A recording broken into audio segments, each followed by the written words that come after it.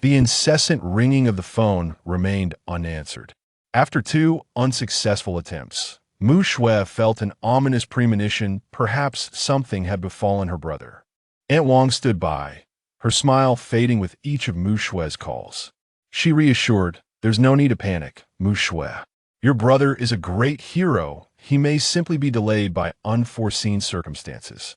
With a beaming smile, Aunt Wang continued, "Indeed, the entire community knows that you now have a hero in Dongjiang City." Mu Chun felt bewildered. He was merely an ordinary soldier, and today marked the end of his service. How had he suddenly become a hero? Yet, 2 years of military life had taught him that questioning too much could lead to mistakes. So he feigned calmness and responded, "Aunt Wang, please don't exaggerate. I'm hardly a hero." Aunt Wang, mistaking his modesty for humility, praised him even more fervently, stating that national news had reported how his team had closed the spatial passage, averting what could have been a devastating war. Wait, a spatial passage? Upon hearing this term, Mu Chun felt as if he were caught in a surreal dream. Was this truly still Earth? He was just a recently discharged soldier. How could he have possibly destroyed a spatial passage? Moreover, how could Aunt Wang, who was merely a community committee member, not find this bizarre? And when did national news ever cover such extraordinary events? Was this still the beautiful and peaceful Earth he had known? After dismissing Aunt Wang, he excused himself to the restroom, where he promptly searched for the latest news. His heart sank upon reading the headline: "Secret Team Closes Spatial Passage, Saves Earth." Clicking on the article, his own photograph appeared alongside those of unfamiliar comrades: Han Fugue, Qiao Qinan, and Yin Xiaoming. What had transpired? Everything felt both familiar and strange as home. Mu Shui and Aunt Wang were all so recognizable. Yet, how could he not know his own comrades? The fabric of this world seemed utterly askew. Had he traversed into a parallel universe? Emerging from the restroom, Mu Chun maintained his composure. The oddities of this world would require exploration, but his home and sister remained unchanged. Mu Shui was still in the kitchen, preparing their favorite tomato beef stew. He addressed his sister, Xiao Shui. "Your brother has become a great hero. What do you think of that?" It appeared that uncovering the truth of this world would be a slow process, as Mu Shui seemed unaffected by the spatial passage incident. If the news could report it so casually, perhaps it wasn't as significant as it seemed. Wait, why did the moon in his mind appear red? A blood moon? Wasn't that a harbinger of disaster? Why was he dreaming of it? At that moment, Mu Chun sensed a crimson light attempting to connect with him. The sharp pain dulled his resistance, and he began to receive information from the red light. "Host 002, I am the Red Moon, attempting to establish a connection with you. Do you accept?" A voice resonated. Mu Chun began to grasp his situation and why he had arrived in this parallel world. Perhaps it was linked to the Red Moon. Needing information, he resolved to accept.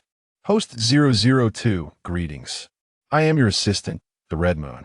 In the days to come, I will guide you in managing the YH Galaxy. Should the YH Galaxy face collapse, I will depart to select a new administrator." Mu Chun inquired, "What will happen to me if you leave? What does it mean for the YH Galaxy to collapse? How do I manage it?" A barrage of questions surged within him. For a student of 9 years of compulsory education is indeed a curious soul. "When I depart, I will erase your existence to prevent information leakage," the Red Moon replied coldly. The YH Galaxy is a system within the universe's primary sequence of life forms, possessing numerous parallel spaces. Currently, the parallel universe passages of the YH Galaxy are on the brink of collapse. It is projected that within 5 years, complete fusion will occur, resulting in chaotic temporal distortions among parallel universes, leading to the direct annihilation of all life forms. In simpler terms, only one version of you can survive among all the parallel universes. However, as a galaxy administrator, you need not worry about this issue, for you will possess the ability to traverse various parallel spaces. I will guide you to grow into a competent galaxy administrator. The mission commenced.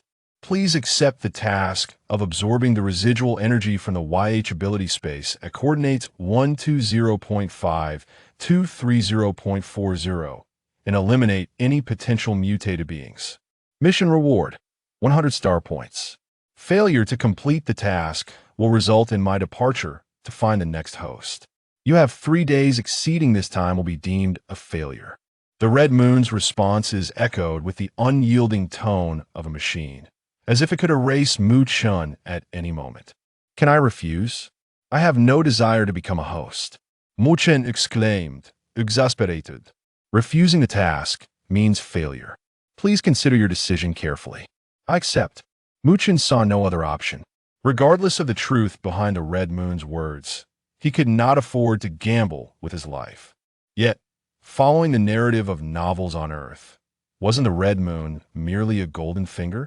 However, this golden finger seemed rather treacherous, threatening annihilation at the slightest misstep. Wasn't he, at the very least, its master? What kind of arrangement was this? Chapter 2. The Galaxy Administrator. Before Mu Chun could fully express his skepticism, the blue planet in his mind suddenly transformed into 5 identical celestial bodies, each radiating a distinct hue: blue, purple, green, red, and yellow. Yet only one red moon existed. At that moment, the red moon adhered to the yellow aura, indicating that this yellow-hued Earth was indeed the YH ability space. Its coordinates were located in the City of Magic, which coincidentally was the site previously reported in the news regarding our closure of the spatial passage. Red Moon, were you residing within my body while I was on my mission? Indeed, the passage you closed at coordinates 120, 52 to 30, 40 was not a true spatial collapse. Rather, I was traversing the parallel dimensions in search of a host.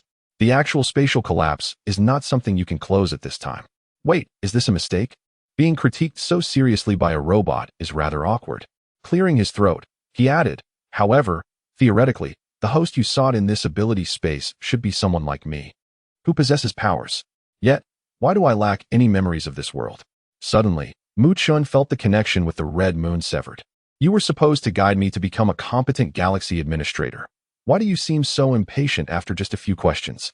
This is quite unreliable. 3 days. It was crucial to complete the task within this time frame. However, I am but an ordinary person. The task also mentioned the presence of mutated organisms. An ability space?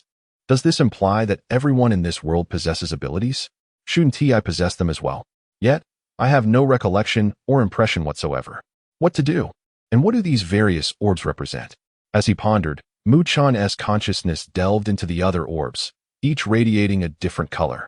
In his mind, he discerned blue, YH technology space; purple, YH mechanical space; green, YH cultivation space; red, YH ancient martial space; yellow, YH ability space. The fact that the red moon was affixed to the Earth of the yellow aura indicated that he was currently within the ability space. Attempting to access the technology space he was most familiar with, he found the system still indicating insufficient permissions. It appeared that he could only access the corresponding spaces by completing the tasks or by unlocking the permissions himself. For now, he should adapt to the ability space. However, it seemed that this ability space residence bore little difference from his previous home on Earth. The immediate priority was to acclimate to this ability space and master the powers that were meant to be his in order to fulfill the task. Only then could he ensure his survival and avoid being eliminated by the Red Moon. A galaxy administrator. How intriguing. Although much remained unknown for Mu Chun to explore, the capability to traverse various parallel world spaces could truly be deemed miraculous. After grasping these matters, Mu Chun gradually succumbed to a sense of excitement and drifted into slumber. Brother, wake up for breakfast. Mu Shui called from the living room, awakening groggily to his sister's voice. Mu Chun felt an overwhelming need to live life to the fullest. Whether it was this world's Mu Shui or the one from his previous world, both required his protection. He would not allow the world to collapse or any version of Mu Shui to vanish. After breakfast, Mu Chun prepared to acclimatize himself to his abilities in this world. He opened his phone, ready to call his comrades for an update on the situation. He had the numbers for Han Fugui, Xiao Qinan, and Yin Xiaoming. Yet he was uncertain whom to call, not knowing who was closest or most likely to divulge information.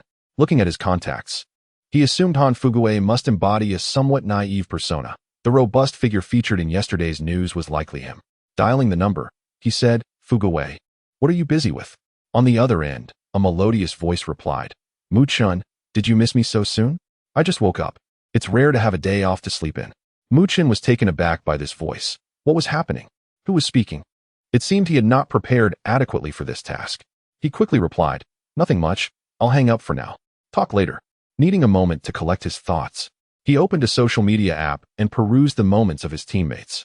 Han Fuguwei possessed a boy band visage, while Qiao Qinan wore thick-framed glasses, embodying the quintessential techie. And Yin Xiaoming was a burly man. Seriously, aside from Qiao Qinan, do Han Fuguwei and Yin Xiaoming even look like they belong together? Attempting to adapt, he called Han Fuguwei once more. "Fuguwei, I had a little situation earlier. Could I ask you something? Do you know our leader's phone number?" Han Fuguwei replied meekly. "Mu-chun, aren't you the leader of our small group? Which leader are you referring to?" Feeling embarrassed, Mu-chun quickly clarified, "I meant the leader above us." "Got it." Mu-chun refrained from further explanation, knowing that the more he elaborated, the more he risked revealing. Upon learning that their captain's surname was Ma, he could approach him for better coordination among the team and obtain the necessary documents.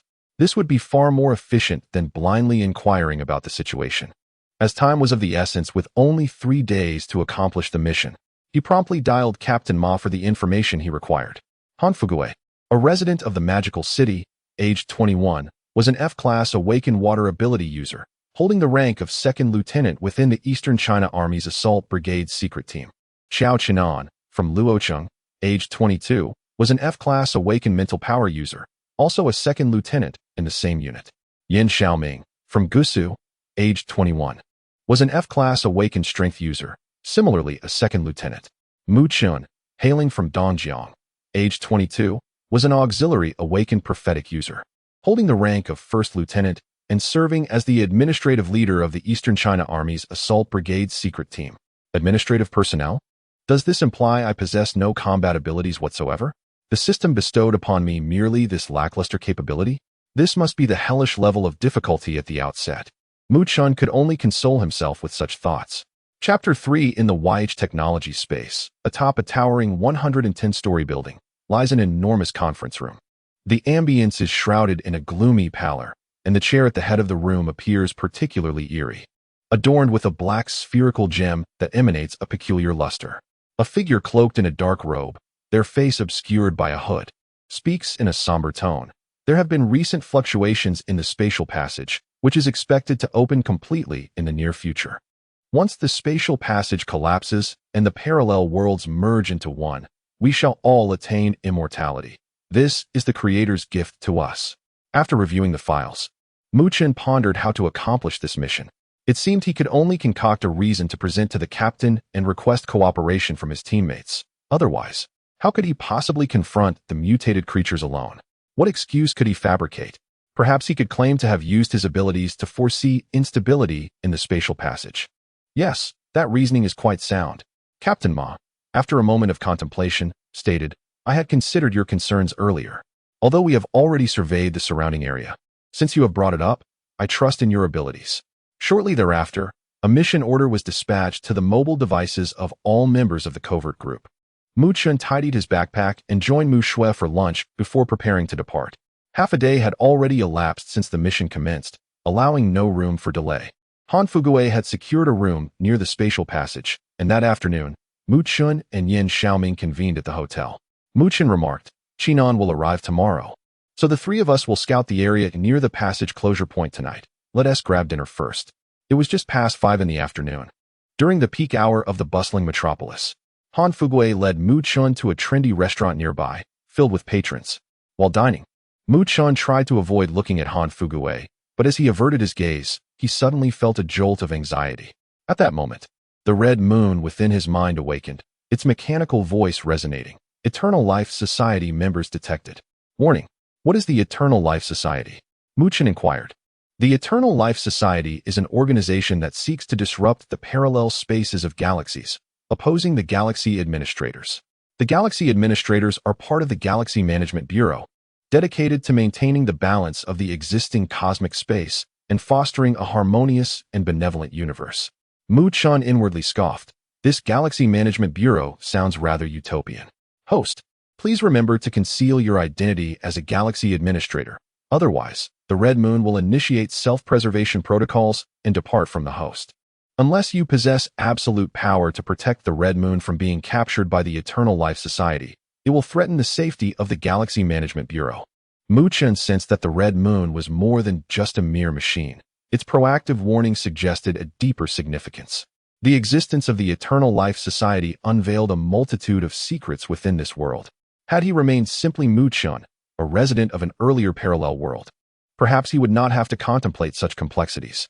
At this moment, he should have already retired and perhaps found a mundane occupation, living an ordinary life alongside Mu Shui. Mu Chun had never known his parents. It was his grandparents who raised him and Mu Shui. They both passed away when Mu Chun was 16, leaving behind a modest home in Dongjiang City and a meager savings for him and Mu Shui. To support the family, Mu Chun had no choice but to enlist.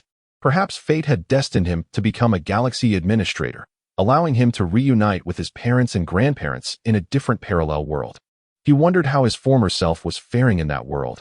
Had he vanished or met his demise? With the Red Moon's warning, it was clear that members of the Eternal Life Society were indeed in this restaurant. Their proximity to the spatial passage was undoubtedly no coincidence. They must have come for this so-called passage, though he alone understood that this was not a true opening of the spatial passage, but rather a consequence of the Red Moon's influence. It had nonetheless attracted the Eternal Life Society. This mission demanded utmost caution. They would proceed discreetly during the night. Despite the extensive media coverage of the incident, they must remain low-key. After dinner, Fugue settled the bill, ensuring to request an invoice, which humorously bore the title of the Eastern China Army's Assault Brigade Covert Group. A bead of sweat trickled down the back of Mu Chen's neck as he silently criticized the absurdity of it all. At midnight, the trio, clad in casual attire, approached the site of the previously executed mission at the spatial passage. The area was cordoned off with warning tape due to the recent turmoil, and local special police had established a presence to protect civilians from harm. Given the covert group's identity, they could proceed without pretense. Mu Chun presented his credentials to the officer on duty. "We have received orders from higher-ups to investigate for anomalies. Please allow us entry." The officer examined the credentials and saluted. "Please proceed." Upon entering the temporary plastic enclosure, Mu Chun sensed the emanating spatial energy. At that moment, the Red Moon began to actively absorb this energy without any abnormalities detected. After taking a brief survey, he noted that the energy had been entirely absorbed by the Red Moon. Then, the voice of the Red Moon echoed, "Host, the task of absorbing spatial energy has been completed. Reward, 100 star points. Please complete the next task. Eliminate mutated creatures for a reward of 100 star points each. Known quantity, 2. Eliminated, 0-2. Mu Chun closed his eyes, as if deep in thought. He felt that such a state aligned with his identity as a seer. Foreseeing events should come with a sense of ritual, shouldn't it? If only he could pair it with a chant for perfection. Mu Chun whimsically mused, seeking the dragon, dividing gold, observing the entwined mountains. Each entanglement is a barrier. Crayon Shinchan faces the great serpent. Peppa Pig stews a grand goose. This incantation struck him as comical, nearly causing him to burst into laughter. He then feigned the use of his abilities, opening his eyes to declare, "I just employed my prophetic powers and discovered that mutated creatures have appeared near the spatial passage. We need to locate and eliminate them." Yan Xiaoming, perplexed, responded, "All right, Captain, but why didn't you recite the incantation? Aren't your abilities supposed to be accompanied by a chant?" Mu Chun felt a pang of anxiety. Sometimes, one should refrain from frivolous thoughts, lest the heavens, the author, deliver retribution. He feigned calmness, replying, "Is that so? I can simply recite it in my mind. Do you remember the chant, you big fellow?" Yan Xiaoming grinned. "Of course. Seeking the dragon, dividing gold, observing the entwined mountains. Each entanglement is a barrier. Captain, you're acting a bit strange." At this moment, Mu Chun felt his composure shatter. What was this madness? Wasn't he supposed to be a seer? He was not some Tomb Raider. His lackluster abilities seemed utterly hopeless in the realm of powers. Thankfully, he was part of a commendable organization, supported by 3 formidable teammates. He had initially written over 100,000 words on Qi Dian, applying for a contract with several hundred recommendation votes, but upon arriving here, he sought to see if anyone appreciated this genre's prose. As the author, he could provide back-end data, if a contract could be secured. he would delete the content from Qidian. Chapter 4. Understated. Mu Chen finally grasped how to wield his abilities. Although the incantation was rather derivative, it was certainly better than having no direction at all. At that moment, he recited the incantation: seek the dragon, divide the gold, observe the entwined mountains. Each layer of entanglement is a layer of barriers. Suddenly, he felt a connection to the laws of the universe and silently concentrated on locating the mutated creatures. To his astonishment, he perceived two beams of crimson light shooting skyward, one towards the southeast and the other towards the southwest.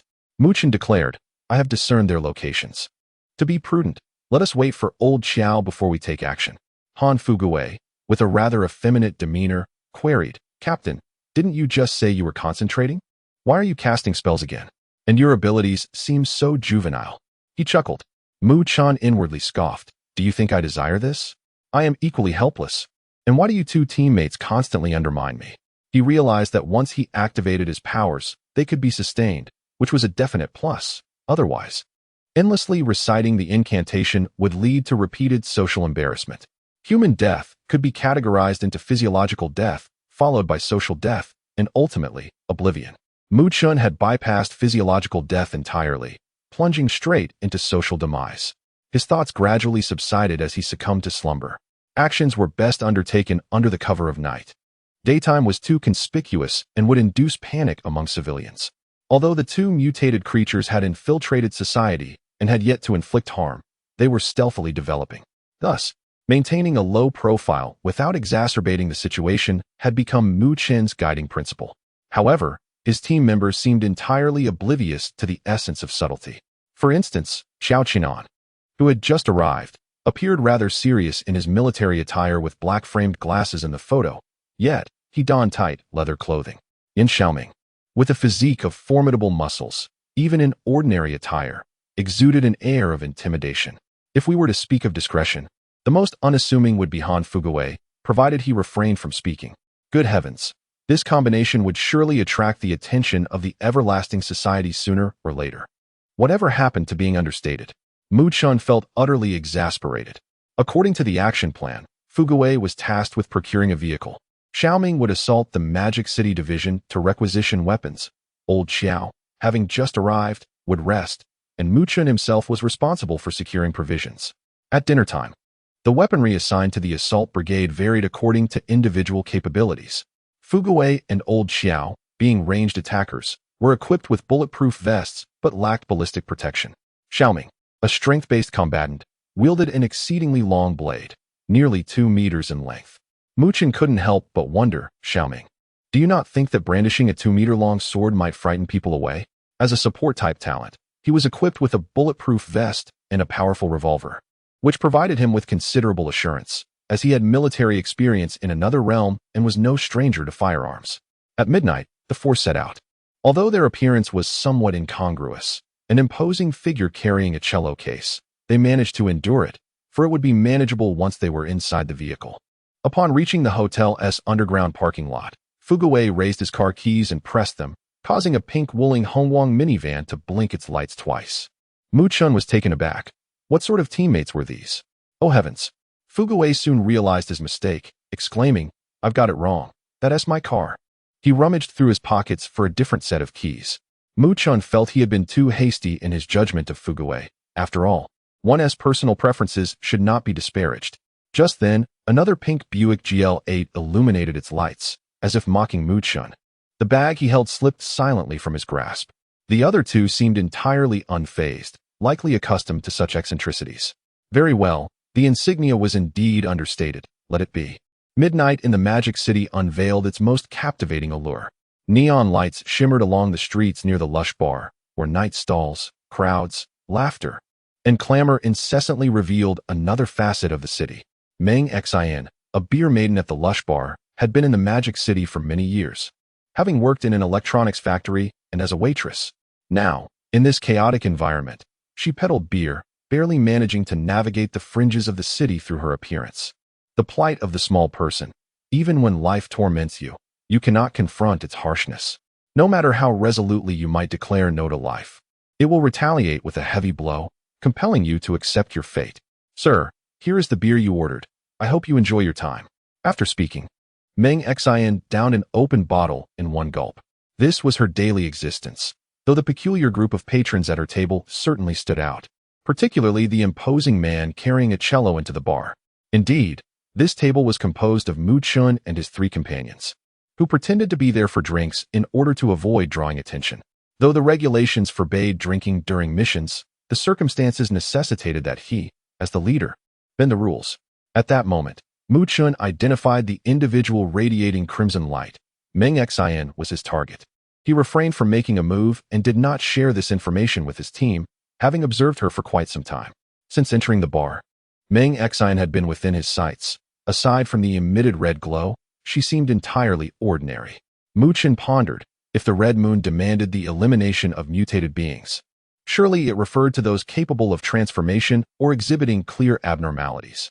To eliminate an ordinary girl would not align with his principles. Regardless, he hailed from a world where equality and harmony prevailed, where no individual possessed the right to extinguish another's life, even if he were a soldier. He held no such authority. He attempted to contact the red moon, but received no response. For a moment, Mu Chun found himself at a loss for how to proceed.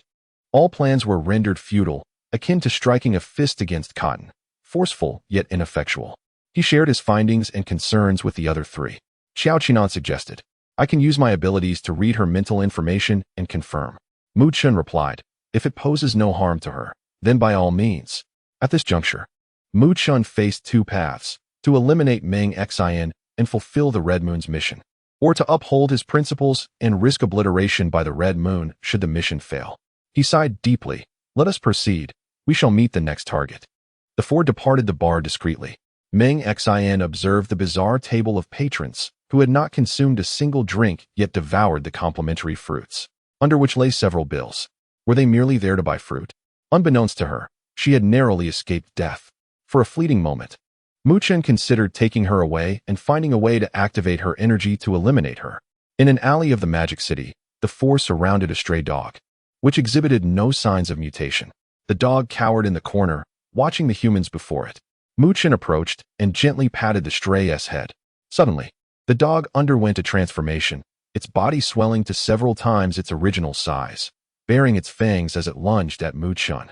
Realizing the danger, he sprinted away, while the other 3 remained momentarily stunned. Upon witnessing their leader's tactical retreat, they instinctively followed suit. In the alley, the once heroic group of saviors found themselves pursued by an extraordinary stray dog.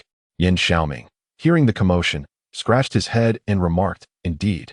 He then halted, drew his 2-meter-long sword, and turned to strike at the mutated canine. At that moment, the mutated hound exhibited an astonishing semblance of intelligence, deftly evading the strike aimed at it by Yin Xiaoming. With a powerful leap, it lunged towards Mu Chun. Observing this scene, Yin Xiaoming retracted his blade, intent on intercepting the creature. However, the momentum from his previous strike hindered his response time. In that critical instant, Han Fuguei, who had been trailing closely behind Mu Chun, extended his hands, conjuring a shield of water that successfully absorbed the assault of the mutated hound. Chapter 5. The Stellar Shop. The mutated dog seemed to realize that the 4 individuals before it were not to be trifled with. Although it did not sense an imminent threat of death, it was clear that it could not eliminate them in the short term. The trio, led by Mu Chun, had halted in their tracks, confronting the beast.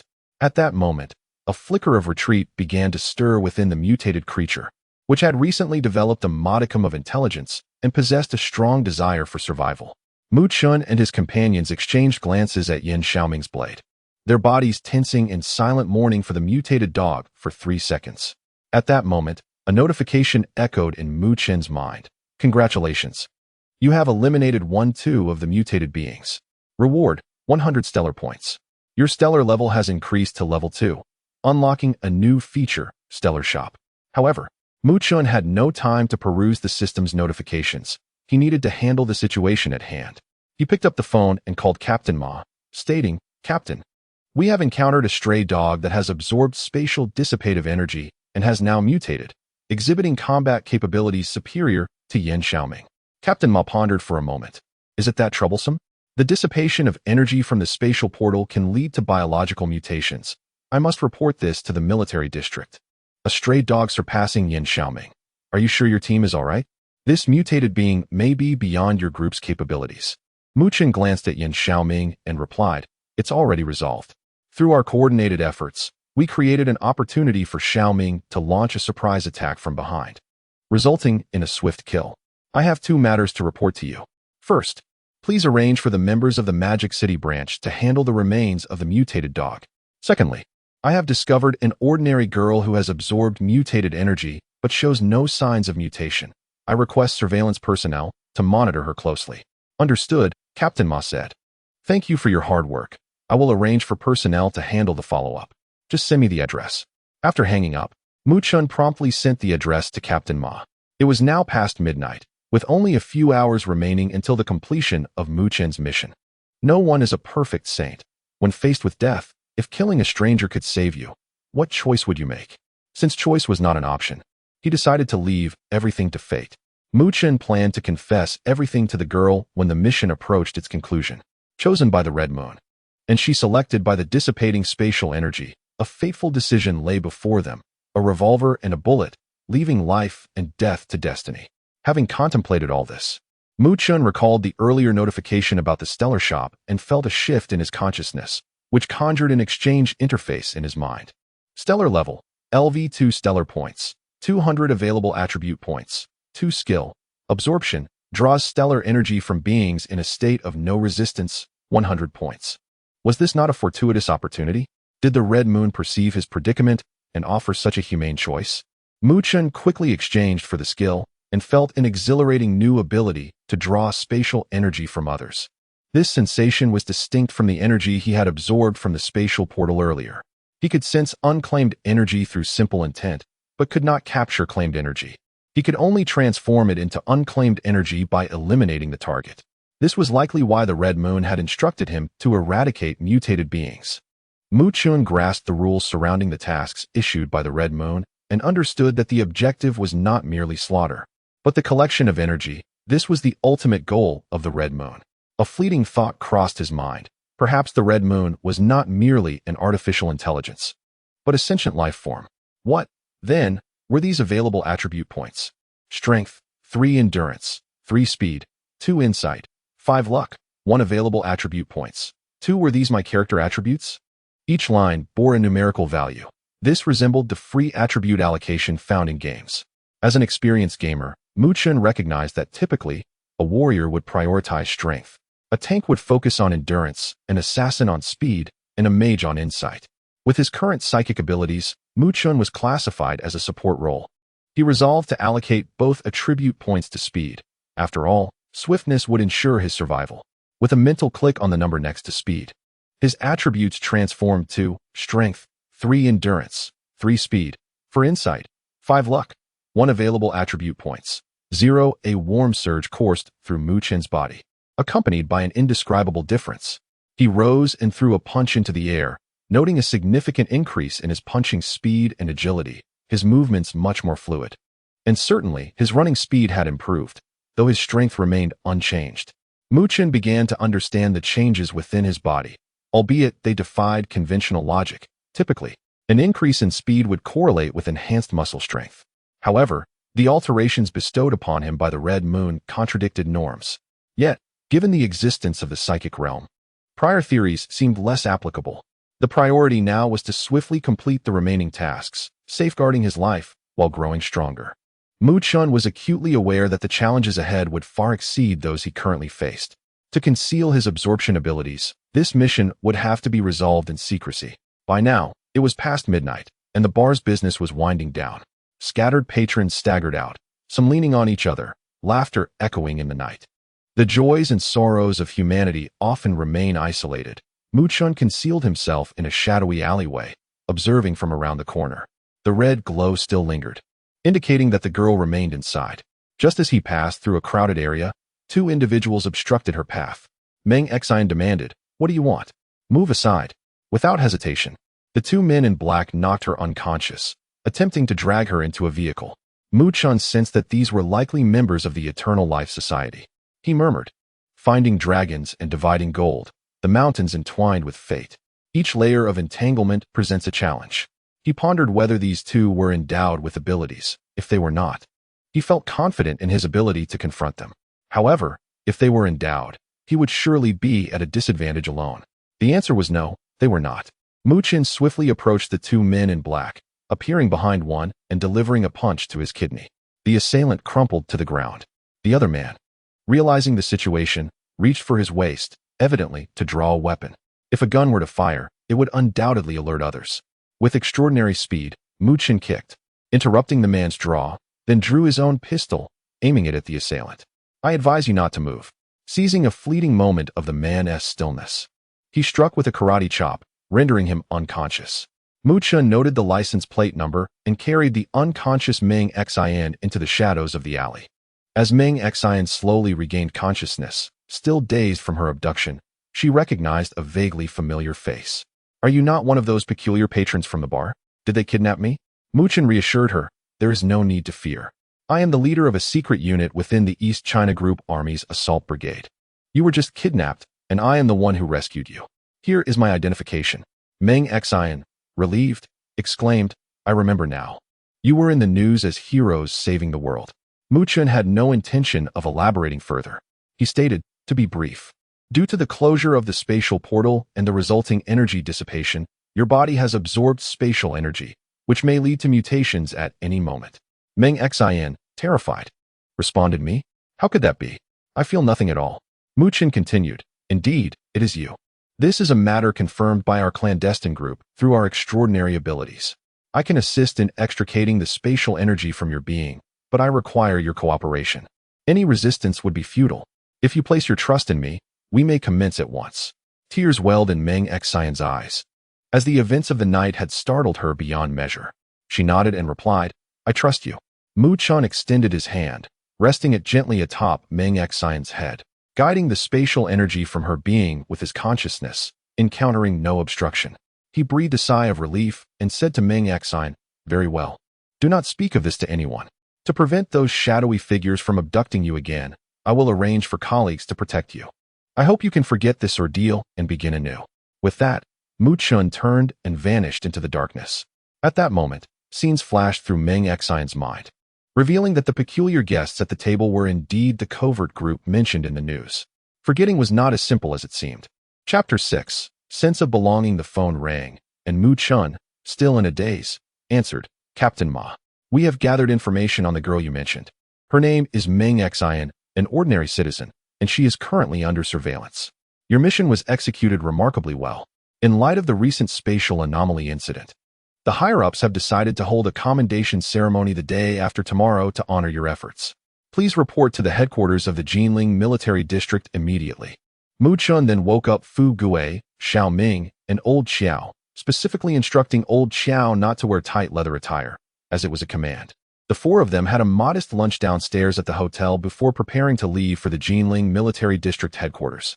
They needed to return their equipment to the Shanghai division and ensure that Fu Gue took care of the pink business vehicle. After handling these matters, they hailed a cab to the Shanghai train station. The driver, glancing at the burly Xiao Ming in the passenger seat, asked, Where are you brothers headed? You look somewhat familiar, especially this guy's physique. He playfully squeezed Xiao Ming's muscles and continued, Aren't you that internet celebrity selling steaks? Yuan Xiao Ming, feeling somewhat embarrassed, replied, We don't sell steaks. We are a covert group. Mu Chen felt a surge of exasperation. Who had come up with the name covert group? None of the members had ever intended to be discreet, except for himself. The driver, with a look of realization, exclaimed, I see. You are the covert group. Yes. I read about you in the news before. The individuals from this extraordinary spatial realm were no different from those of the previous world. They were equally humble and held deep respect for those who protected them. Mu Chen felt an unexpected sense of belonging in this world, not due to any grand gestures, but simply from the humble admiration of an ordinary taxi driver. At the headquarters of the Eastern China Group Army's Assault Brigade in Jinling, Captain Ma's desk was adorned with the files of the 4 members of the covert group. In response to the sudden spatial anomaly incident, the military had detected irregularities well in advance, noting the increasing instability of the spatial portal. To combat these anomalies, the military convened all known awakened individuals across the nation, establishing 4 assault brigades, Eastern, Southern, Northern, and Western China, to prevent incursions by beings from alternate worlds. Despite the absence of any reported incidents of portal collapses, the military had endured immense political pressure, as the instability of the portals had remained a theoretical concern. Following the instability event in Shanghai, no interdimensional beings appeared, and the inexplicable spatial fluctuations dissipated on their own. This thrust the members of the covert group, who were patrolling at the time, into the spotlight. To stabilize the internal situation, the military attributed the disappearance of the spatial fluctuations to the covert group's efforts, branding them as heroes. While Mu Chun remained oblivious to the events that transpired, the other three members were well aware that they had done nothing extraordinary, nor were they true heroes. However, the recent incident involving the mutated stray dogs in Shanghai proved that the anomalies could indeed bring significant calamity to society. The contributions of the covert group had genuinely alleviated the pressures faced by the military district, warranting commendation. Captain Ma glanced thoughtfully at the files of the covert group members, a smile forming on his lips. By this time, the members of the covert group had arrived at the Jinling headquarters, and Mu Chun had already informed them of their upcoming commendation. Han Fu Gui quietly remarked to Mu Chun, "I can't shake the feeling that we don't deserve this commendation. There are so many groups in the Eastern Brigade, and it just so happened that we were patrolling through that area when the spatial disturbances began. Then you fainted, and old Xiao Ming, and I rushed to assist you, only to be knocked out ourselves. By the time we regained consciousness, we were at the Shanghai division being interviewed by reporters." Yuan Ming chimed in. "Yes, Captain, we knew nothing and just fainted. And now we've become the so-called heroes. I feel undeserving." Mu Chun chuckled. "You have no reason to feel undeserving. After all, it was you who dealt with the mutated dogs." He cast a glance at Yuan Ming's backside. "Well, now that we are recognized as heroes in the eyes of the public, even if we haven't performed any earth-shattering deeds, as long as we remain true to our duty and protect them, we will inevitably become great heroes ourselves," Mu Chun reassured them. With admiration, Han Fu Gui said, "Captain, I've suddenly realized you have a certain charm." Mu Chun felt a chill run down his spine. At the auditorium of the Jinling Military District's Eastern China Group Army Assault Brigade, the seats were filled with its members, all of whom were awakened individuals. On stage sat the military district's leaders. Captain Ma addressed the assembly through the microphone. "Comrades, I have gathered you here today to commend the achievements of the covert group of the Eastern China Group Army's Assault Brigade and to announce some matters. Members of the covert group, please come to the stage." Dressed in military attire, Mu Chun, Han Fu Gui, Xiao Qi-nan, and Yuan Ming walked proudly to the stage. Mu Chun called out, "Attention! Stand straight. Right turn. March." The unusual quartet, typically characterized by their eccentricities, now approached the stage with solemnity. Captain Ma continued, "Now, I invite Comrade Nangong Fenghua to speak." Applause erupted from the audience. Eager to grasp the intricacies of this world, Mu Chun had been poring over the military's database to familiarize himself with the most basic information since arriving at the Jinling Military District. Nangong Fenghua, an A-level strength type awakened individual, radiated a powerful aura that Mu Chun could sense. "Lieutenant Mu Chun," he called. "Yes," Mu Chun responded. "Hereby, I confer upon you a level 2 honor and promote you to Major." "Lieutenant Han Fu Gui."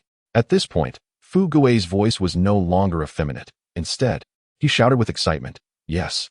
Hereby, I confer upon you a 3rd-class honor and promote you to Captain." "Lieutenant Xiao Qi-nan." "Yes." Xiao Qi-nan bellowed. "Hereby, I confer upon you a 3rd-class honor and promote you to Captain." Lieutenant Yuan Ming, with tears of joy welling in his eyes, he shouted, "Yes." His emotions were stirred. "Hereby, I confer upon you a 3rd-class honor and promote you to Captain."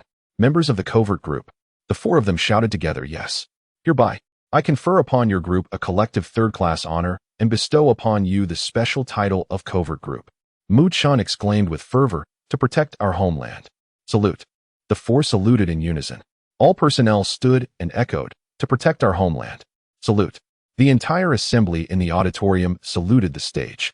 Nangong Fenghua raised his right hand, signaling for all personnel to be seated. After a brief pause, he said, "You may return, young heroes." Immediately, Mu Chun barked, "Attention! Left turn. March." Just as they sat down, Nangong Fenghua announced, "The second matter will be conveyed to you by Professor Kuji Zhong." Chapter 7. Preparations. Greetings, comrades. I am Kuji Zhong. the director of the Space Research Institute of the East China Group Army in the Jinling Military District. During our survey of the spatial passage in the Magic City, we did not encounter any creatures from alternate worlds, yet the mere overflow of energy has led to biological mutations. According to our research, a significant number of spatial tremors are expected in the near future, and the situation is far from optimistic. The true war may have only just begun, Ku Zhizhong said with a furrowed brow. Upon hearing this, Mu Chun felt a sense of urgency. He was likely the one in attendance most aware of the consequences. The collapse of spatial integration means that only one world can prevail. The destination of this anomalous spatial passage remains unknown, but once a spatial tear occurs, those from both realms will inevitably learn the rules and will seek to eliminate their parallel selves. This is the law of survival, unchangeable. In a civilized society, individuals can be restrained by laws and the mechanisms of the state. However, different spaces cannot coexist. Should too many spatial passages open, a collapse and integration of the realms will ensue, leaving survival to the whims of fate. Nangong Fenghua continued Ku Zhizhong's statement. The war has already commenced.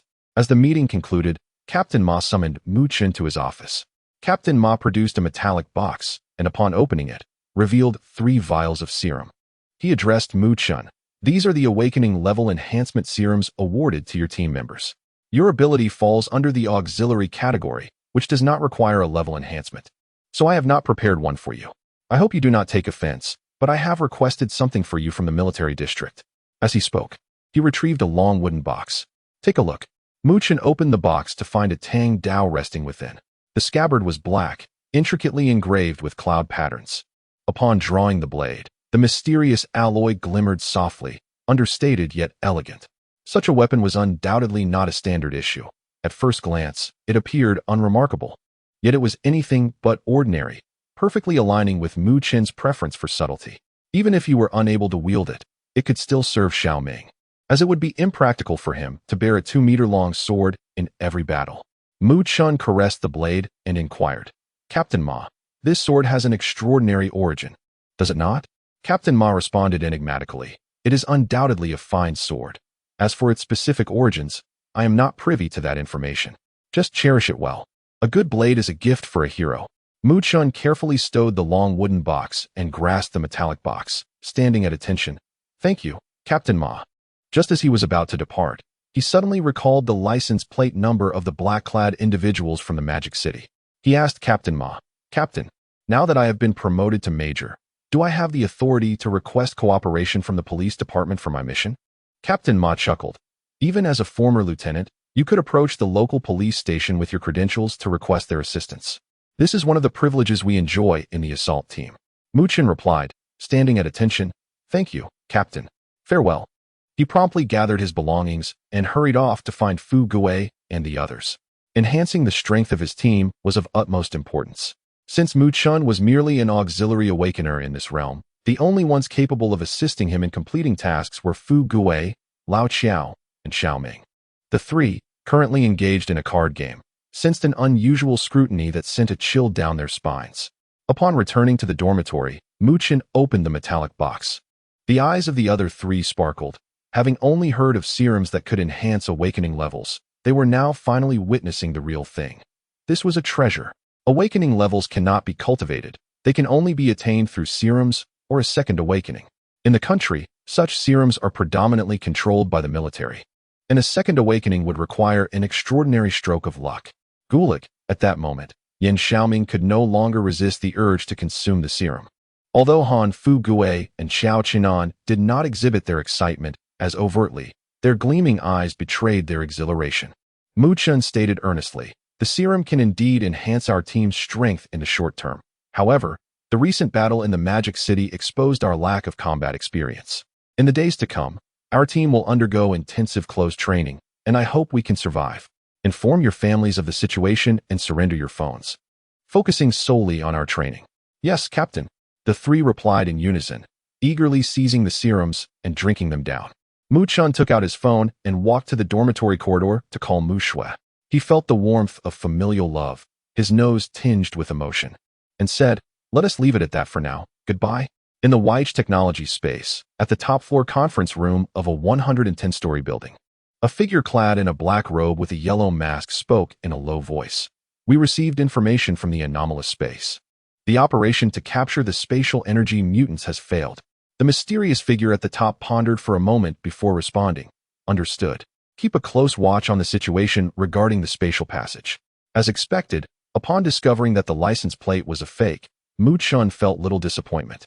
The Eternal Life Society should not be prone to such a basic error. Concealed in the shadows, they would not easily reveal their whereabouts. As the Eternal Life Society's goal is to oppose all of humanity, should they leave any vulnerabilities, they would face the wrath of all humans across parallel spaces. It appears that the only path to enhancing his combat capabilities is through rigorous training, as his awakening ability in this anomalous space cannot be improved. Although his current abilities are somewhat lacking, they remain acceptable. It seems he must explore other avenues for augmenting his strength.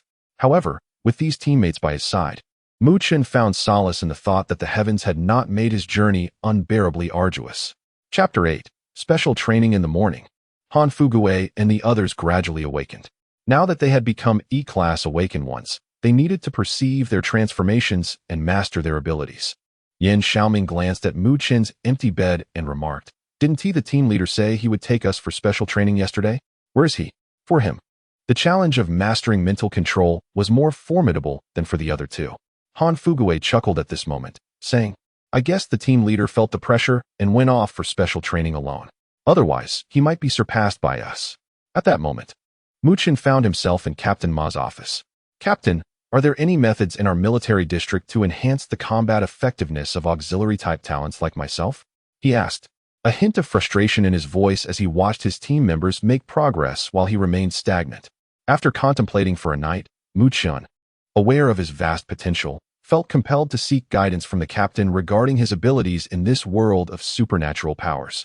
Captain Ma replied, "As an auxiliary-type awakened one, especially one like you with prophetic abilities, you often serve as the brain and soul of a team. Do not underestimate your value. However, it is indeed essential for auxiliary awakened ones to enhance their survival and combat capabilities. I will write you a request.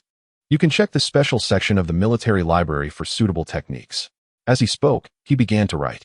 "Thank you, Captain. I will go right away," Mu-chun replied.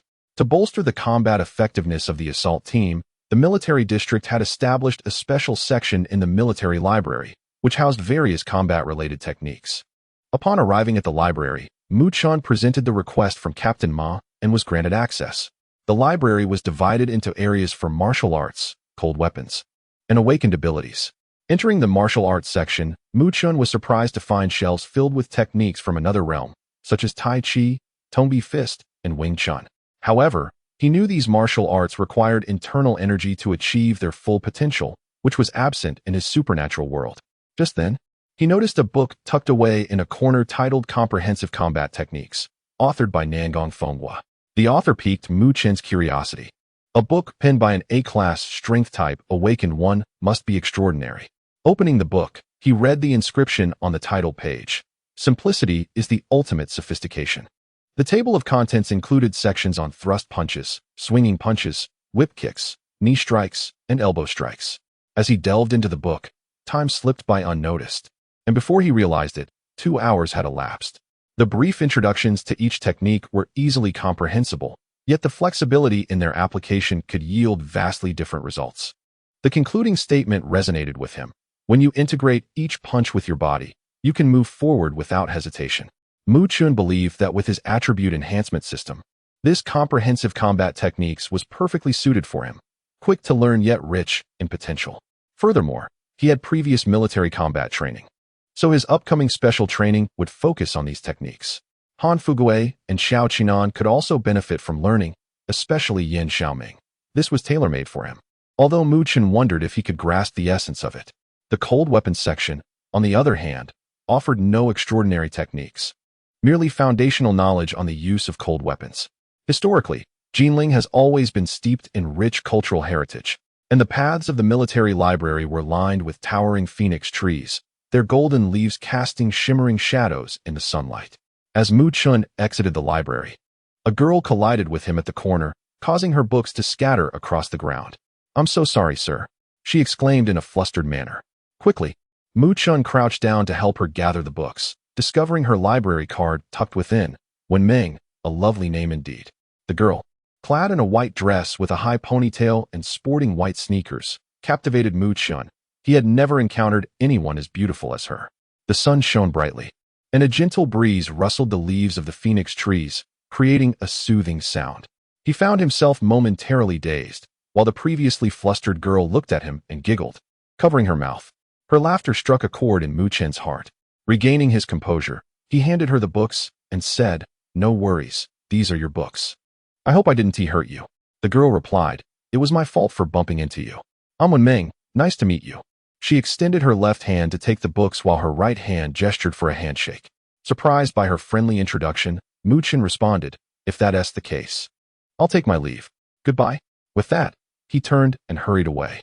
Despite his extraordinary experiences, at 22 years old, Mu Chen's romantic encounters were minimal.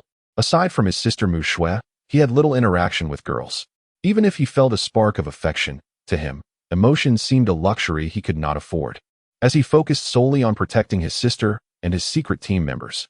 Back in the dormitory, Mu Chun found Han Fuguei and the others engrossed in a card game, their faces adorned with sticky notes.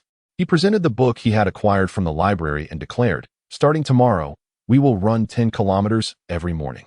Practice the contents of this book in the morning, train with firearms in the afternoon, and engage in combat drills in the evening until our next mission. No breaks allowed." Previously, they had thought that war was distant from them, and despite their supernatural abilities, they had grown complacent in their training. "I hope we can survive together. Even if it is arduous, it will be worth it," Mu Chen asserted, his fervor infectious. Han Fuguei and his companions were somewhat taken aback by Mu Chen's uncharacteristic intensity, still oblivious to the grim reality that awaited them. However, they were nonetheless moved by his passion. Yan Xiaoming reassured, "Don't worry, team leader. I will protect you." He then wrapped his sturdy arms around Mu Chen's neck. Even the usually reticent Xiao Qinan chimed in, "We will survive. Not a single one of us will be left behind." At that moment, Han Fuguei noticed Mu Chun's eyes glistening with emotion, prompting him to say, "Rest assured, team leader, even if you are the weakest auxiliary type, we will never let you sacrifice yourself for us. No need to be so moved." Mu Chun, struggling against Xiaoming's embrace, gasped, Hey, you're going to choke me. I can't die at the hands of my comrades before facing the enemy." Xiaoming quickly released his hold, scratching his head sheepishly. "I just upgraded to E-class, and I didn't control my strength well." Sunlight streamed through the dormitory window, warming Mu Chen's heart. At that moment, the bond among the four grew immensely, embodying the essence of brotherhood. They entrusted their lives to one another, bound by the promise of shared existence and shared mortality. Chapter 9 Transformation. In the early morning, the commanding voice echoed across the hills behind the Jinling military district. It marked the beginning of the third month of their intensive training. Han Fuguei's petite frame had visibly developed muscles over this period. As he ran, he exclaimed, "Captain, after 3 months of this, I might end up like Xiaoming." For the past 3 months, Mu Chun had risen promptly at 4 a.m. to awaken them, leading them into a 10-kilometer weighted cross-country run. Initially, only Yan Xiaoming could endure the grueling routine, while Mu Chun and Han Fuguei lagged behind.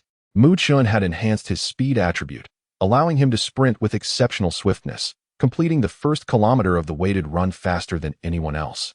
While the subsequent stretch became Xiaoming's showcase of prowess, Xiao Qinan, relying on his formidable mental strength, managed to endure until the end, with Mu Chun and Han Fuguei often depending on Xiaoming to carry them across the finish line.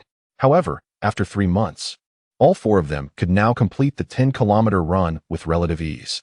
During the training period, Mu Chun had inadvertently accessed his attribute panel, discovering that exercise could indeed enhance his attributes. He noted the following: strength, 7 stamina, 10 speed, 7 insight, 6 luck, 1 aside from luck, which remained unchanged. His other attributes had significantly improved, particularly his stamina, which was notably enhanced through the 10-kilometer weighted runs. Mu Chun had secretly increased his load and extended the distance. Yet his stamina had plateaued at 10 without further growth. Fuguei, feeling slighted, protested, "Captain, if you have the ability, let me team up with Xiaoming today. It's unfair for you to always team up with him against me and Old Xiao." Old Xiao shrugged and added, "I'd also like to team up with Xiaoming." Their grievances were understandable. Over the past 3 months, they had endured the rigors of weighted runs each morning and taken beatings from Xiaoming each evening. The days offered slight reprieve, with morning sessions dedicated to studying together, focusing on comprehensive combat techniques. In the afternoons, Mu Chun practiced firearms while Xiaoming honed his skills with the Tang Dao, having borrowed Mu Chun's black blade. Fuguo and Old Xiao concentrated on mastering their elemental abilities. Given their awakenings in water and mental powers, ensuring they did not neglect their primary skills. The combat capabilities of their covert group now far surpassed those of 3 months prior. Back then, Mu Chun had been merely a prophetic figure, ineffectively shouting about seeking dragons and dividing gold, with only a modest increase in speed. Now, he could hold his own in close combat against Xiaoming, though he still fell slightly short in strength. Despite the painful blows he received during their one-on-one matches, he never uttered a complaint. Moreover, Mu Chun discovered that during his sleep, the entity known as Red Moon would heal his injuries, allowing him to awaken revitalized each day, which only exacerbated the plight of his 3 companions. His resilience was simply monstrous. In terms of firearms, Mu Chun primarily trained with handguns and sniper rifles, achieving over 90 accuracy within 100 meters with his pistol and hitting targets up to 500 meters with his sniper rifle. Xiaoming's greatest advancement lay in his close combat skills, now reigning supreme within their covert group, and his knife techniques had evolved beyond mere trivialities.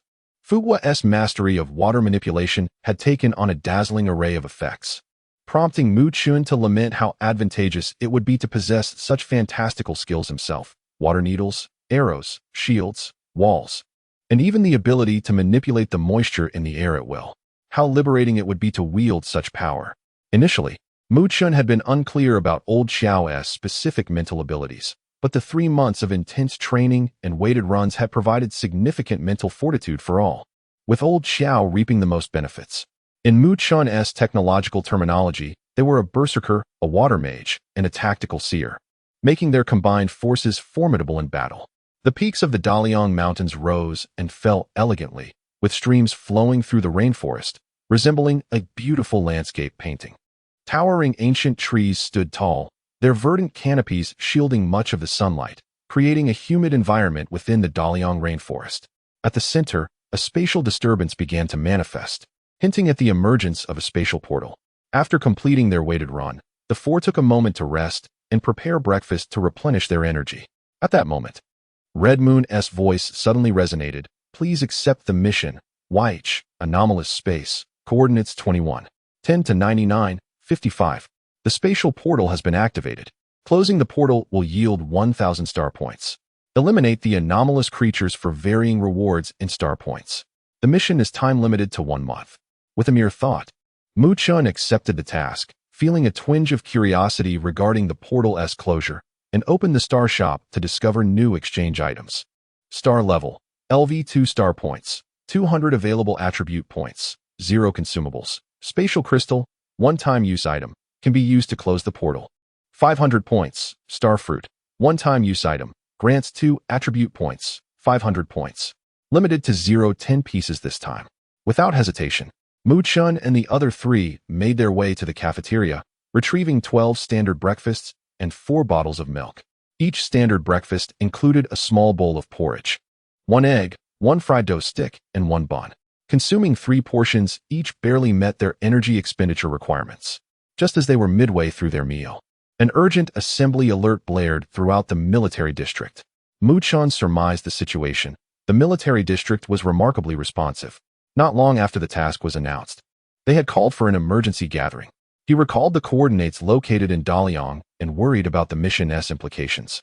Considering that Daliang fell under the purview of the South China Group Army's Assault Brigade of the Guangdong Military District, while they belonged to the East China Group Army's Assault Brigade of the Jinling Military District, which was not responsible for this area's defense. Without a moment's delay, the 4 raced to the assembly point. An essential quality of a soldier is to respond instantly and be prepared for battle upon arrival. At the headquarters of the South China Group Army's Assault Brigade, a subordinate was reporting to General Huakongwu. The fluctuations of the spatial portal are more intense than any recorded previously. According to intelligence reports, anomalous creatures have appeared at the center of the Daliang rainforest, and the portal is opening. We require support. General Huakongwu replied. I have already reported to the Kyoto Military District. General Nangong has received the command to assemble support. Prepare your units and swiftly establish a camp at the periphery of the portal. Ensure the camp's security while awaiting reinforcements from our allied military district. In the YH technological space, atop the 110th floor of a skyscraper, a figure in a black robe and yellow mask spoke in a low voice. The spatial portal of the anomalous space has been activated. Please provide instructions on our next steps. The mysterious figure above responded, destroy the spatial portal. Remember your mission. With that, he produced a crystal that slowly floated toward the masked figure. The masked figure knelt, raising both hands to receive the crystal. The mysterious figure instructed, throw the crystal into the portal to destroy it. Chairman, shall we assist? Another figure in a yellow mask asked as he bowed. The mysterious figure replied, disperse. The 12 figures in black robes gradually vanished into thin air, as though they had never existed. The meeting room was left with only the mysterious figure, who lifted a glass of red wine, took a gentle sip, and murmured, not bad.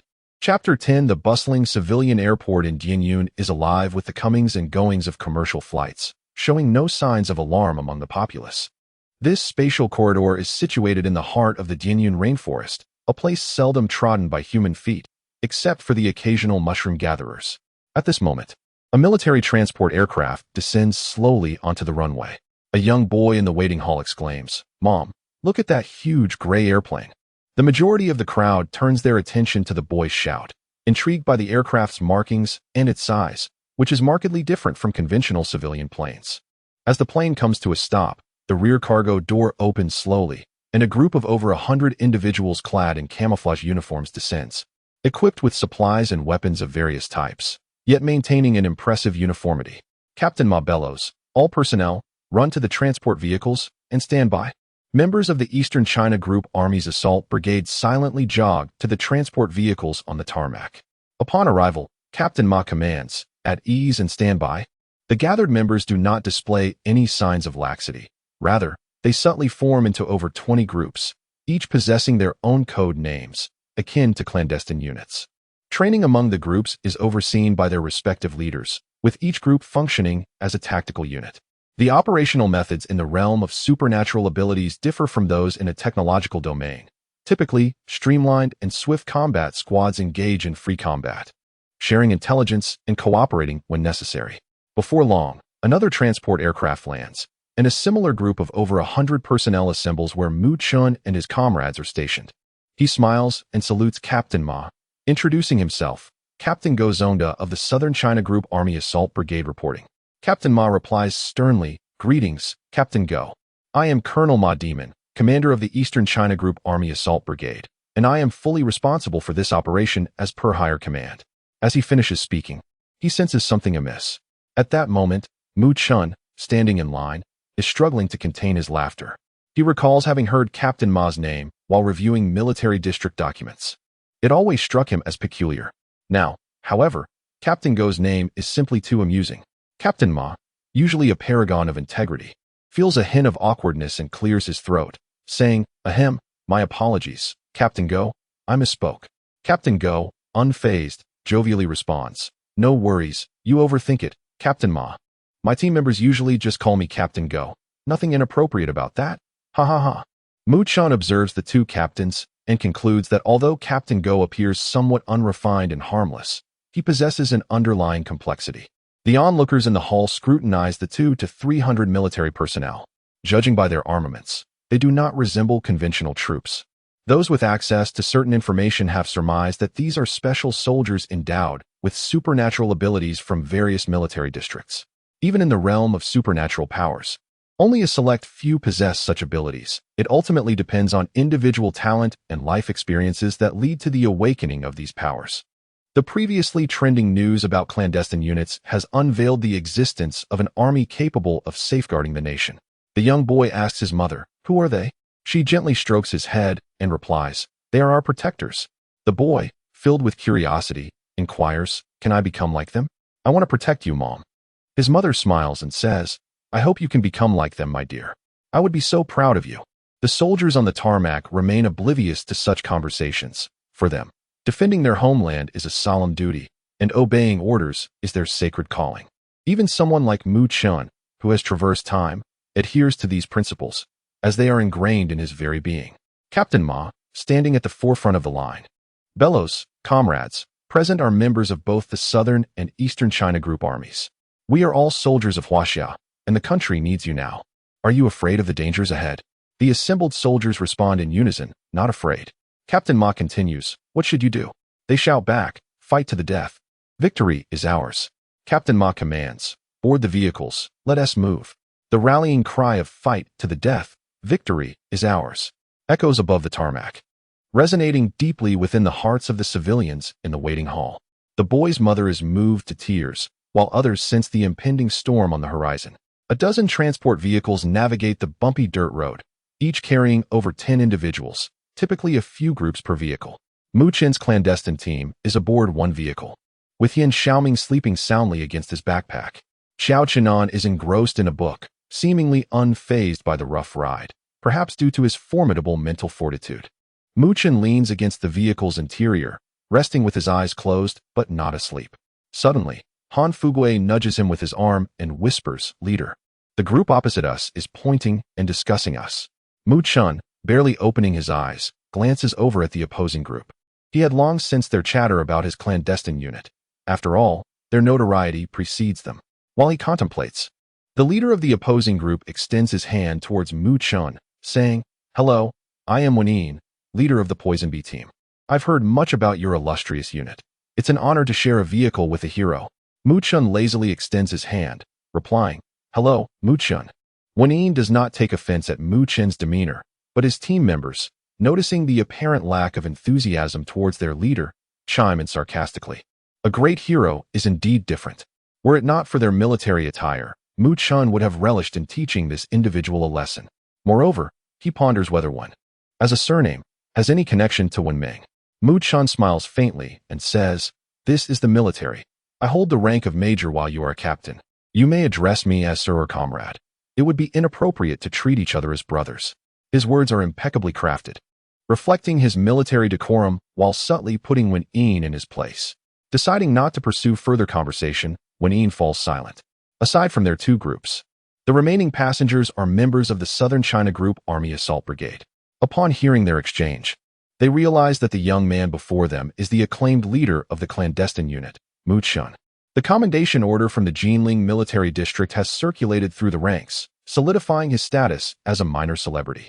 A perceptive soldier, agile in demeanor, turns to Mu Chen and asks, "Comrade Mu Chen, I've heard you have participated in numerous battles. This is our first mission. We're unsure what the task entails. Could you enlighten us?"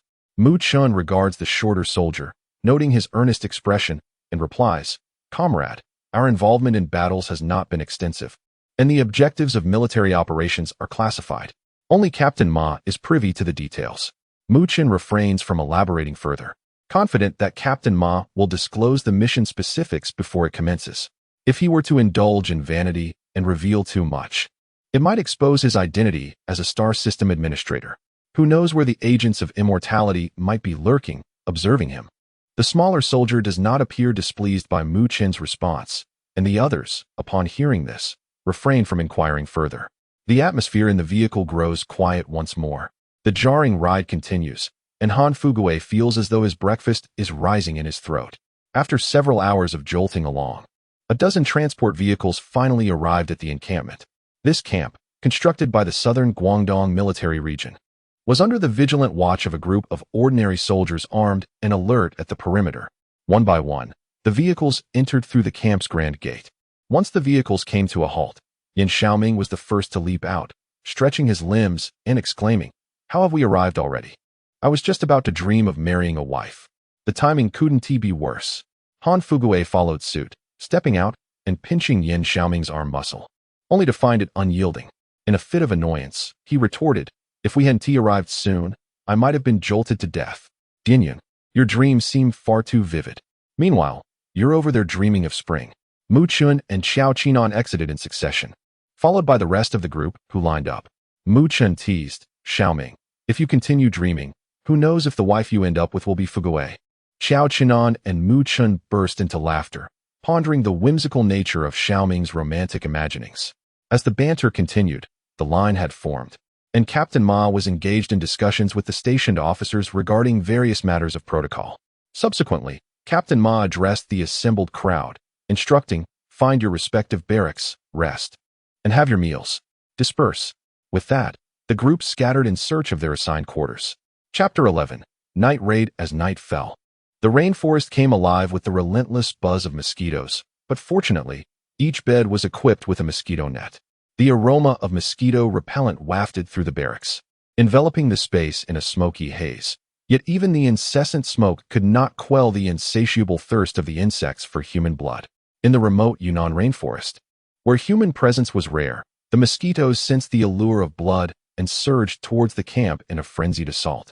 In the barracks, the sounds of snoring mingled with hushed discussions regarding the mission at hand. Following a recent meal, Captain Ma Demon, the mission leader, elaborated on their objective: to eliminate mutated creatures and secure the spatial passage to prevent an otherworldly invasion.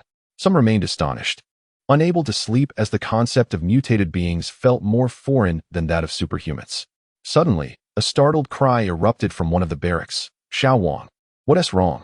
Xiao Wang's eyes widened, his neck turning an alarming shade of blue, clearly succumbing to poisoning as a centipede emerged from his collar, its exoskeleton shimmering with an unusual black sheen. Captain Ma, a B rank awakened, boomed throughout the camp, "Enemy attack. Remain vigilant." Xiao Wang was already unconscious, his comrades frantically calling for the medic. At that moment, the perimeter guards had all succumbed to the poison, collapsing on the ground. Mu Chun and his 3 companions, having heard Captain Ma's command, quickly donned their gear and prepared for battle. Waves of venomous insects surged into the camp, while the outer soldiers fired their rifles, attempting to fend off the oncoming tide. Though they inflicted damage, the sheer number of poisonous creatures overwhelmed them. Behind the swarm, a colossal centipede waved its antennae, seemingly signaling to the others. Witnessing this, Captain Ma conjured a shield of sand around himself and charged through the throng of insects toward the centipede leader, obliterating any creature that strayed too close. He believed that vanquishing the leader would deter the swarm, aiming for a swift resolution to prevent further casualties. The centipede leader, sensing Captain Ma's approach, ceased its antennae's movements, yet the swarm's assault persisted, albeit at a reduced intensity. The clash between man and creature commenced in an instant. Captain Ma unleashed a whirlwind of sand toward the centipede leader, which wisely retreated instead of confronting the attack head-on. Seizing the opportunity, Captain Ma pressed forward to deliver a decisive blow. Just then, a spiked tail struck fiercely from behind, forcing him to raise a dirt shield for defense. The impact sent him stumbling backward. The force was unmistakably that of a B rank awakened. Turning, he beheld a scorpion king, its size rivaling that of the centipede leader. Resolute, he knew he could evade but not engage. As a soil element awakened, his escape abilities were unparalleled, especially with the advantage of earth manipulation. Yet, if he retreated, what would become of those left behind in the camp? At that moment, Gozonda rushed toward Captain Ma, wielding a large axe. Approaching swiftly, he shouted, "Captain Ma, I'm here to assist." Go charged at the Scorpion King, swinging his axe, which the creature deftly blocked with its tail. To everyone's astonishment, Gozonda was also a B-rank powerhouse, a fact incongruent with his portly, middle-aged appearance. The battle between the B-rank fighters raged on, while the ordinary soldiers within the camp struggled against the swarm of poisonous insects. Fortunately, the support of the assault team barely held the line. But if the B-rank conflict did not conclude swiftly, disaster awaited those within the camp. Initially, only the station guards faced casualties from the ambush, but soon new injuries emerged. Even among the assault team members who succumbed to exhaustion, Mu Chun and his companions fought valiantly against the venomous onslaught. But some of their abilities paled in comparison to the firepower of firearms, such as Mu Chun's prophetic skills. Engaging in hand-to-hand combat against the swarming insects was perilous. A single encirclement could spell doom. The fiercest among them were Qiao Qinan and Han Fuguei. Qiao's psychic attacks inflicted devastating blows upon the mentally inferior insects. Having already dispatched over 100, his mental strength waned dangerously. Han Fuguei's water element attacks also proved lethal against the swarm, covering vast areas, while Yin Xiaoming wielded a black tang sword, exerting every effort to fend off the invaders. This cannot continue, Mu Chun contemplated. Although congregating seemed secure, the relentless insects of the rainforest would ultimately overwhelm them. A better strategy would be for the assault team to concentrate their firepower and break through, scattering to escape. He believed the chances of survival exceeded 80% given the team's mobility. However, they must first ensure the ordinary soldiers could escape. Mu Chun commanded. I am Major Mu Chun, leader of the covert team. Captain Ma and Captain Go are engaged with the insect leader. We can barely hold on. I order all assault team members to cover the surviving soldiers to the armored vehicles. This is a military order. Disobedience will be met with lethal consequences. As soldiers converged on the armored vehicles, their rifle fire did not cease. Once all the ordinary soldiers boarded, dozens of armored vehicles filled to capacity. Mu Chun commanded. Armored vehicles, provide covering fire. Break through to the east and retreat to await reinforcements. The entire assault team moved in groups toward the southeast, dispersing upon breaching the perimeter. Take care, comrades. In the early hours of dawn, the covert team of four found refuge in a hollow within a mountainside, appearing quite disheveled. Their clothing was spattered with the blood of the insects and their own. Although they had suffered no casualties within their group, Mu Chun had seen from afar that the armored vehicles had successfully escaped the encirclement, albeit with some members of the assault team sustaining injuries. Most had succumbed to bites from the insects during the protective breakout, but with antidotes among their supplies, excessive casualties were unlikely, thanks to their rigorous training. Mu Chun and his companions possessed superior endurance and swiftness. They had been the first to break free from the encirclement, having led the charge, and, despite the assistance of the armored vehicles, had slain numerous insects in their escape. The hollow was cramped, barely accommodating the four of them, leaving no room for fire. Fuguwei leaned against the wall of the hollow, weakly remarking, "This mission is utterly absurd. It's nothing like the last one in Magic City. This swarm of insects nearly terrified me to death. I've been afraid of centipedes since childhood." Mu Chun, stationed near the entrance, replied, "This spatial passage is entirely different from the one in Magic City. Last time, it was a minor fluctuation. This time, the passage has fully opened. The energy from the space has significantly affected many creatures. Did you not notice the emergence of B-rank mutated beings?"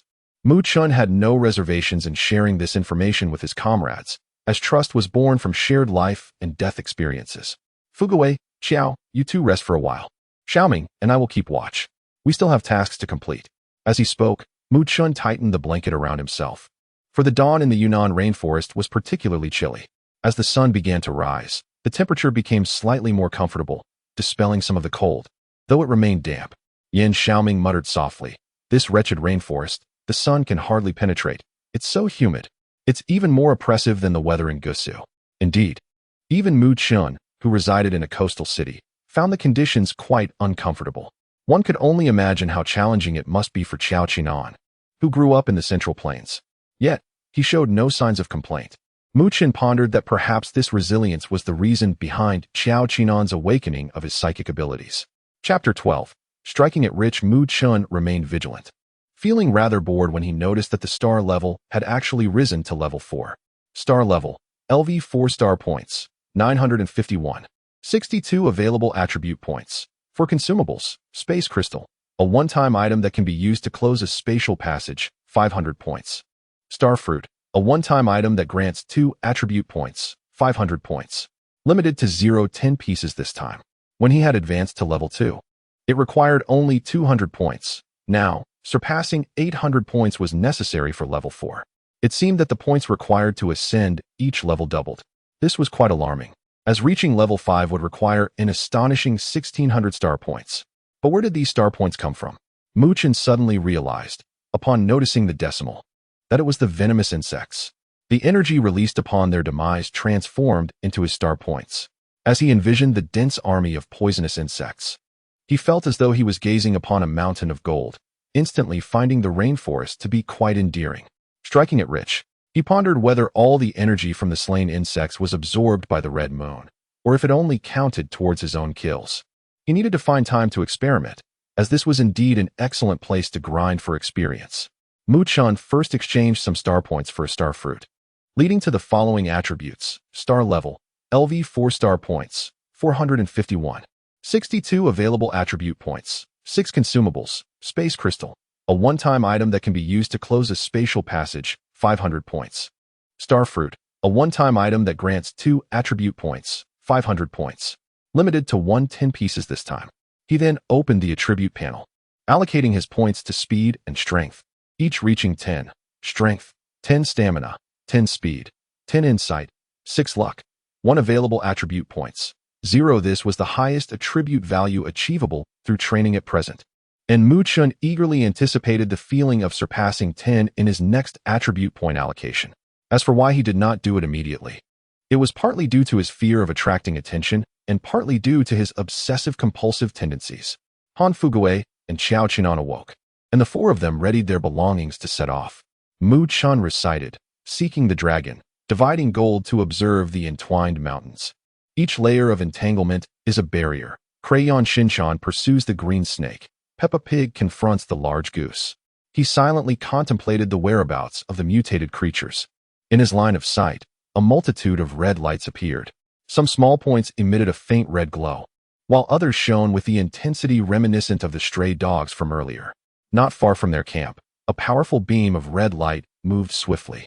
In the heart of the rainforest, a colossal beam of light shot upward, extraordinarily blinding. This must be the spatial passage. The swiftly moving red light could possibly be the previous B-rank centipede leader, but where was the Scorpion King? At this moment, Mu Chun remained oblivious to the fact that Guzonda had slain the Scorpion King. The sheer abundance of red lights in the rainforest overwhelmed Mu Chun's abilities, and in an instant, he felt as if his brain might explode. He hurriedly retracted his prophetic abilities and concentrated on the spatial passage and the whereabouts of the B-rank mutated creatures, managing to avoid fainting. Xiao Qinan sensed Mu Chun's distress and quickly supported him, steadying his unsteady form. Yan Xiaoming's attention, however, was drawn to the last 2 phrases of Mu Chun's incantation. What were Crayon Shinchan and Peppa Pig? Were they some kind of deities? Why had the leader's incantation suddenly become longer? Unable to restrain his curiosity, he asked, "Leader, what are Crayon Shinchan and Peppa Pig?" Han Fugue and Xiao Qinan were equally intrigued by Yan Xiaoming's question. Mu Chun silently lamented that these 2 celebrities were unknown in this realm. He had initially hoped to lighten the mood after the harrowing battle yesterday. In a rare moment of humor, Mu Chun had not anticipated that it would fall flat, and responded evasively. They are revered ancestors within the prophetic system. What Mu Chun did not foresee was that many years later, awakened seers would regard Crayon Shinchan and Peppa Pig as their founding figures. The more mysterious they were, the more they garnered respect. Only after many years of technological and ability realms intertwining was this jest revealed. This incident caused the awakening of the prophetic system to transition from reverence to ridicule within the ability realm, and Mu Chun subsequently found himself on the blacklist of the prophetic system. But that is a tale for another time. For safety's sake, Mu Chun bore the immense burden of sensing any movements of mutated creatures within a 50-meter radius to prevent recklessly approaching overly powerful beings. With the current combat capabilities of their covert team, comprising 3 E-rank awakened individuals alongside Mu Chun, they could barely contend with a single D-rank mutated creature and would avoid C-rank ones whenever possible. "Let us move," Mu Chun declared. The other 3 did not inquire further, knowing that following their leader would lead to sustenance. He was their human navigation system, after all. The 4 proceeded towards the spatial passage. Along the way, they encountered several poisonous insects, which Mu Chun personally dispatched. Each insect yielded a meager 0.01 star points. He also instructed the other 3 to kill some, discovering that they too could earn star points, although those killed at a distance from him did not count towards his tally. Finally, Mu Chun comprehended the origin of the previous 500-plus star points. It turned out that during the prior night's ambush on their camp, the few nearby individuals had eliminated nearly 50,000 poisonous insects. Such horror. Yet, this revelation dashed his hopes of striking it rich. He had previously fantasized about the significant rewards from each insect. Their journey led them to slay numerous poisonous insects, and they soon encountered an E-rank mutated creature, which Yan Xiaoming dispatched with his knife. However, as the creature had perished a bit too far away, Mu Chun did not receive any star points. He felt an urge to deliver a blow to Yan Xiaoming's head. What a pity it was. My experience. Mu Chun silently cried out in despair. Suddenly, Mu Chun commanded, "Stop." The other 3 members of the group tensed. Han Fugue cautiously inquired, "What's wrong, leader?" "Don't scare me." Mu Chun's expression shifted as he reassured them. "It's nothing. Don't be anxious. We won't kill any more insects for the time being. We have urgent matters to attend to. Han Fugue patted his chest and resumed pace alongside Mu Chun, who found his star points had precisely halted at 500. That troublesome, obsessive-compulsive nature. A week had passed since entering the Dinyan rainforest, and the four were still drawing closer to the spatial passage. The towering red beam did not seem far. Yet the journey was arduous. Moreover, the various mutated creatures they encountered slowed their progress considerably. Their water supply had been depleted, and while they still had some provisions, they desperately needed to locate a water source. Although the rainforest was abundant with resources, bearing an array of fruits, the current conditions were unlike any ordinary time. Yan Xiaoming recalled the terror of being overwhelmed by fruit, having once seen a burly man embracing a tree in an indescribable manner. Thankfully, he was a strength-type, awakened individual, merely spending a day hugging the tree. Had it been the others, they likely would have succumbed to exhaustion. Finding a water source was a fundamental survival skill for soldiers in the wilderness. In the rainforest, mosquitoes served as natural guides, indicating that where they gathered was likely a water source. The four did not regard the small swarms of mosquitoes as significant, gradually closing in on the water source. Chapter 13. Siege. A sudden tumult erupted, the sound of battle resonating ahead. Approximately 30 to 40 meters away, under Mu Chen's heightened senses, mutated creatures would ordinarily emit a crimson glow within 50 meters. However, none were visible. The rainforest foliage was lush and dense, obscuring visibility despite the close proximity of the noise. Cautiously, Mu Chen signaled for stealth and whispered, "I shall scout ahead. Remain here on standby." The short-statured soldier, having arrived in the same vehicle as Mu Chen, was accompanied by 3 comrades who were part of his squad. This soldier, possessing E-grade abilities, found himself at a disadvantage against 1 E-grade and 4 F-grade adversaries. His 3 companions had already perished, and it appeared his own endurance was waning. Escape was no longer an option. Having witnessed the enemy's secrets, he knew they would not allow him to survive. Lost in thought, the short soldier felt a jarring blow from the opposing E-grade power wielder, striking his right shoulder. Suddenly, a figure leaped from the underbrush, pulling him back just in time to evade a lethal strike from the cloaked assailant. "Let's get to work," shouted the figure as they intercepted the E-grade foe. From their cover in the bushes, the 3 allies sprang into action. Yan Xiaoming swiftly dispatched an F-grade metal element awakener with a single strike. Even as the enemy attempted to counter with his best defensive skill, the golden shield, it proved insufficient against the full force of the E-grade's attack, resulting in his demise. Xiao Qinan skillfully incapacitated the other 2 F-grade element awakeners, inducing a brief state of confusion. Seizing the opportunity, Han Fugue conjured 2 water arrows that shot toward the ensnared enemies. The remaining F-grade power wielder, realizing he could not defend against the water arrows, kicked his allies away, rousing them from their stupor. After eliminating one of the cloaked foes, Yan Xiaoming rushed to assist his teammates, lunging at the F-grade power wielder. The black-clad adversary raised his weapon to block, but in that fleeting moment, Yan Xiaoming used the rebound force to deliver a knee strike to the opponent's abdomen, sending him sprawling. Yan Xiaoming paid him no further heed, noting that Mu Chun was still engaged in a sparring match with the opposing E-grade power wielder. This foe's combat skills were slightly inferior to Yan Xiaoming's, and Mu Chun, eager to assess his own abilities, refrained from calling for backup. In past encounters, his instinct would have prompted him to rally Yan Xiaoming for a coordinated assault. At this juncture, Han Fugue and Xiao Qinan had also dispatched 2 F-grade element awakeners. With the absence of the power wielder's interference, Xiao Qinan resumed his mental control, allowing Han Fugue's water arrows to finish off the incapacitated enemies. The trio did not feel any discomfort at having taken lives. Their rage had long suppressed any psychological unease. The battle was swift, and the short soldier, now exhausted, collapsed to the ground, unable to rise. Upon realizing that his saviors were a covert team, he felt a wave of relief before losing consciousness. Once the cloaked adversaries were eliminated, Han Fugue and his companions had no intention of aiding Mu Chun in his duel with the final opponent. They discerned that Mu Chun was honing his skills against this adversary.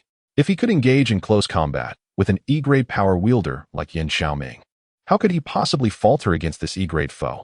It was essential to note that Yan Xiaoming had undergone specialized training, rendering him superior to the average E-grade power wielder.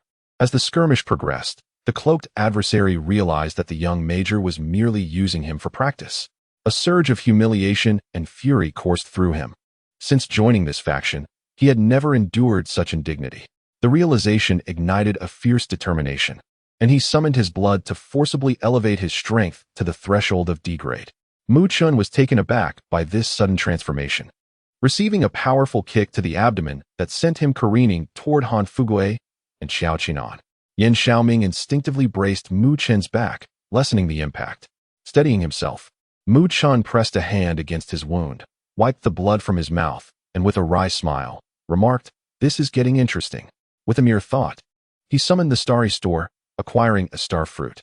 Star level, LV4, star points, 0, usable attribute points, 2, consumables, space crystal, disposable item, can close a spatial passage, 500 points. Star fruit, disposable item, grants 2 attribute points, 500 points. Limited to 2 out of 10 available. Subsequently, Mu Chen accessed his attribute panel, allocating points to both strength and speed. Strength, 11, stamina, 10, speed, 11, perception, 6, luck, 1. Instantly, Mu Chun radiated a crimson glow akin to his opponent, albeit more intense. Han Fugui exclaimed, "Captain, do not act recklessly. Burning your blood can be fatal." In their renewed clash, the two fighters exchanged blows with ferocity, their powers nearing the degrade threshold. Mu Chun had achieved his objective. In that moment, the black-clad adversary spotted a vulnerability in Mu Chen's defense. His head was inadequately protected.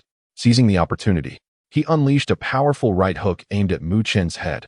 However, Mu Chen deftly spun away from the attack. The adversary, unprepared for Mu Chen's maneuver, found himself fully exposed in close combat. As Mu Chen turned, he created some distance and drew a specially crafted, high-caliber revolver from his waist. The cloaked foe, still closing in, failed to react in time. Bang! The revolver discharged, fire erupting from the barrel as the bullet raced toward the black-clad man, leaving him no chance to evade. In his final moments, the adversary muttered, "You have no sense of honor." Mu Chen coolly blew the smoke from the revolver's muzzle before holstering it, its presence concealed beneath his loose camouflage attire. Han Fugui and his companions were left in stunned silence, astonished by Mu Chen's audacity. Wasn't this supposed to be a duel of skilled warriors? How could the captain resort to using a firearm? Observing their bewildered expressions, Mu Chen playfully tapped each of their heads and remarked, "What is the point of exhausting oneself when a single bullet can resolve the issue? In a battle of life and death, minimizing loss while eliminating the opponent is the most prudent strategy. Have you learned your lesson?" The trio sheepishly replied, "We've learned our lesson, Captain." Chapter 14. The mysterious tattoo jests aside, Mu Chun felt a dull ache in his abdomen from the kick he received. He needed to rest. For only in a slumber would the red moon mend his wounds. "I require a moment's respite. Please bury the bodies of our 3 fallen comrades," he instructed. "Ensure to leave a marker."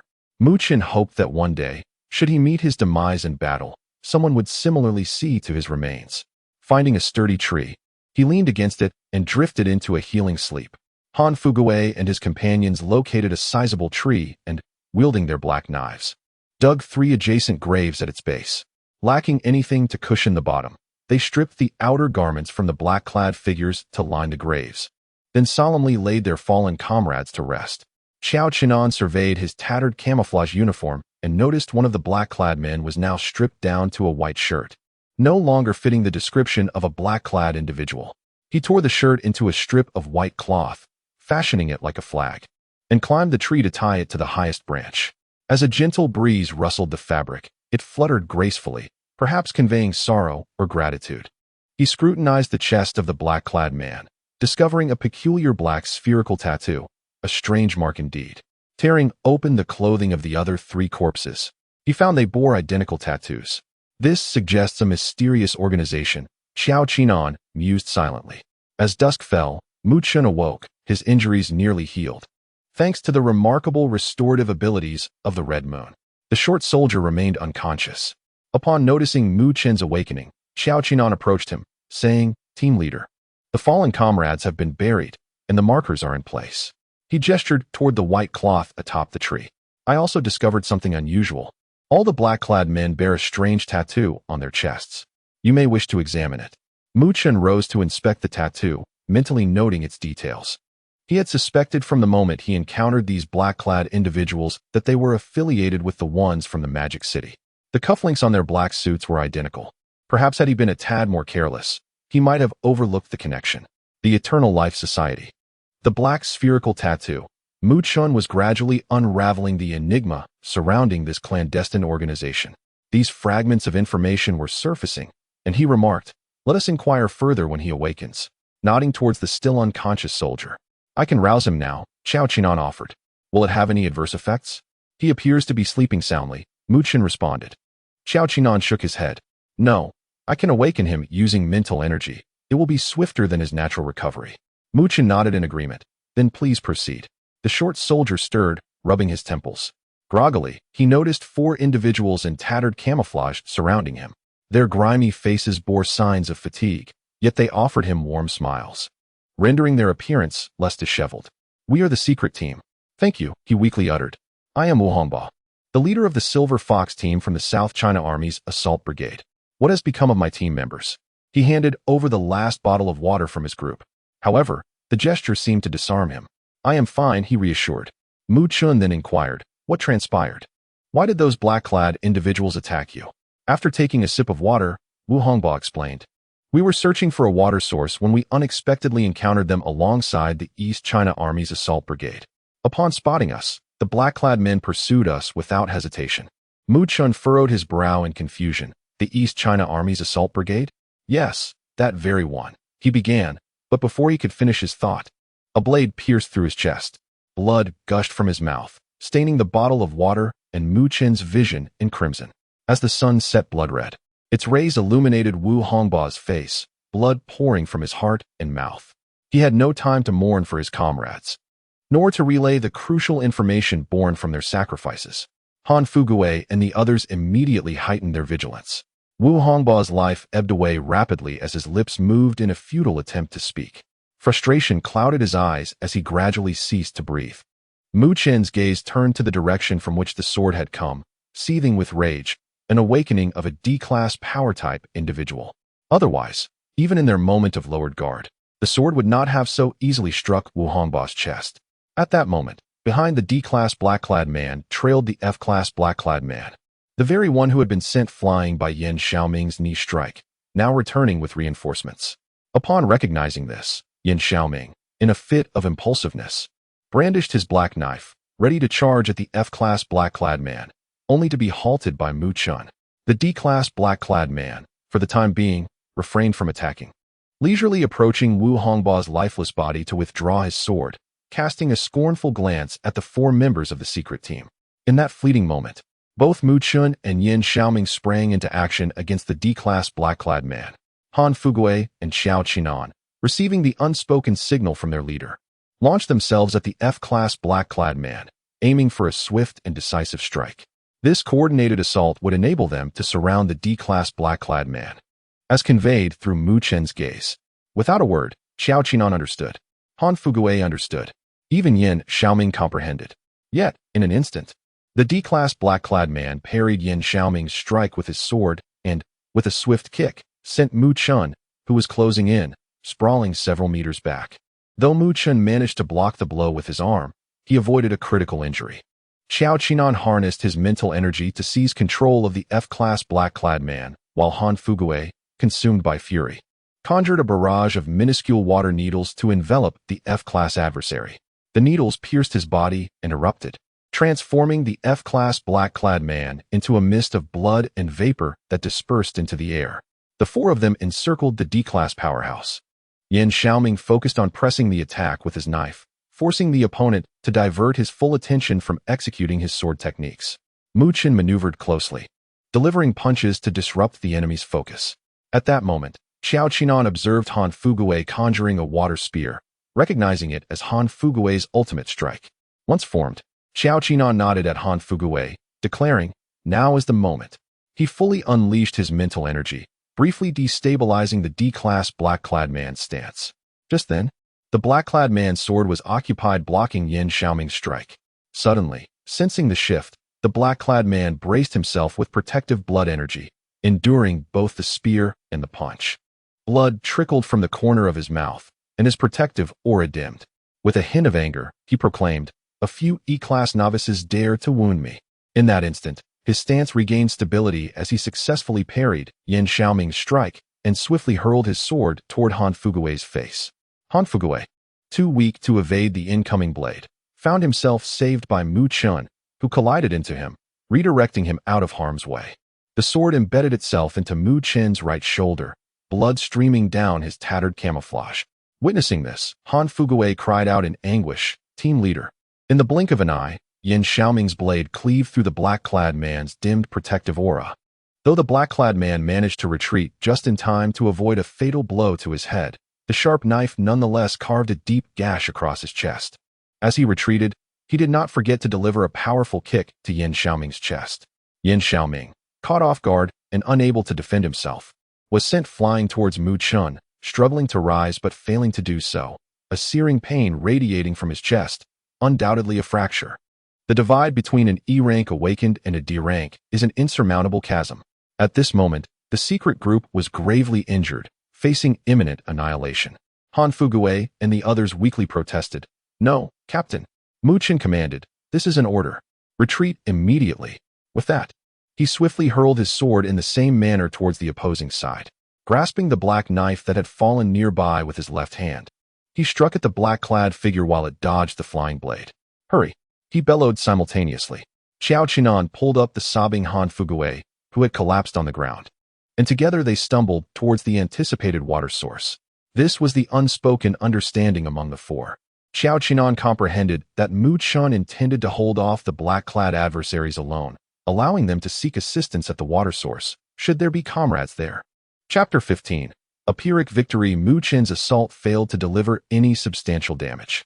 The figure in black, dragging his wounded body, managed to evade the oncoming sword and Mu Chun's grand strike. Fixating on the young man before him, the black-clad individual remarked, "Quite intriguing. Putting on a show to shield your comrades. Sadly, it appears your fate is sealed today. Alternatively, you could join us, and I might spare your life." Mu Chun replied with a smile, "Sure, I'll join your ranks." The black-clad man furrowed his brow, taken aback by the unexpected ease of Mu Chun's agreement. Observing his expression, Mu Chun continued, "If it truly comes to it, you could join us as well. Why resort to violence?" With a cheerful demeanor, Mu Chun seized the moment of distraction, swiftly closing the distance and executing a feigned strike. The opponent dodged instinctively, but in that fleeting moment of evasion, Mu Chun transformed his slash into a thrust aimed at the man's waist. A successful hit would surely be fatal. The black-clad man altered his evasive trajectory with great effort, executing a roll to evade Mu Chun's thrust while simultaneously retrieving his sword. The two fighters created some distance between them. Mu Chun halted and declared, "I was merely jesting. I genuinely wish to join you." The black-clad man scoffed. "Do you believe I would trust you?" With that, he launched an attack. Although Mu Chun's attributes were nearly at D level, there remained a fundamental difference. He passively defended against the onslaught, with each of the black-clad man's strikes met by Mu Chun's dark blade. However, the force behind each impact left Mu Chun's hands bloodied and trembling, making it increasingly difficult to retain his grip on the weapon. Reinforcements had yet to arrive. Meanwhile, Han Fugue and his companions had reached the water source, but found not a single trace of anyone. They discovered only footprints, indicating that someone had been there but had since departed. Yan Xiaoming, suppressing the pain in his chest, proclaimed, "Yes, we shall perish together." Qiao Qinan remained silent, filling an empty water bottle from his backpack. Mu Chun knew he could not afford to lose his grip on his blade, for that would mean certain death. Resolutely, he concluded that with no immediate reinforcements, he would trade one life for another. The black-clad man unleashed a flurry of strikes, leaving Mu Chun with no means to retaliate. Determined, Mu Chun decided he would not block the next strike. He relinquished his defense, the dark blade and sword crossing in a deadly thrust towards one another. The black-clad man, a strength-oriented awakened individual, matched Mu Chun's speed with his own, or else he would not have been able to withstand so many of Mu Chun's defenses. In a moment of hesitation, he summoned the last remnants of his protective blood energy, burning his life essence to fortify himself. In that instant, his sword veered slightly, piercing Mu Chun's abdomen, while Mu Chun's blade barely broke through the last vestiges of the man's protective barrier. The distance between them was a mere meter, unnoticed by anyone. Mu Chun endured the excruciating pain in his right shoulder as he drew the revolver from his waist. In that proximity, Even a sea-level adversary would have no time to evade. The gunshot rang out as the bullet pierced the black-clad man's skull, and both he and Mu Chun collapsed simultaneously. As Han Fugue walked, tears streamed down his face. "Leader, wait for us." The three who reached the battlefield found that Mu Chin's right shoulder and abdomen had been grievously pierced. Han Fugue hurriedly applied pressure to stop the bleeding. And despite Mu Chun being drenched in blood, he was still alive. The black-clad man bore a gaping wound in his chest from Yin Xiaoming's diagonal strike, a sight that was chillingly devoid of blood. The gunshot wound at the back of his head signified his demise. The underbrush of the rainforest rustled as a group of four, clad in ragged attire, approached. Han Fugue and Xiao Qinan bore a makeshift stretcher crafted from wooden vines, upon which lay the unconscious Mu Chun. Yin Xiaoming had wooden splints bound to his chest, protecting his fractured ribs. Yet, after wandering for a full circle, they still had not located their camp. The military's electronic navigation system was rendered ineffective by the spatial anomaly. Accustomed to Mu Chin's guidance, the three now found themselves with 8 wide-open eyes, bewildered. Why 8? Because Xiao Qinan wore glasses. Han Fugue could hardly tolerate the stench emanating from himself. He grumbled. Why hasn't the leader awakened yet? As long as he remains unconscious, we cannot find the exit, and our provisions are nearly depleted. Xiao Qinan responded rationally.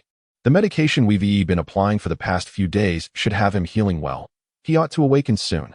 At that moment, Mu Chun, having regained consciousness, enjoyed the sensation of being carried, while pondering the paltry number of star points he had accumulated. Star level, LV 4 star points, 15.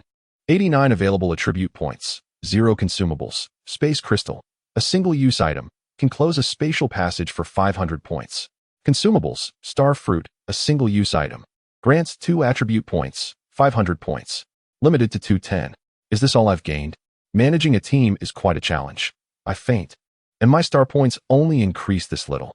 With approximately 10 days left in the mission, he needed to accumulate points, as the space crystal required 500 star points to close the spatial passage. Feigning a recent awakening, Mu Chun made a few grunting noises, prompting Han Fugue and the others to exclaim joyously, "Leader, you're finally awake." Without further ado, Mu Chun took the opportunity to declare, as punishment for disobeying orders, "You shall assist me in exterminating 411 venomous insects. And you, Yin Xiaoming, are forbidden from pursuing mutated creatures alone. Look at your current state. This impulsiveness has brought trouble upon you." With that, Mu Chun leaped from the stretcher, leading the group towards the spatial passage. While the others were curious about the bizarre number of insects to be slain, they remained silent under Mu Chin's authority. 8,000. 8,001. 8,411. Mu Chun, observing the star points at a value of 100. 01, felt exasperated, exclaiming, "Yin Xiaoming, why would you harm such a cute little green snake?" At that moment, Yin Xiaoming, clutching his weapon, found himself in a dilemma, awkwardly replying, "Leader, didn't you mention that Crayon Shinchan dealt with green snakes? I was merely emulating him." Mu Chun, flustered, retorted, "Since your memory serves you well, consider this another punishment. Slay an additional 999 venomous insects." It seemed as though fate was toying with Mu Chun. Every time they adjusted his star points to a whole number, something unexpected would occur. The quartet continued their relentless slaughter as they advanced deeper into the rainforest. Along the way, they encountered other groups, but in their frenzy, they neglected to exchange greetings, focused solely on exterminating the venomous insects. Sometimes, when they stumbled upon other groups besieging E-level mutated creatures, Mu Chun had no thought of merely gleaning experience from the encounter. Within the clouded depths of the Yunnan rainforest, various groups spoke of the legends surrounding the covert squad. It was said that wherever the secretive team traversed, not a blade of grass would remain, not even an ant could be found. Did you know? That covert squad's major was driven mad by the recent night assault. Now, he seems fervently bent on annihilating every last one of those insects. A member from one team recounted to another, "We encountered them too. At the time, we were encircling an E-level mutated creature when they rushed past us in pursuit of a swarm of venomous insects. We thought we were under attack. Congratulations, host. You have earned the title of Pest Exterminator, granting you a natural pest-repelling aura." The long-absent system notification from the Red Moon echoed in Mu Chin's mind. Staring blankly at his star shop interface, he was momentarily speechless. He had leveled up.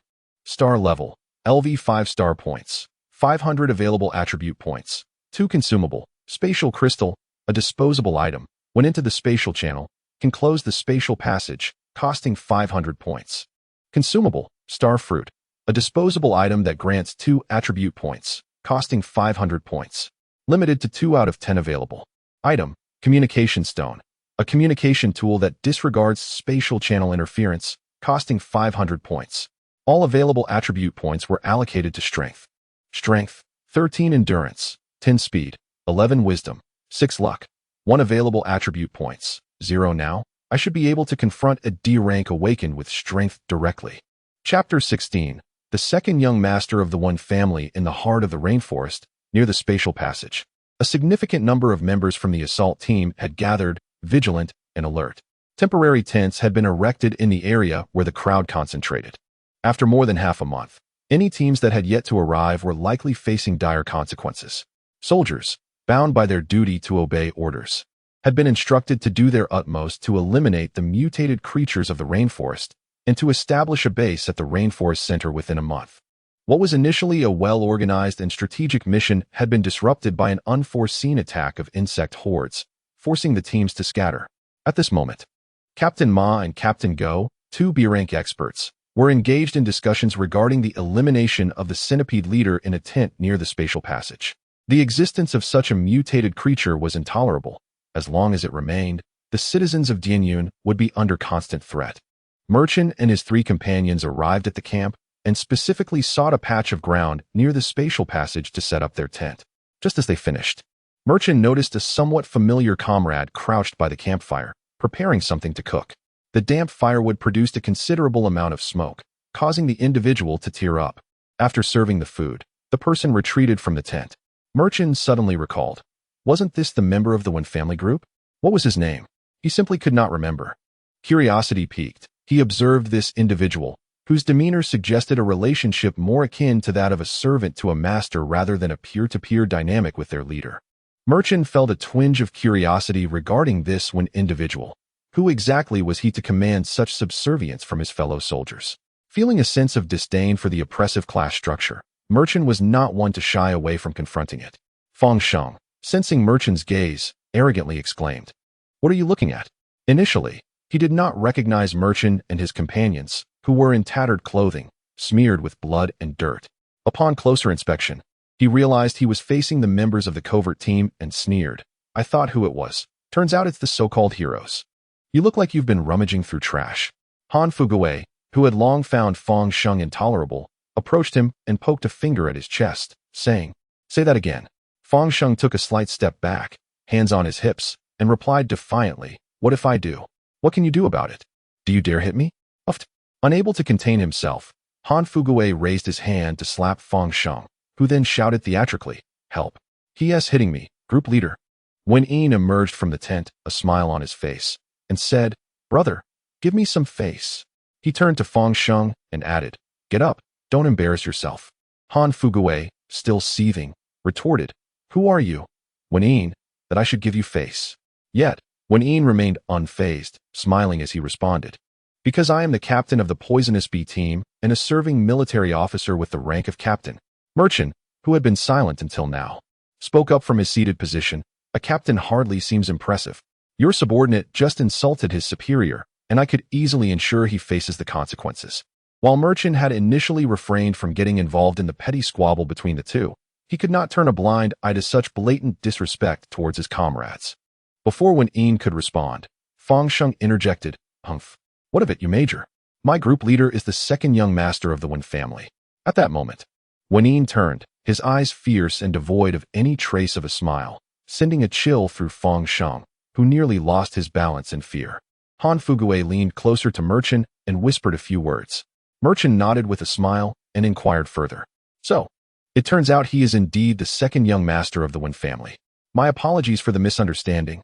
I hope you won't hold it against my younger brother." Fang Sheng stepped forward, bowing respectfully. "I apologize, Captain Merchant. Please forgive my loose tongue." As he spoke, he raised his hand as if to strike himself. But Merchant swiftly caught his wrist, saying, "It's fine. We're all comrades now, and we do indeed look a bit like we've been scavenging." Thus, the confrontation was diffused. Nearby, A few onlookers whispered amongst themselves. Merchant backed down. The second young master of the Wen family is indeed not someone he can provoke. After all, they are one of the three great families of Huaxia. As for what Han Fugue and Merchant had discussed, Han had remarked, "Group leader. I didn't expect him to be the second young master of the Wen family. This complicates matters." Merchant questioned, "Just how complicated?" Han replied, "In the Jinling military district, the Wen family has a middle general and 2 young generals. I didn't think the second young master would only be a captain, but given his age, the promotion is rather conspicuous." Merchant acknowledged, "That does present a challenge. By the way, have you heard of Wen Ming?" Han replied, "Wen Ming is the apple of the Wen family leader SI. Her grandfather is the middle general Wen Zhan. But we need not fear complications. I simply cannot stand Feng Sheng. If trouble arises, I'll take the blame." Merchant, whose attitude shifted rapidly, said to Han, "There will be plenty of opportunities in the future. There's no rush now. Harmony is paramount." It was intriguing to discover that Wen Ming was Wen Yin's sister. The dialogue between the two had concluded, and while others thought Merchant had backed down, it mattered little to him. He gazed thoughtfully at Wen Yin's retreating figure. The 4 of them took a moment to rest, changed into the new camouflage uniforms provided by the camp, and tidied up their appearance, no longer resembling scavengers.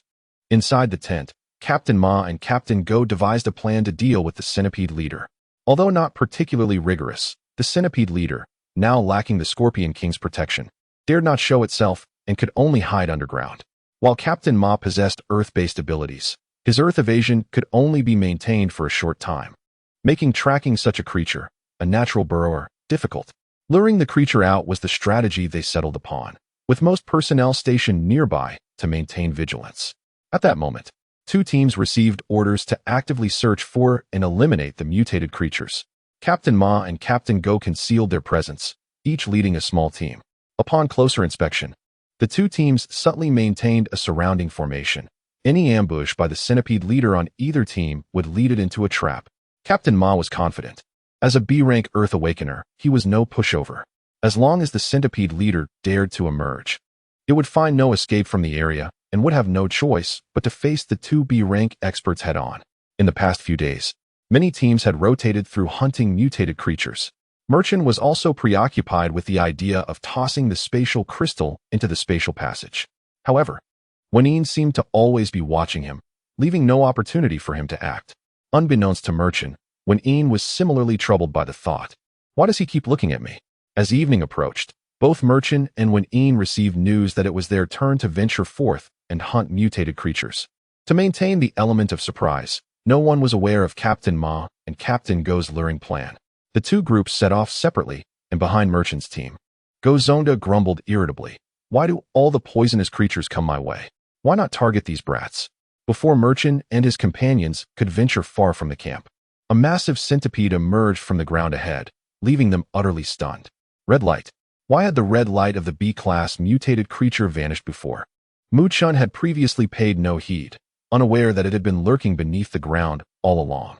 Unaware of the plan, Mu Chun shouted, "Scatter and run. Whoever gets caught is out of luck." Go Zonda approached rapidly, feeling somewhat exasperated. He had intended to present himself like a hero descending from the heavens, gallantly standing between the Centipede leader and the covert team, coolly declaring, "Let me handle this. You all retreat." Yet what was the outcome? Everyone had fled. In mere seconds, Go Zonda found himself engaged in combat with the Centipede leader. Ma Demon, hearing the commotion nearby, hastened to the scene, and the 2 of them formed a united front, leaving the Centipede leader with no escape. Meanwhile, Mu Chun and his companions had already scattered like birds and beasts, fleeing towards the camp. As Mu Chun observed the red light, not pursuing them, but instead flickering in place, he surmised that Captain Ma or Captain Go had likely been lying in wait for the Centipede leader all along. He realized he had been the bait.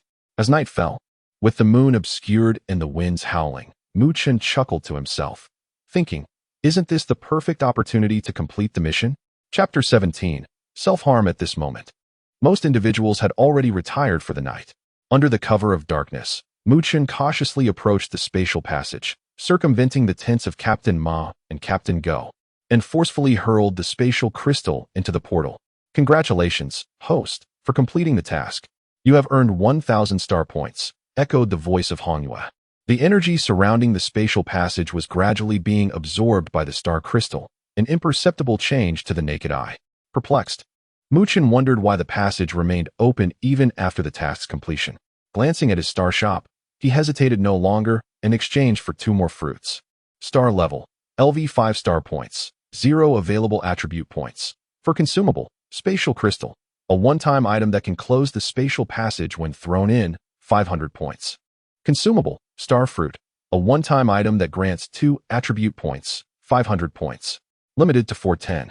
Item, messaging stone, a communication tool that ignores spatial passage interference. 500 points. He opened the attribute panel and allocated 2 points to strength, 1 to endurance, and 1 to speed. Strength, 15 endurance, 11 speed, 12 wisdom, 6 luck. Muchen felt the surge of his newfound strength and was now confident that he could triumph over that D-class figure in black should they cross paths again. Footsteps. Muchen quickly concealed himself behind Captain Go's tent. He observed Wen-Yin and Fangsheng stealthily approaching. Wen-Yin was conspicuously holding a black crystal, indistinguishable from Muchen's spatial crystal except for its color. He tossed the black crystal into the spatial passage, but the passage did not consume it. Unaware of this anomaly, Wen-Yin believed he had successfully completed his task. At that moment, Muchen stealthily retreated a bit further, feigning the need to relieve himself. Hearing the rustling, Wen-Yin shouted, "Who is there?" Muchen feigned surprise. "Brother Wen, it's me.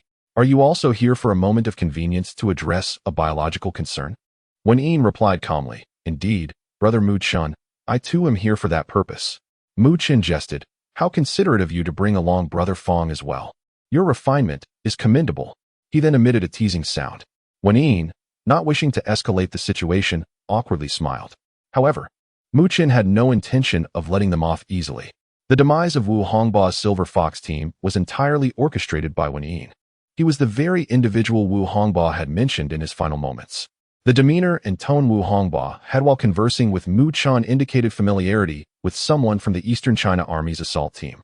On the vehicle to the Yunnan rainforest, only the Hidden and Poison Bee teams belonged to the Eastern China Army's assault unit. Although Muchen had previously harbored doubts, what if Wu Hongbao knew many members of the Eastern China Army himself? Wen-Yin's recent actions had eliminated any uncertainty. The figures in black. The Eternal Life Society. Wen-Yin. Wu Hongbao perished before Muchen's eyes. What of the Wen family? Despite his limited connection with Wu Hongbao, the unclosed eyes of Wu Hongbao in death constantly reminded Muchen to unveil the traitor colluding with the figures in black. Muchen's thoughts raced as he maintained a steady expression. What did you just throw into the passage? Wen-Yin concealed his unease, sensing that Muchen was not merely jesting, not one to be easily fooled. As the second young master of the Wen family, he possessed a depth of cunning beyond the ordinary. He understood that only by eliminating Muchen could he shroud his actions from discovery. The leader of this hidden team must have uncovered something. If his identity were revealed to the military, it would not only spell disaster for him, but also implicate the entire second branch of the Wen family. The two sprang forth to assault Muchen.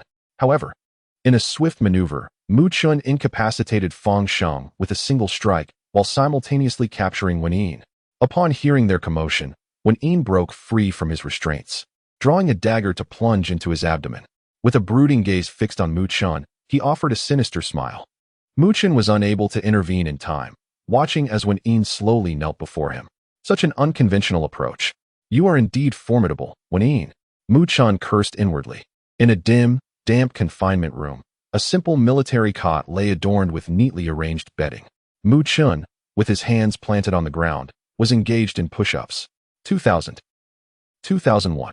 2,999. 3,000. At that moment, the door to the confinement room creaked open. Captain Ma entered with a grave expression, stating, Muchen, you are in serious trouble.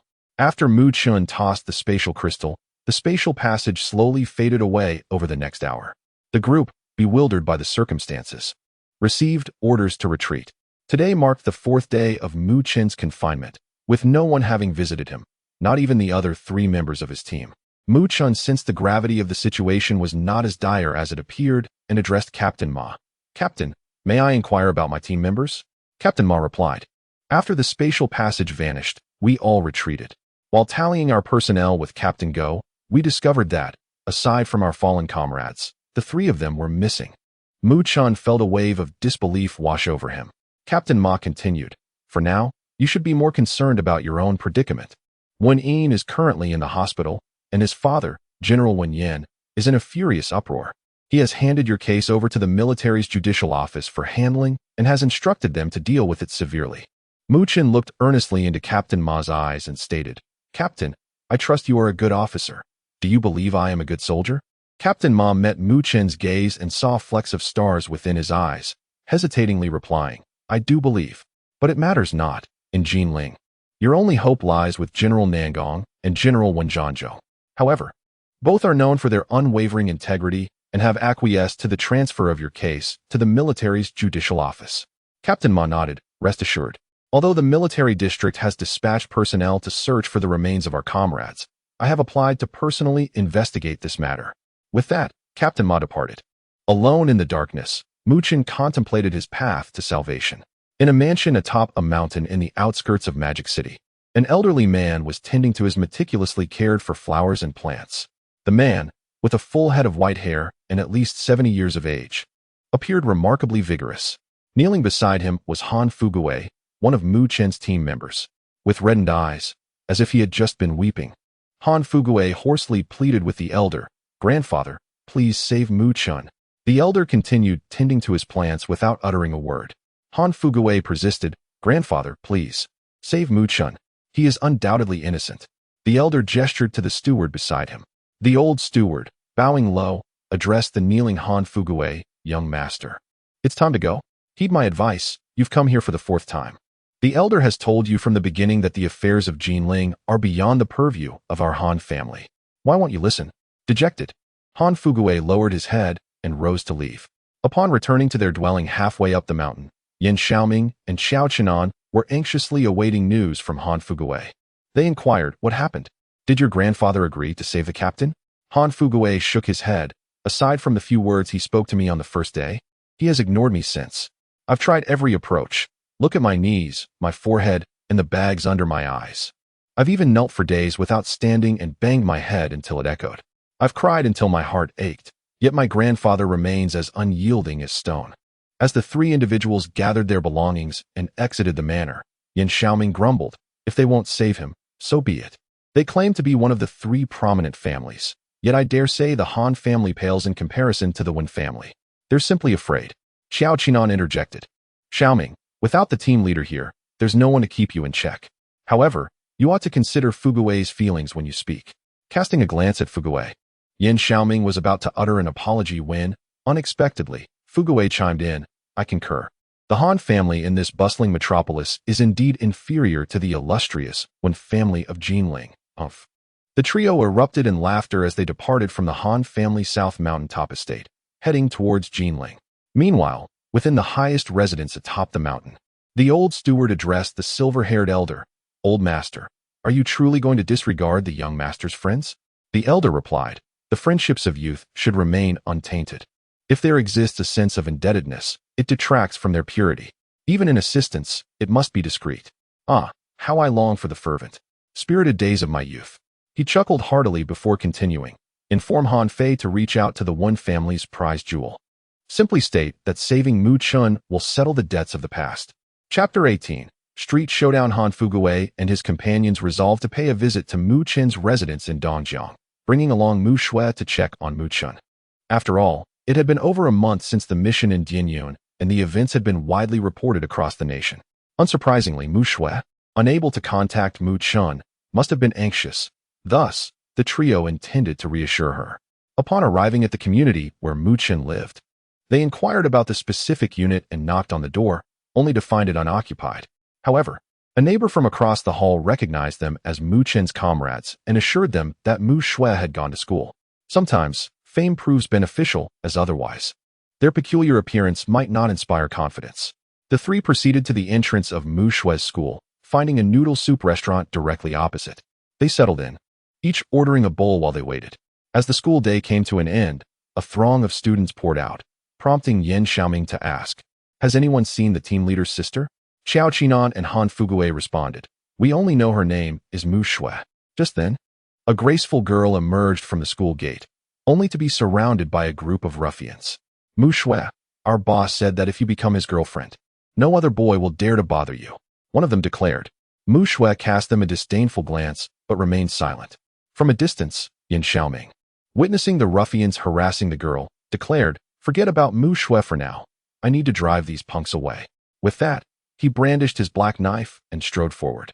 Meanwhile, Xiao Qinan and Han Fugue remained in the crowd, trying to spot Mu Shui based on Mu Chen's descriptions. Yin Xiaoming approached the group of ruffians and warned, "If you don't want trouble, get lost." The ruffians, intimidated by Yin Xiaoming's imposing figure and the knife in his hand, decided to retreat. Though not without issuing a threat, "Don't think you can walk away. When our boss arrives, you'll regret it." Han Fugue, Mu Shui inquired, "Where's my brother? Is he with you? I've been trying to call him, but no one answers." Yin Xiaoming, puzzled, asked, "Your brother? Are you Mu Shui?" He quickly waved for Xiao Qinan and Han Fugue to come over. Yin Xiaoming continued, "Your brother. Let Fugue and old Xiao explain." Nervousness crept into his voice. Mu Shui's beauty rendered him tongue-tied. Seeing his hesitation, Mu Shui grew anxious, asking, "What has happened to my brother?" Just then, Xiao Qinan arrived and reassured her, "Mu Shui, please don't worry. The team leader is fine. We are his team members. I am Xiao Qinan. This big guy is Yin Xiaoming, and this handsome gentleman is Han Fugue." Mu Shui regarded the trio, her thoughts echoing the earlier sentiments she had about Mu Chun. Xiao Qinan proceeded to recount the events, assuring her there was no need for concern. They had come merely to inform her of Mu Chen's whereabouts to prevent her from worrying unnecessarily. Xiao Qinan recalled the ruffians and asked, "Do they often harass you? Does your brother know?" To their surprise, Mu Shui displayed an unexpected composure for someone her age.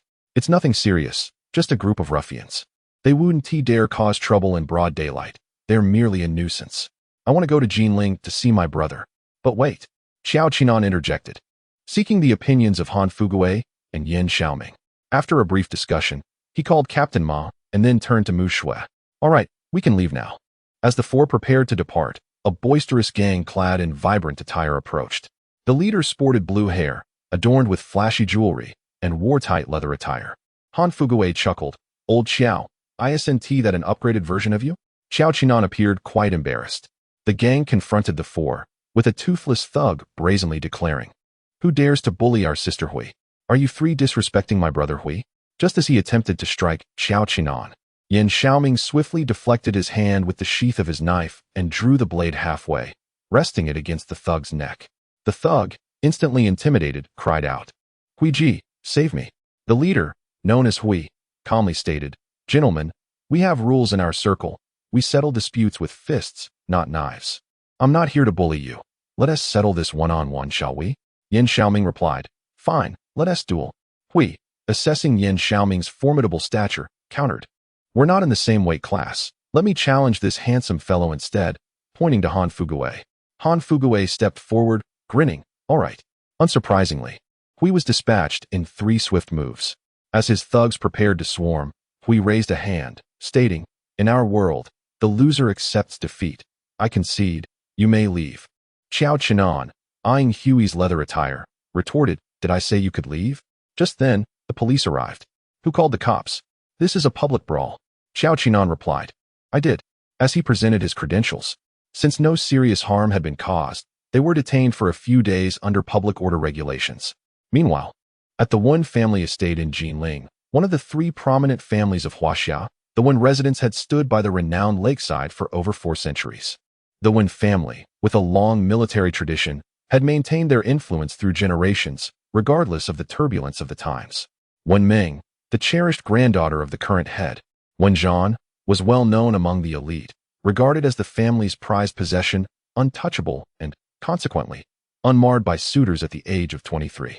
At 20, Wen Ming fell victim to a rare illness that threatened her life. Wen Zhan, then a rising figure, mobilized the entire clan to seek a cure. Yet no remedy could be found. It was then that Ke Zhizhong, an ability researcher and not yet the head of the Space Research Institute, suggested that awakening her latent powers might be her only salvation. However, awakening such powers relied on fate, not merely on privilege or influence. The Wen family exhausted every possible means to help Wen Ming awaken her abilities. Yet she had never faced the profound tribulations of life and death that could catalyze such a transformation. just as the family was about to lose hope. The Han family from Modu, another of the three great families, sent a priceless awakening potion. They offered no explanation. Yet the Wen family now owed a significant debt to the Han family, and Wen Ming owed them her very life.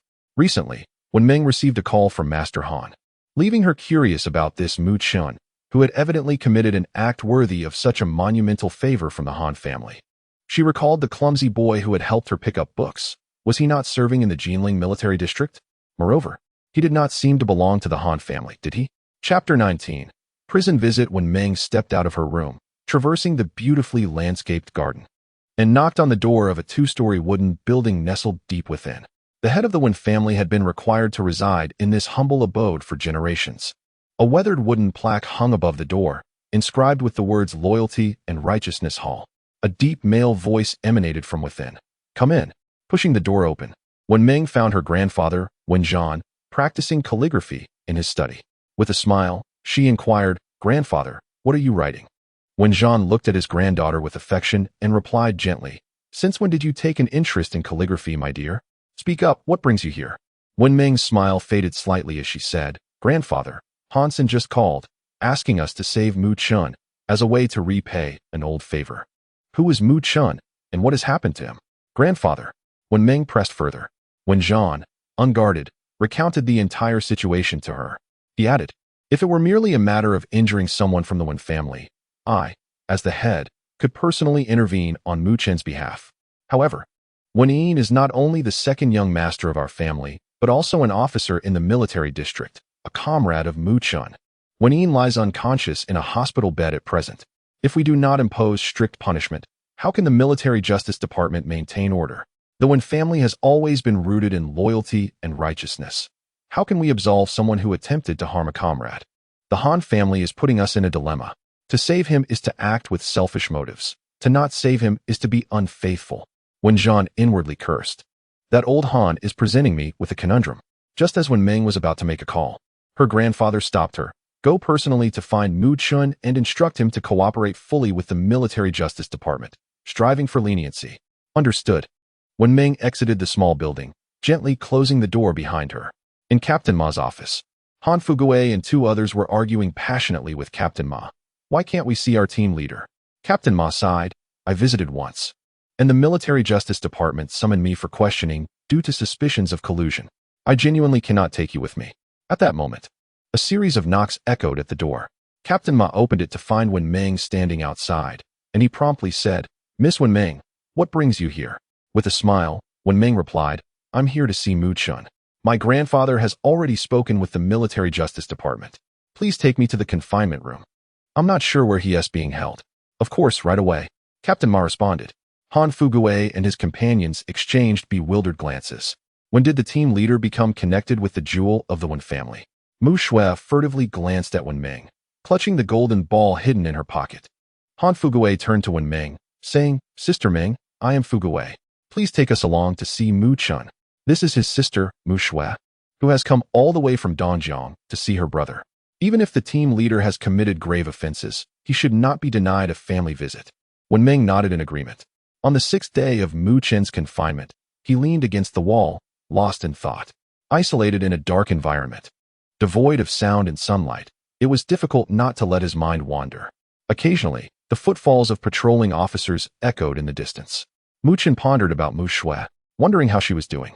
It had been nearly a week since the mission concluded, and he hadn't contacted her. Did she miss him? Would she worry? Even if they discovered he had closed the communication channel, what did it matter? He could always confess. Now he was utterly alone, sighing at the three heartless individuals who hadn't bothered to check on him. Had human hearts truly scattered? He felt like a spurned lover. Yet he was not particularly anxious or fearful about his confinement. Suddenly, the sound of hurried footsteps grew nearer, and the iron door of his dim cell swung open, allowing a ray of light to spill in. Standing at the threshold were the familiar faces of Mu Shui, Han Fugue, Yin Xiaoming, and Xiao Qinan. Captain Ma and Wen Meng stood behind, not intending to intrude on their reunion. Although Mu Shui had maintained her composure until now, tears streamed down her face upon seeing this scene. At that moment, she resembled a typical teenage girl, sobbing as she embraced Mu Chun. Brother, they haven't harmed you, have they? Mu Chun patted his sister's head soothingly. I'm fine. Just a bit bored lately. He chuckled lightly.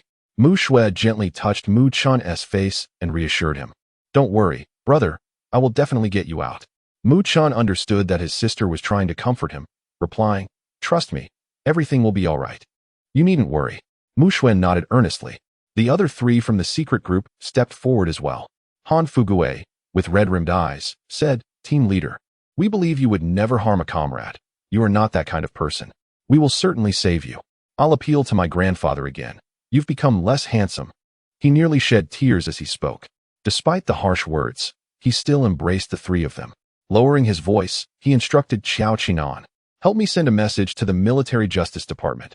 Remind them to be wary of the tattoos of the black-clad individuals. My ability to leave hinges on you. Xiao Qinan nodded in acknowledgement. Captain Ma, sensing they had reminisced enough, cleared his throat and said, All right, let Miss Wenming address the matter at hand.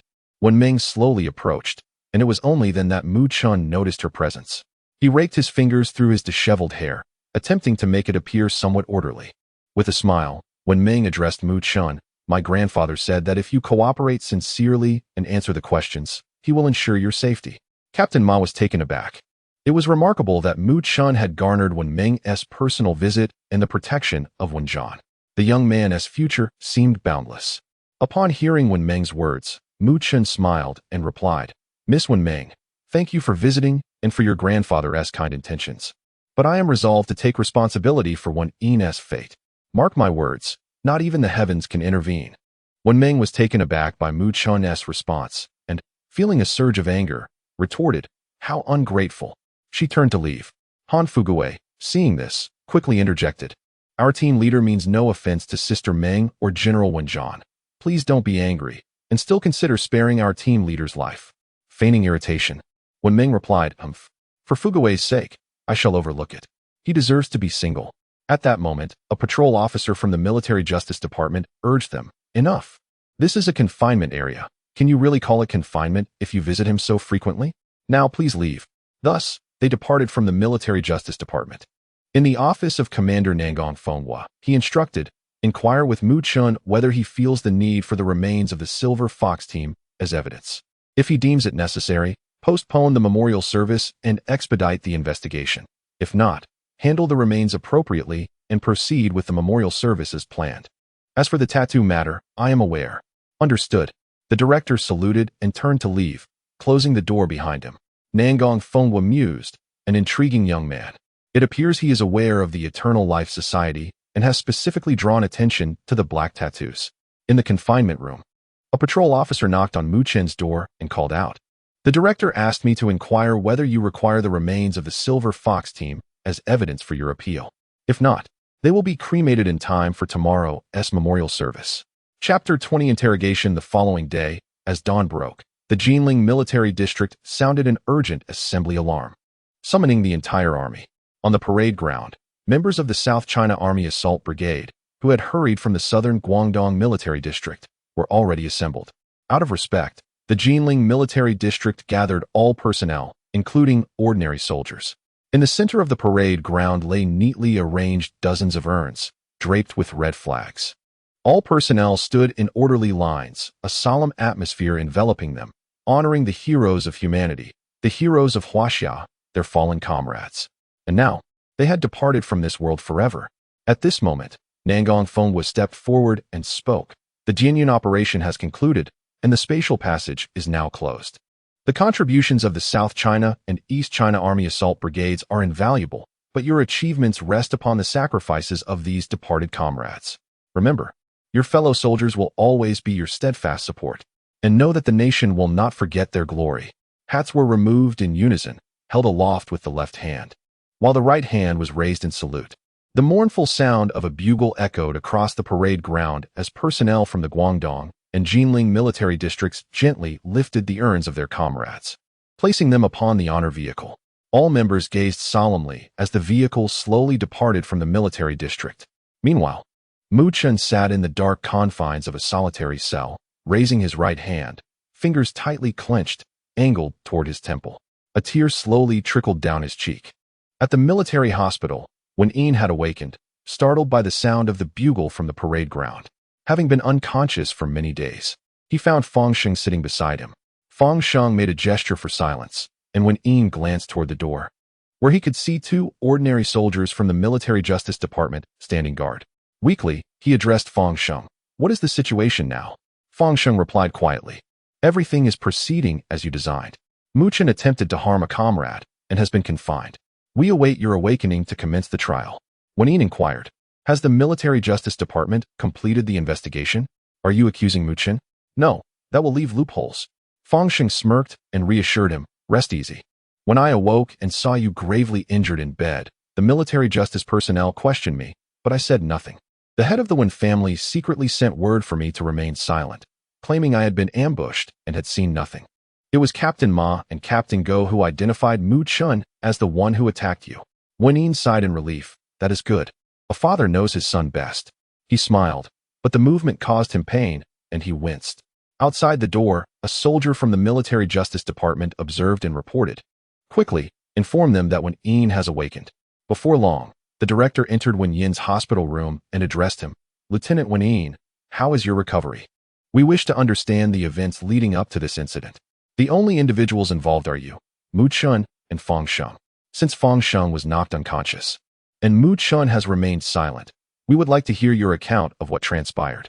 Wen Yin interjected, "Excuse me, I need to address a personal matter."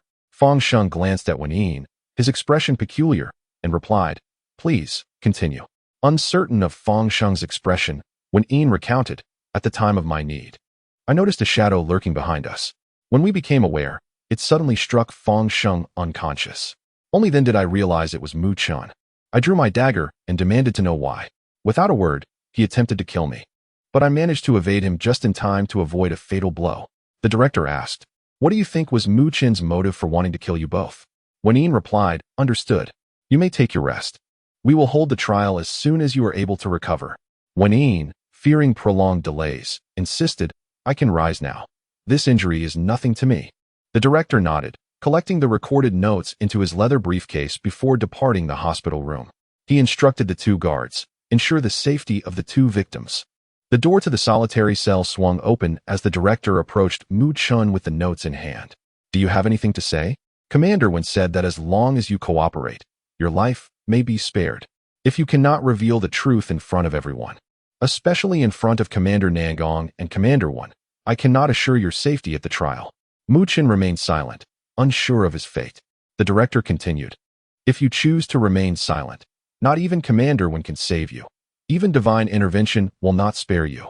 Are you certain you wish to say nothing?" Mu Chen maintained his silence. Irritated, the director declared, "Then I shall consider your silence as acceptance. Await your trial." He stormed out, slamming the door behind him.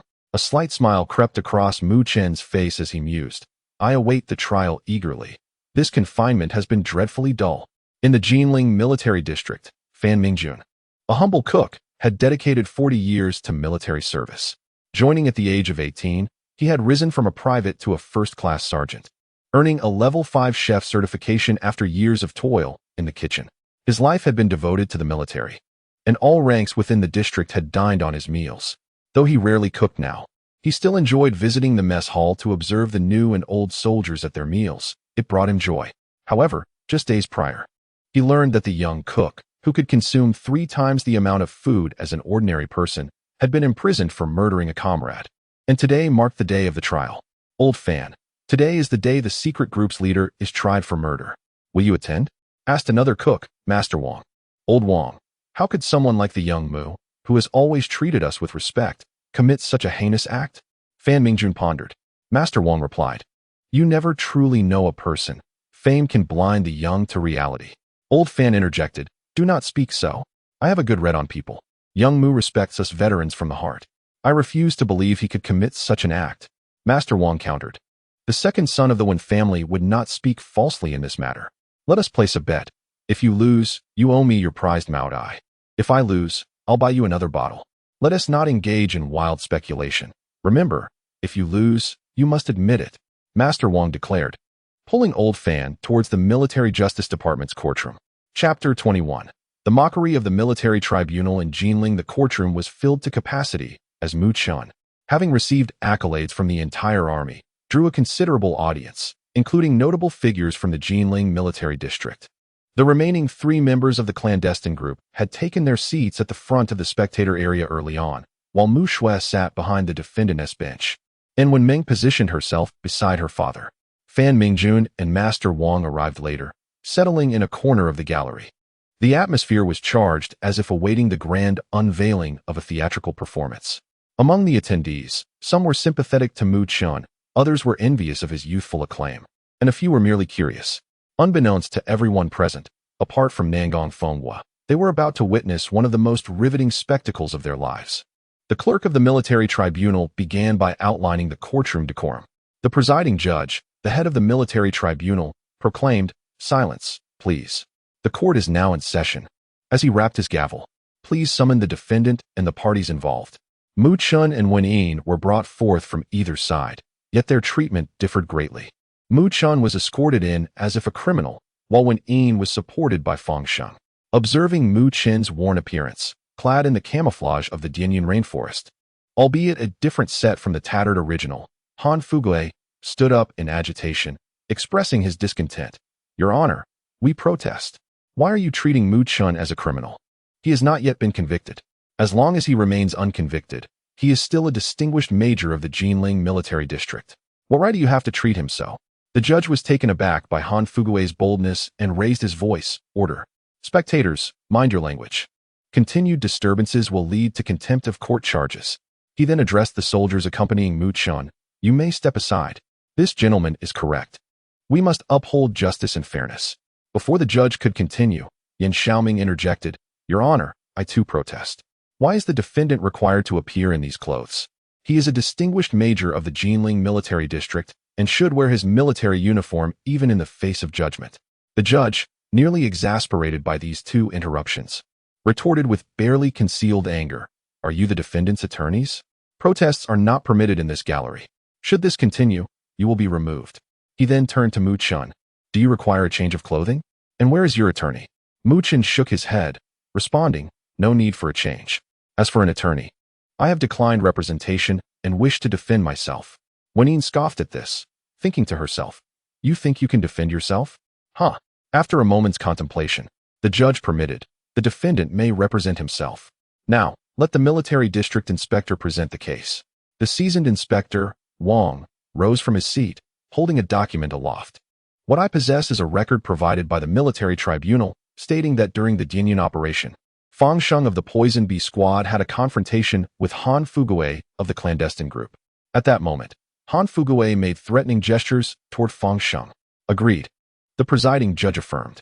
Han Fugui reluctantly conceded, "Yes, there was indeed a verbal altercation in the vehicle, and I did make threatening gestures toward Fang Sheng." However, he hesitated, compelled to tell the truth, for many others were present in the vehicle. "There's no need for however. A simple yes suffices." Inspector Wang interrupted. Continuing, Inspector Wang stated, "According to testimonies, later in the Dianyun operation, a conflict arose again near the spatial passage where the Poison Bee Squad and the clandestine group were stationed side by side.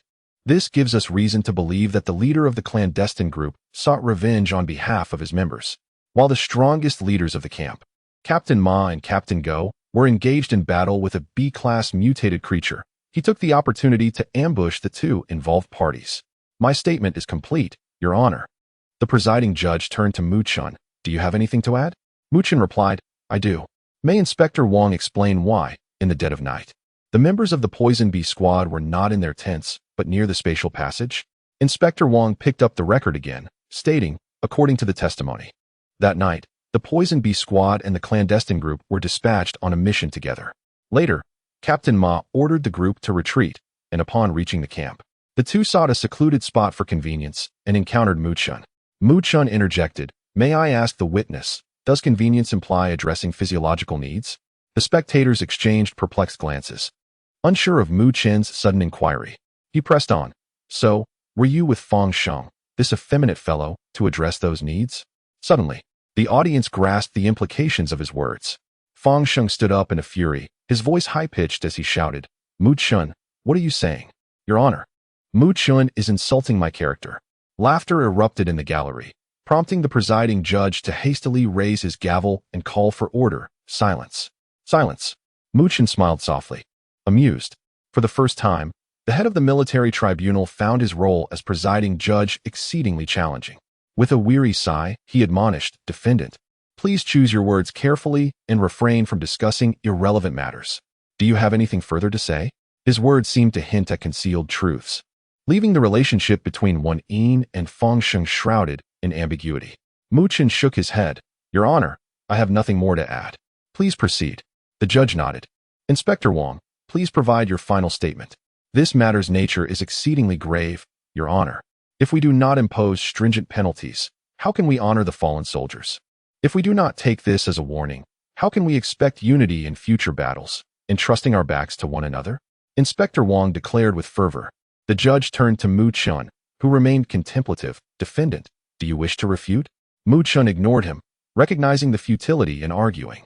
The case was fraught with inconsistencies. Why was it always assumed that he had seized Wen Yin's dagger instead of bringing his weapon? Wasn't it claimed that there was a premeditated vendetta? The judge, aware that individuals like him and Inspector Wang were not necessarily allies of the Wen family, but were certainly influenced by their power, did not hold them accountable. He did not expect everyone to uphold justice and impartiality. He relied solely on himself. Noticing Mu Chen's silence, the judge sighed and glanced at Nangong Shangshui and Wen Zhanzhou, who offered no indications. "Everyone rise. The court will now announce its verdict." The judge proclaimed. In the case of the former leader of the clandestine group, Mu Chen, for the attempted murder of the leader of the Poison Bee Squad, Wen Yin, and member Fang Sheng, according to military law, the following sentence is rendered. Mu Chen is stripped of all ranks, ordered to compensate Wen Yin for medical expenses amounting to 82,541 yuan, and sentenced to death. At this moment, the other three members of the clandestine group in the gallery were visibly shaken. Mu Shui clutched the golden glass orb in her pocket tightly when a large hand settled on her shoulder. It was Nangong Fenghua. Turning, she regarded this extraordinary middle-aged man. Nangong shook his head at her, indicating she should not act impulsively. Surprisingly, she felt a flicker of trust in him and withdrew her hands from her pockets. Nangong smiled gently at her, nodding to assure her that she need not rush. In a corner of the spectator area, Master Wang turned to Fan Mingjun, saying, "Old Fan, remember that bottle of Mao Tai. A wager is a wager." At this juncture, Fan Mingjun, nearly incredulous, stood abruptly, exclaiming to the presiding judge, "I refuse to accept this verdict. Mu Chen has rendered great service to Huaxia. We cannot execute him. What is this all about?" Xiao Mu is not a villain. The director gazed at the protesters, who happened to be his former instructor, feeling utterly distressed. There were simply too many complications.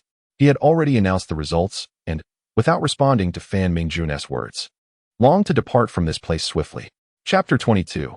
The curtain falls just as he was about to leave the presiding judge's seat. Mu Chen, who had been resting with his eyes closed, suddenly rose to speak. "May I inquire, esteemed judge, how is the crime of treason adjudicated?"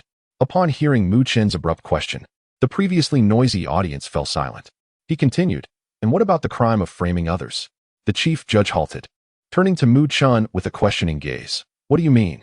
Do you wish to add more charges against yourself?" Mu Chen replied, "I wish to state that I indeed contemplated the murder of Wen Yin and Fang Sheng. However, they do not qualify as my comrades, nor do they deserve to be. Wen Yin and Fang Sheng have conspired with the enemy, betrayed their fellow soldiers, and attempted to frame others. Such individuals, I, Mu Chen, would strike down at every encounter." Many spectators, caught off guard, struggled to comprehend the rapid turn of events. Was it possible for things to change so swiftly? Wen Yin, agitated, retorted, "Mu Chen, it seems you are merely spewing baseless accusations, frightened into madness by your impending death sentence." Mu Chen responded, "If you are not in a hurry, I would like to share a story with you all. Once I finish, I shall take my leave." "What say you, esteemed judge?" The chief judge scolded. "Is this the place for storytelling?" At that moment, Nangong Fenghua stood up with a smile, saying, "Let him speak. We must uphold the right to free speech." He was the leader of the Silver Fox team in the Southern China Group Army's Assault Division, and had he chosen to abandon his fallen comrades and retreat alone in the Yunnan rainforests, he might still be alive today. Yet he did not. Even with his comrades lifeless before him, he stood in front of them, fighting to the last. Our team saved him, but due to our negligence, we allowed one enemy to escape, who then alerted a D-class expert, resulting in Wu Hongbao's death before my eyes. But do you know? His enemies were not mutated creatures. They were human, and these humans sought to silence witnesses because the Silver Fox team had stumbled upon their meeting with the Poison Bee team. Wen, your group has colluded with the enemy, murdered comrades, and attempted to sabotage operations. What punishment shall you face? You speak without evidence. Wu Hongba is dead. Do you have witnesses? You think anyone will believe you? Wen challenged. Mu Chen declared, I have a witness, and he is right here. The chief judge inquired, who? Mu Chen, with a knowing smile, replied, it is you, esteemed chief judge. The chief judge found himself perplexed, unable to fathom how he had become a witness in this matter. He questioned, I can attest to that, but how does it relate to your previous statements? Mu Chen then addressed Captain Ma, seated in the audience. These individuals are the murderers of the Silver Fox team. Captain Ma, is this not a fact? Captain Ma stood, affirming, based on the evidence at the scene, indeed it is. The Military Justice Bureau also dispatched experts who have confirmed this. Mu Chen continued, if Wen and Fang Sheng bear identical marks on their chests, would that not substantiate my claims? Wen colluded with the Dark-clad assassins, murdering the Silver Fox team, and is implicated in treason, sabotaging military operations, while attempting to frame comrades. Do these charges not hold merit? Wen, Fang Sheng, do you dare to deny it? At this moment, Wen and Fang Sheng could no longer sit still. In the audience, Han Fugui stood, exclaiming in anger, confess. If you do not, it only proves your guilt. Yan Xiaoming echoed, confess. If you are not afraid, then hurry and confess. A chorus of voices from the audience rose, confess, confess, confess. Wen stood, like a cornered beast, casting a glance toward his father. Wen Yan's expression remained inscrutable. He dared not show any sign of weakness. For Nangong Fenghua was observing him closely. Wen, in fury, declared, as the second son of the Wen family, am I to strip bare in this court based on the word of a criminal? You all must be mad. Finally, Wen Zhan, who had remained silent, spoke up. Wen, as the head of the Wen family, I command you to strip and prove your innocence. Yet even then, Wen showed no sign of compliance. At this moment, Han Fugui and Yan Xiaoming approached Wen and Fang Sheng, ready to remove their garments. Wen Yin could no longer contain himself and stood, stating, the Wen family will not tolerate your insolence. He moved to intervene. However, Nangong Fenghua placed a hand on Wen Yan's shoulder, and as a B-class, he was compelled to remain seated. In that instant, the injured Wen and Fang Sheng were no match for Yan Xiaoming and Han Fugui. They struggled against their captors. With a tearing sound, their shirts were ripped apart, revealing identical black spherical tattoos on their chests. Even with the chief judge's gavel having been struck, the uproar in the audience could not be quelled. The chief judge cast a pleading glance at Nangong Fenghua, who calmly responded, comrades, this matter is of great significance. Let this farce conclude here. Mu Chen is acquitted. Wen and Fang Sheng are to be detained. With that, he stood and exited the courtroom first.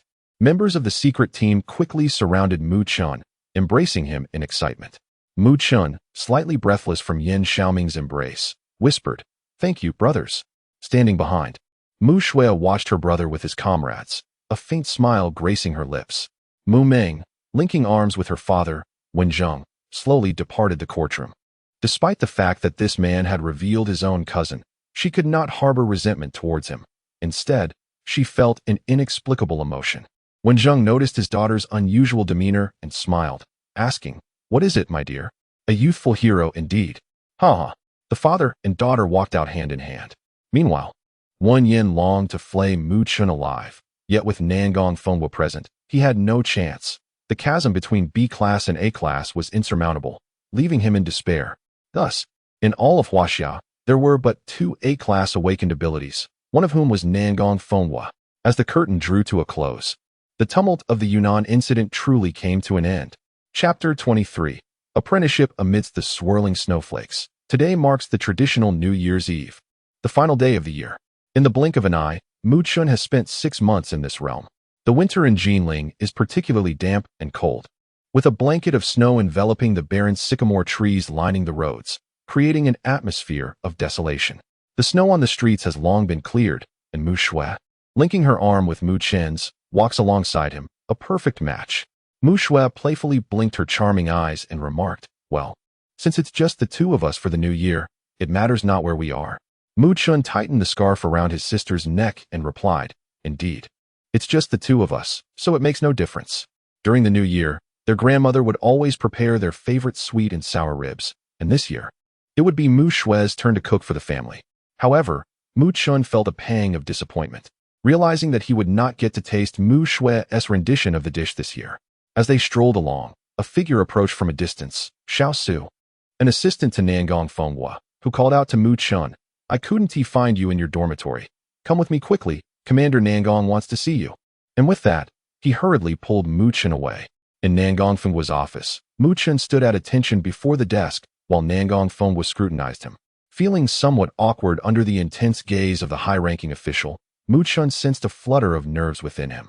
After a moment, Nangong Fenghua rose and gestured towards a sofa on the other side of the coffee table, saying, "Come, sit over here." Yes. Mu Chun straightened his posture and walked over, taking a seat with his back as straight as an arrow.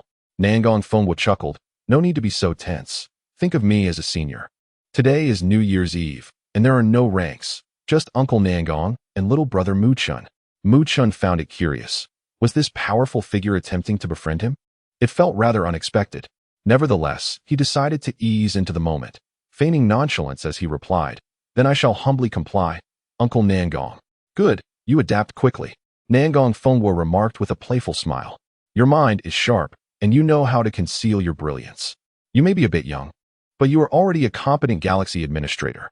Upon hearing this, Mu Chun felt a chill run down his spine, like a startled bird.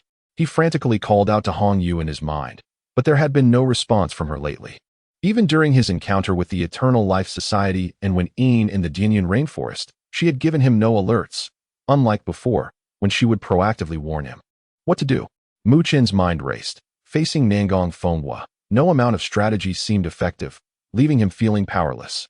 "Little brother Mu Chun, there's no need to be nervous. I am not one of the Eternal Life Society," Nangong Fenghua reassured him, revealing the name of the organization once more. Mu Chun remained on guard as he inquired, "How do you know about them?" Nangong Fenghua had no intention of hiding the truth. "Long ago, I came into possession of a diary written by a galaxy administrator named Chen Tianming. His records are quite detailed. Thus, you hold no secrets from me." Mu Chun replied, "I always believed I was concealing my identity quite well. How did you deduce that I am a galaxy administrator?" He inwardly berated the individual named Chen Tianming for being so careless as to document such sensitive information. In a distant galaxy administration office, Chen Tianming sneezed. Sensing someone was speaking ill of him, Nangong Fenghua laughed. "That's merely your perception. Do you remember Meng Xian from the magical city? Your compassion has given you away. No one but a galaxy administrator can extract spatial energy from a human without consequence. Not even I can. Unless, of course, one were to kill her. And during the special training, how could you, as an auxiliary-type awakener, stand toe-to-toe with Yin Xiaoming, a power-type awakener? I authored the comprehensive combat manual.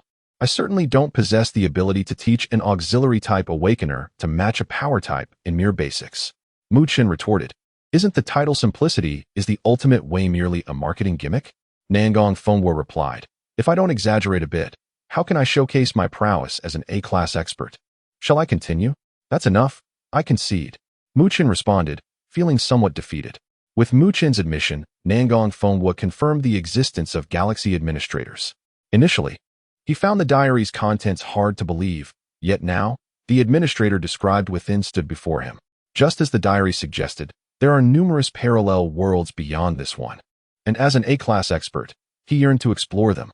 Nangong Fenghua then asked, "Tell me, what is your administrator number, and what is your current combat attribute?" "Don't be disheartened, take it slow. The diary mentions that new administrators often receive energy from spatial channels to upgrade." Mu Chun, feeling a mix of frustration and curiosity, replied, "If you are aware of the galaxy administrators, you must also know about the Eternal Life Society. Why have you kept me in confinement for so long?" Nangong Fenghua's expression turned serious. The entire second branch of the One family is associated with the Eternal Life Society. However, I have refrained from purging them for two reasons: fear of internal turmoil in Jinling and the suspicion that the One family's second branch may merely be the tip of the iceberg. I hope to lure out the larger organization, which is why I have yet to act against Wen Yan. Your appearance has introduced new dynamics. Initially, I believed you would expose the Eternal Life Society to safeguard your life, thereby revealing your identity as a galaxy administrator. In that case, I could treat you as a plump little fish in Jinling, enticing the Eternal Life Society to pursue you. But do not resent me for treating you as bait. When you reach my position, you will understand my reasoning. I am confident in my ability to keep you safe, though I lament the comrades we have lost. Nangong Fenghua continued. Today, I called you here to speak frankly. Now, quickly kneel and pay your respects, so I can bestow upon you a grand gift. Mu Chun, momentarily stunned, thought, what is happening? Wasn't I just supposed to be bait? Nangong Fenghua observed Mu Chin's bewilderment and said, in my name, publicly declare the dangers of the Eternal Life Society in this realm. You will have the authority to eradicate them openly and close the spatial channels without revealing your identity. Does that not qualify as a grand gift? Then call me master. Mu Chun, elated, nearly clung to Nangong Fenghua's leg, almost in tears, exclaiming, Master, will you look after me? And could you provide the secret group with potions to enhance awakening levels to D, C, and B grade? Can you take me on missions? Oh, and I would also like to find a wife. Nangong Fenghua felt a twinge of regret. He had initially intended to nurture Mu Chun until he was ready to explore other realms. Yet, this apprentice seemed rather unpredictable. Had his investigation gone awry? Accompanied by Mu Shui, Mu Chun made his way to Nangong Fenghua's residence. On the way, he shared the news with Mu Shui that Nangong Fenghua had taken him as a disciple and invited them both to dine together for the reunion dinner. Mu Chun did not refuse, nor could he. Having already acknowledged Nangong Fenghua as his master, he resolved to be a diligent apprentice. Even if he had once been bait, he believed that being bait for a figure like Nangong Fenghua held significant value. Regardless, the most crucial aspect was to seize control of his destiny and enhance his abilities. With Nangong Fenghua shielding him from the Eternal Life Society, Mu Chun could accelerate his growth. This was the most important promise he made to Nangong Fenghua, who understood what someone like Mu Chun truly desired. Chapter 24, Shadow Moon. With a rhythmic knock, Mu Chun rapped on the door of the Nangong residence. A plump middle-aged woman opened the door, her face illuminated by a broad smile. Ah, it's Mu Chun and Mu Shui. Fenghua mentioned you would be joining us for a reunion dinner tonight. Do come in. At first glance, both Mu Chun and Mu Shui mistakenly assumed the jolly woman was a housekeeper, but her reference to Fenghua took them by surprise. As she ushered them inside, the woman boisterously declared, Mu Chun, from now on, I shall be your Shirmu, teacher's wife. My name is Wang Xiaomei. Surprised? It's quite all right. Many people whisper behind my back, wondering how Fenghua could marry someone like me, claiming I am unworthy of him. But I was once a beauty in our village. And back then, your master was just a well-known bachelor and a notorious poor man. Ha ha. Nangong Fenghua emerged from the living room, clearing his throat. Why speak of such things in front of the younger generation? Come, sit down, Mu Chun. Mu Shui. Mu Chun presented a gift he had thoughtfully purchased earlier, saying, wishing you a happy new year, Shirmu. May all your wishes come true. Wang Xiaomei beamed. What a considerate child. I haven't prepared anything for you. But how about I introduce you to someone special?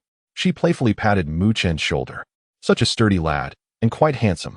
I assure you, you won't be disappointed. Nangong Fenghua chimed in. Mu Chen mentioned wanting me to find him a wife when he became my disciple. Leave that to your Shirmu. Ha ha. Wang Xiaomei added, indeed. I have no children of my own, so now that Mu Chen calls me Shirmu, I suppose I am half his mother. And what of Mu Shui? Are you also seeking a suitable partner? Mu Chen quickly interjected. Thank you, Shirmu, but Mu Shui is still in high school. Her studies are paramount. No early relationships allowed. Mu Shui stifled a laugh, enjoying her brother's embarrassment. The atmosphere felt remarkably familial. Turning to Wang Xiaomei, Mu Shui asked, Shirmu, do you have any spare ribs? Every year, my brother and I prepare a dish together, and he particularly loves my sweet and sour ribs. Now that we're celebrating the new year as a family, I wish to cook for you all. Wang Xiaomei's eyes glistened with emotion as she grabbed Mu Shui's hand. Of course, I will assist you in the kitchen. As they chatted and moved towards the kitchen, Nangong Fenghua and Mu Chen settled in the living room. Nangong Fenghua chuckled. Your sister is quite remarkable. Mu Chen thought his master was referring to his sister's social skills and nodded. Indeed, she is impressive. As Mu Chen reflected on the reunion dinner and gradually accepted his newfound status as a disciple with a matchmaking Shirmu, he felt an unprecedented sense of warmth and eventually drifted off to sleep. The following day, on the first day of the new year, a news bulletin interrupted the programming. Nangong Fenghua publicly announced the existence of spatial channels and the Eternal Life Society, declaring the establishment of the Shadow Moon Organization, with himself as its inaugural leader. He placed the Eternal Life Society on the list of entities to be hunted, elucidating its dangers and calling for a united global effort to combat it and safeguard the spatial channels.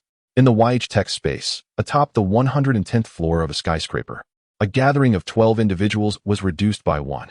A figure in a yellow mask spoke in a low voice. The second branch of the Wen family in the ability space has been purged. Should we provide assistance? The mysterious figure above replied, no need. Nangong Fenghua is not easily dealt with. The masked figure continued, our chest marks have been exposed. Is there a way to eliminate them, Chairman? The enigmatic figure responded. The mark is the source of your ability to absorb life force. Once granted, it cannot be erased. Are you afraid? May light shine upon us. The yellow-masked individual quickly knelt and declared, Chairman, we can tattoo over our marks to conceal them. It is not fear, but rather a desire to serve you better. Another yellow-masked individual bowed in agreement. The mysterious figure commanded, depart. The 11 black-robed figures gradually dissipated into the air, while the mysterious figure sipped from a glass of red wine, murmuring, Nangong Fenghua, Shadow Moon, Galaxy Administrator. The establishment of Shadow Moon sent shockwaves throughout the world, including Muchun. The organization was spearheaded by two A-rank powerhouses, Nangong Fenghua and Ma Jingru, the head of the Ma family in Kyoto. To effectively respond to the spatial channel crisis and maintain amicable relations among nations during combat, all actions of Shadow Moon would be independent of Huaxia. All members would depart from military service, don civilian attire, and become nameless guardians of the general populace. At this moment, a summons reached all awakened individuals.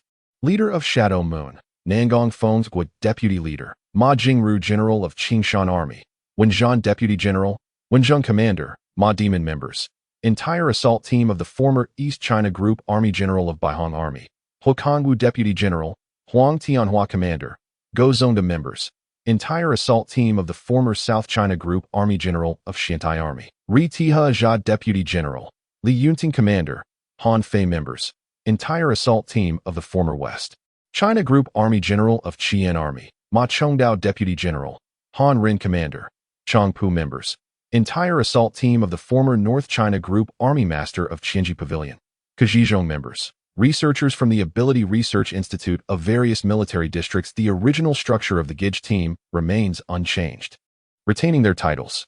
All members are to assemble at 918 Xingjing Road, Luocheng, within 7 days. Failure to comply will be regarded as a voluntary forfeiture of joining Shadow Moon.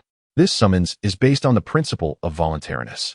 Thus, the era of Shadow Moon commenced, reshaping the original landscape of the ability space, prompting nations to emulate the distinction between awakened individuals and ordinary citizens. On the 4th day of the new year, Mu Shui, aware that her brother would be stationed in Luocheng henceforth, made a pact with Mu Chun to gain admission to Luocheng University. With just half a year apart, Mu Shui would soon be preparing for the college entrance examination, and gaining entry to Luocheng University would be a mere formality. In Luocheng, Mu Chun, accompanied by Fu Gui and Xiao Ming, delayed his reporting to indulge in a meal at old Xiao's home, paying a visit to Xiao Qinan's parents. With 3 days remaining until assembly, Mu Chun and his companions arrived at the headquarters of the Shadow Moon Organization. In Nangong Fenghua's new office, Mu Chun inquired, Master, this decision seems rather abrupt. All who voluntarily join Shadow Moon significantly reduce the likelihood of being drawn into the Eternal Life Society. From now on, you can unconditionally trust your comrades in Shadow Moon. Those who have not joined, aside from awakened individuals from the 3 major families, will be screened by Shadow Moon to eradicate the Eternal Life Society completely. This is the purpose behind the establishment of Shadow Moon alongside Deputy Leader Ma. Before waging war against the Eternal Life Society, we must first ensure our own house is in order. Mu Chun expressed his gratitude. Thank you, Master. Nangong Fenghua, sacrificing his position as commander to protect him, solidified their bond of mentorship, far surpassing the earlier circumstances where Mu Chun was treated as bait. Mu Chun's heart was finally unburdened. He wholeheartedly accepted this surrogate master. Nangong Fenghua then retrieved a box from beneath his desk. I didn't prepare anything substantial during our hasty apprenticeship. Here, take this. As Mu Chun opened the box, he discovered a D-grade awakening enhancement elixir.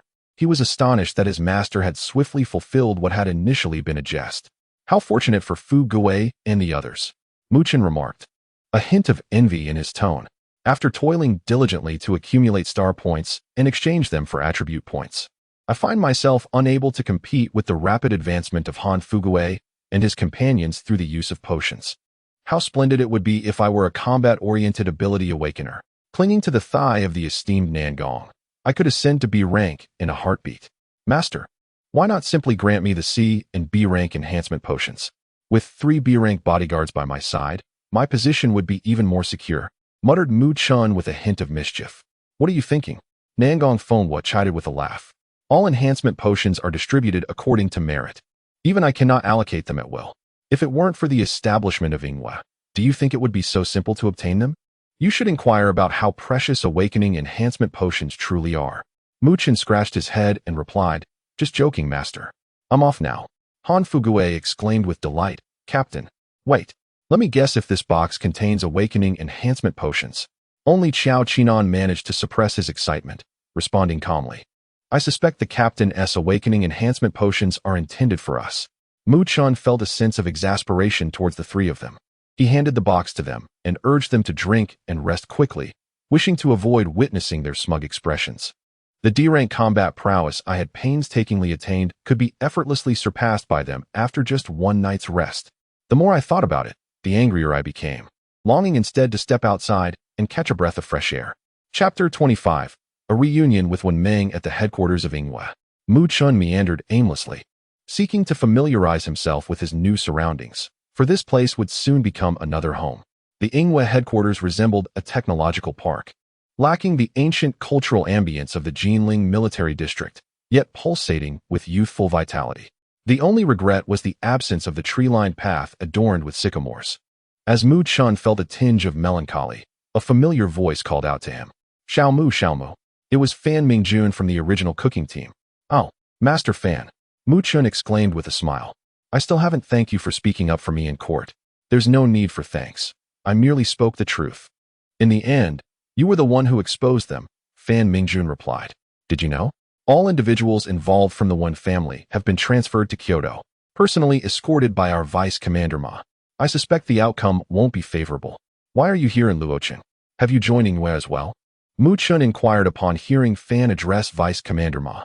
Well, my hometown is Luochen. As soon as I heard you all had moved here, I applied to Commander Nangong to come along with Yinghua. Not only can I return to my roots, but also, you've all grown accustomed to the meals from our team. Fan Mingjun chuckled. I'm getting old. I can't sacrifice myself like you youngsters, so I'll take care of logistics instead. Come, before everyone gathers. Let me treat you to a drink. You made me win a fine bottle of wine, and Chef Wang has been mourning it for half a month. Mu Chun, relishing the leisure, was happy to share a drink with his former instructor, considering it a gesture of gratitude. All right, but I shall pay for the drinks. As a token of appreciation for your trust. Mu Chun insisted. Fine, no problem. Fan Mingjun agreed. As night fell, the cold wind made Mu Chun shiver, tightening his collar. Suddenly, he spotted a familiar figure approaching. Wen Meng, what brings you here? He felt a pang of confusion as she walked toward him. Why have you been drinking so much? Wen Meng asked. Mu Chun replied impulsively. I just had a drink with Master Fan, who spoke on my behalf in court. Are you trying to provoke me? Wen Meng feigned anger. Sorry, I've had a bit too much to drink and forgot you were Wen Yin's sister, he stammered. Regardless of who Wen Yin is, he must face the consequences of his actions, she retorted, attempting to walk away. Mu Chun grasped her arm gently, saying, Wen Meng, why did you join Yinghua?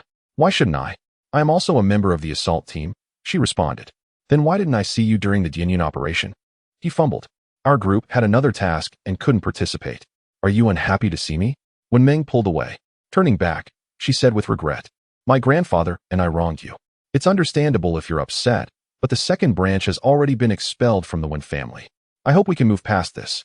She started to leave. At that moment, Mu Chun, slightly intoxicated, shouted, Wen Meng, I am truly happy you are here in Yinghua.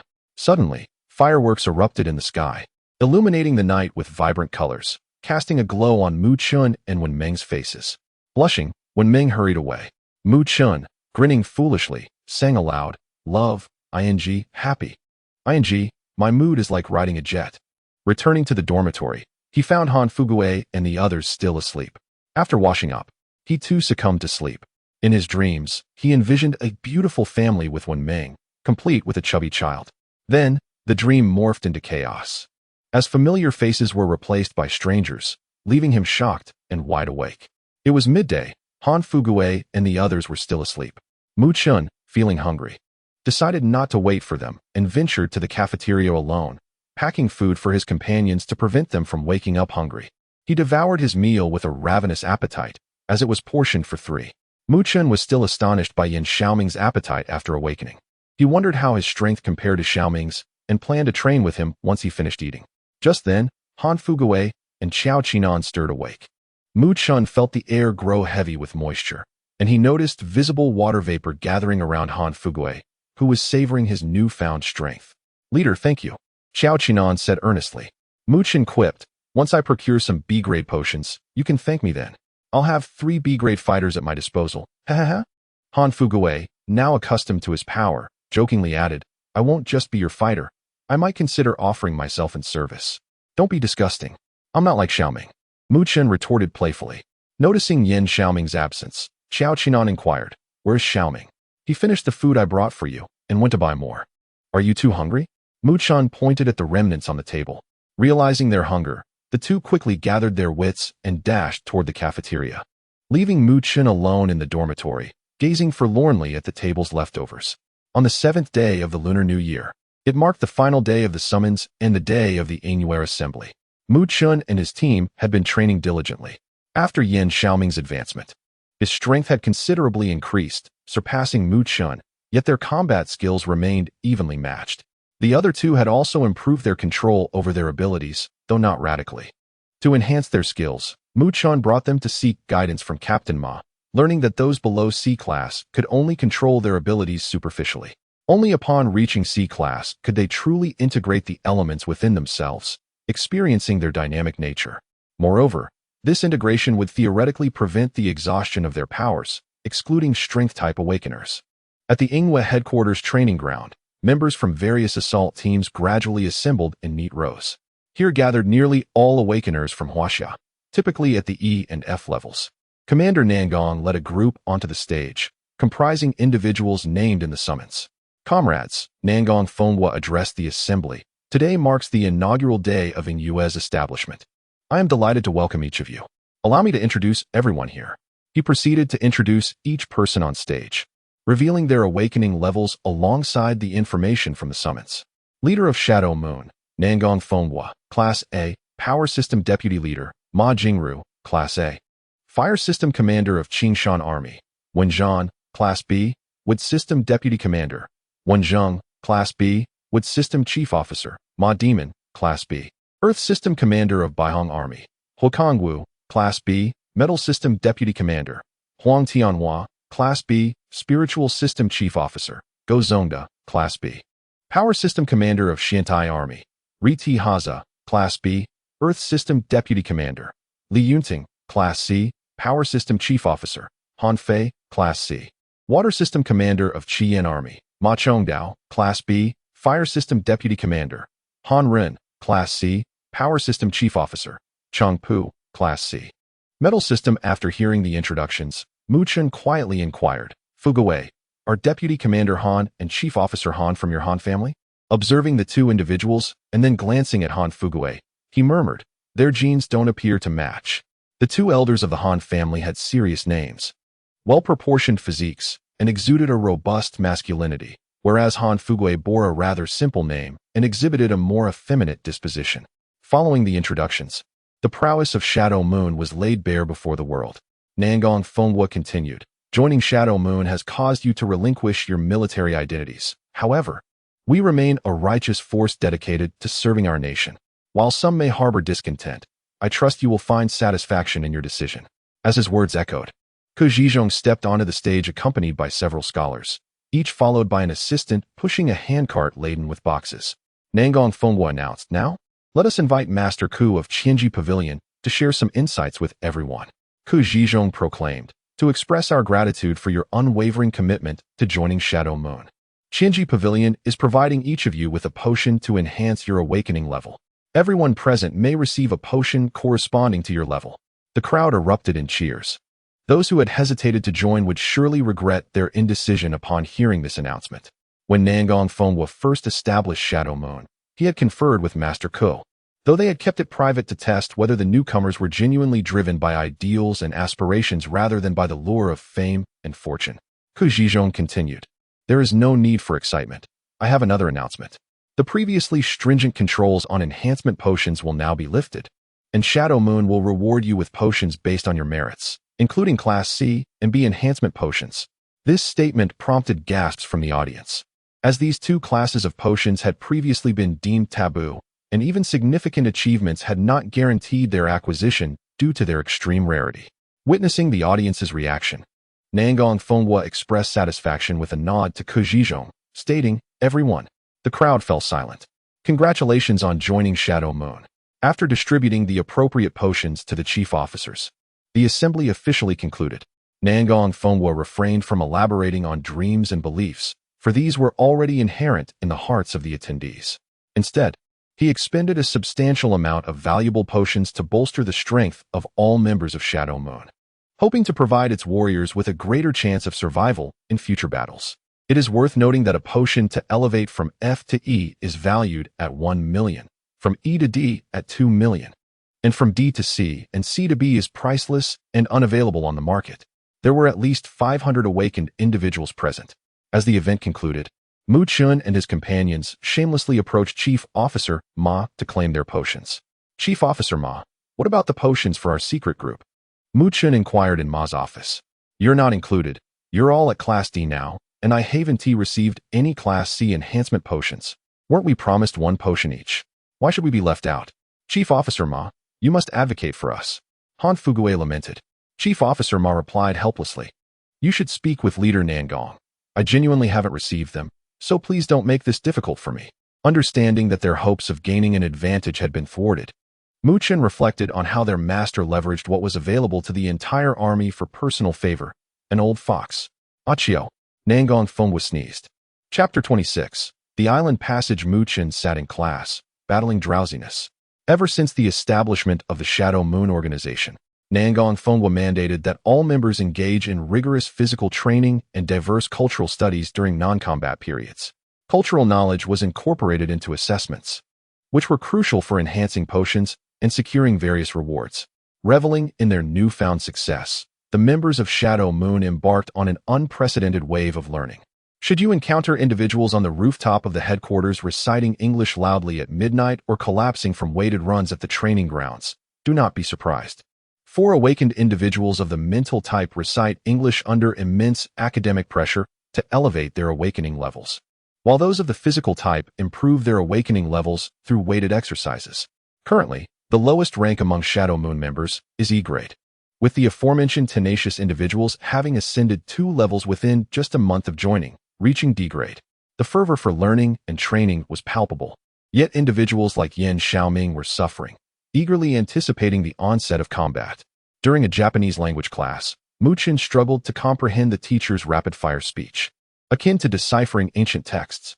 Suddenly, the voice of Han Yue pierced through. Please accept the mission. YH, ability space, coordinates 139, 46 to 35, 42. The spatial passage has been opened. Close the spatial passage for a reward of 1,000 star points, and eliminate mutated creatures for varying rewards based on their levels. This mission has no time limit. With the recent system upgrade, Han Yue had unlocked new privileges for the host, allowing for proactive communication at any time. Recently, Han Yue had been rather unresponsive, and Mu Chun had nearly forgotten that he was a system-equipped traveler. Hurriedly, he reached out to Han Yue. Han Yue, why hasn't anyone from the other world come through the Jinyan passage? The main spatial passage, once opened, would connect 2 parallel spaces, allowing any creature to enter. Mu Chun continued, if the spatial passage is destroyed, does that mean the corresponding parallel worlds will collapse and merge? The spatial passage serves as a pillar between parallel spaces. Destroying 3 subspatial passages or the sole main spatial passage would lead to a collapse, which was the aim of the Eternal Life Society. What if the spatial passage remains open for an extended period? At last, Mu Chun's confusion was resolved. At that moment, Xiao Su hurriedly knocked on the door of Mu Chun's classroom, addressing the teacher.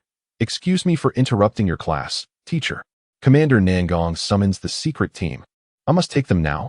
The four promptly exited the classroom, following Xiao Su to meet Nangong Fenghua. Concurrently, two other teams had received orders from Nangong and were hastening towards his office. At the Shadow Moon headquarters, in Commander Nangong's office, the four members of the secret team stood beside his desk. Mu Chun had a fair inkling of why he had been summoned. Just after Hongyue issued the mission, they were called in. Nangong Fenghua's intelligence efficiency was truly remarkable. Before Mu Chun could inform him about the opening of the island passage, he had already gathered personnel. From Nangong Fenghua's remarks, it was clear that the island's passage was not intended for interference from other factions, but due to Shadow Moon's formidable strength. They had reluctantly agreed to Shadow Moon's request for collaboration. After negotiations, the island side had maximally conceded, permitting Shadow Moon to dispatch a group of personnel below C grade for joint operations. Mu Chun observed the other four individuals in the office, aside from the secret team. While he was familiar with Wen Meng, he had never seen the other three before. Curiously, he inquired, Commander Nangong, wasn't it agreed upon that only one group would be sent? Who are they? Allow me to introduce them. Wen Meng, a D-grade wood-type ability awakener, SUSI-MANHUA. A D-grade metal-type ability awakener, Fang Ping, a D-grade physical-type awakener, and Zhang Yuling, who is rather special, a D-grade swordsmanship awakener. Upon hearing Nangong's introduction, Mu Chun felt a wave of despair wash over him. If the seemingly prosperous islanders learned that their esteemed A-grade leader of the Shadow Moon organization was represented by such individuals, what would be left of his reputation? He truly felt for his mentor. Mu Chun examined the three individuals besides Wen Meng. Su Ziyuan had medium-sized eyes, a pair of glasses perched on his nose, reminiscent of Qiao Qinan, and exuded a scholarly demeanor. His neatly styled hair suggested he might have had a promising future in research. A shame he wasn't in an ability research institute. However, his fashion sense surpassed that of Qiao Qinan, who seemed to own nothing but leather jackets and pants. Fang Ping had the face of a protagonist, his eyes larger than Mu Chen's, a prominent nose accentuating his deep-set gaze, with starry eyebrows and dressed in a fitted tracksuit. His short hair was clean and devoid of any grease. Save for his height, which was slightly taller than Mu Chun, they were nearly matched. Zhang Yuling resembled a short elderly man, hunched over, with greasy hair dangling over his forehead, obscuring his eyes and brows. His mouth naturally curved downward, giving him a perpetually mournful expression. Mu Chun resignedly accepted Nangong Fenghua's arrangements. He stepped forward, extending his hand. Greetings, everyone. I am Mu Chun, the leader of the secret team, an auxiliary-type awakener with no rank. He proceeded to shake hands with each member to convey goodwill, subsequently introducing Han Fugue, Xiao Qinan, and Yin Xiaoming along with their abilities. The secret team had expanded to 8 members, now including 4 temporary members. At this moment, the group boarded a plane destined for the island. In Mu Chen's hands were several files. Han Fugue, from Magic City, 22 years old, D-grade, water-type awakener, Shadow Moon. Qingshan Army, formal member of the secret team. Xiao Qinan, from Luo City, 23 years old, D-grade, mental power awakener, Shadow Moon. Qingshan Army, formal member of the secret team. Yin Xiaoming, from Gusu, 22 years old, D-grade, physical type awakener, Shadow Moon. Qingshan Army, formal member of the secret team. Mu Chun, from Dongjiang, 23 years old. No rank prophecy type awakener, Shadow Moon. Qingshan Army, leader of the secret team. Wen Meng, from Jinling, 22 years old, D-grade, wood type awakener, Shadow Moon. Qingshan Army, temporary member of the secret team. Su Ziyuan, from Linen, 22 years old, D-grade, metal type awakener, Shadow Moon. Qingshan Army, temporary member of the secret team. Fang Ping, from Kyoto, 22 years old, D-grade, physical type awakener, Shadow Moon. Qingshan Army, temporary member of the secret team. Zhang Yuling, from Tianfu, 28 years old, D-grade, swordsmanship awakener, Shadow Moon. Qingshan Army, temporary member of the secret team. As Mu Chun gazed at the designation temporary member, he couldn't help but feel that his mentor had truly been inconsiderate. The seemingly content islanders were far too naive. Were it not for the current scarcity of D-grade members in Shadow Moon, Mu Chun suspected the files in his hand would be even thicker. Chapter 27. For intelligence, the aircraft descended upon the island nation of Edo Castle. In a gesture of respect towards Shadow Moon, the island authorities assigned personnel to welcome Mu Chun and his companions. However, Upon laying eyes on the 8 individuals before him, the welcoming representative felt a sense of deception. This was not in accordance with the mission brief. The Inagawa Society, an organization of awakened individuals modeled after Shadow Moon, was noted in the intelligence provided to Mu Chun by Nangong Fenghua. The highest rank within the Inagawa Society is B level, with only 2 members, the radical representative, Morishima Shinji, and the conservative representative, Kudo Yari. The 2 B-level members harbor mutual disdain for one another, yet, compelled by the formation of Shadow Moon, they reluctantly joined forces to establish the Inagawa Society. The reception for Mu Chun and his group was the responsibility of the conservative faction. The leader, addressing Mu Chun in fluent Chinese, said, "Mr. Mu Chun, I am Jinchuan Yosuke. It is a pleasure to meet you. May I inquire, aside from the 4 members of the covert team, who are the other 4? Having reviewed the intelligence, Mu Chun held little enmity towards the conservative faction.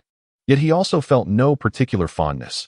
As someone who had traversed dimensions from a technological realm, he instinctively bore no goodwill towards the island nation. It was the radicals who thrived on chaos. Adhering to the principle that the enemy of my enemy is my friend, Mu Chun refrained from allowing his distaste to surface. After all, in their territory, he could not afford to show all his disdain at once. Smiling, Mu Chun replied, "Mr. Jinchuan, have you ever heard of temporary workers? These 4 are indeed temporary workers for our covert team." Jinchuan Yosuke appeared somewhat perplexed. Kudo Yari had mentioned 4 individuals coming, but now there were 4 additional temporary workers. Maintaining a composed demeanor, he bowed and said, "I apologize, Mr. Mu Chun. I need to consult with President Kudo. Please bear with me for a moment." Mu Chun nodded in acknowledgement. Jinchuan Yosuke made a phone call. A stream of rapid speech ensued. Mu Chun caught the last phrase, "Hi," but the rest eluded him. Turning to his subordinates, Jinchuan Yosuke instructed, "Please arrange for additional rooms for Mr. Mu Chun and his companions." He then addressed Mu Chun, "Mr. Mu Chun, your temporary workers arrived unexpectedly, so the hotel reserved for them is not the same as the one originally arranged for you. I hope this does not inconvenience you." Mu Chun waved dismissively. "Not at all, not at all. I appreciate your hospitality, Mr. Jinchuan." He mused to himself that it appeared the island nation had accepted the fact that 8 individuals had arrived, likely due to President Kudo being somewhat perturbed by Nangong Fenghua's actions. The group boarded the vehicle prepared by Jinchuan Yosuke and headed toward the hotel. Due to the change in personnel, Jinchuan Yosuke's subordinates had to yield their seats to Wen Meng and the others, though Mu Chun was oblivious to the specifics of their departure. In the bustling streets of Edo's Kabukicho, within the hotel, Han Fugui was about to speak when Mu Chun gestured for him to hold his tongue and glanced at Xiao Qinan. Xiao Qinan extended his mental perception and shook his head, stating, "No listening devices detected." Mu Chun then signaled for Han Fugui to proceed. Han Fugui, feeling reassured, said, "Captain, this Jinchuan Yosuke lives right next door. Could he be here to monitor us?" Yin Xiaoming retorted, "They underestimate us too much. We would never indiscriminately harm innocents. We are here to assist them in eradicating mutated creatures." Mu Chun remained silent, fully aware of the mission's objective, to eliminate mutated creatures, elevate the Red Moon's status, safeguard against the Eternal Life Society's disruption of the passage, and simultaneously weaken the island's influence. Mu Chun advised Yin Xiaoming, "You cannot project your thoughts onto others. It is understandable for the Inagawa Society to have such concerns. However, their decision to send conservatives to monitor us reflects their sincerity. Let us cooperate with them. Old Xiao, I leave Jinchuan Yosuke to you. Let him have a pleasant dream. We shall venture to Kabukicho tonight to gather some intelligence." Mu Chun declared. Yin Xiaoming, in his naivety, asked, "Why go to Kabukicho for intelligence?" Mu Chun playfully smacked his forehead, exclaiming, "Have you never heard? The land of fireworks, a mingling of fish and dragons, is the best place to gather information." Fool. In truth, Mu Chun had long desired to experience the allure of Kabukicho from his time in the technological realm, and with the hotel conveniently situated there, he could not let such an opportunity slip away. As night fell, the vibrant life of Kabukicho was just beginning. Xiao Qinan lightly subdued Jinchuan Yosuke, lulling him into slumber, and the 4 companions soon found themselves amidst the colorful chaos of the district. The dazzling neon lights nearly blinded them, with cinemas, bars, entertainment venues, nightclubs, love hotels, and eateries lining the streets, predominantly bars, entertainment venues, and nightclubs.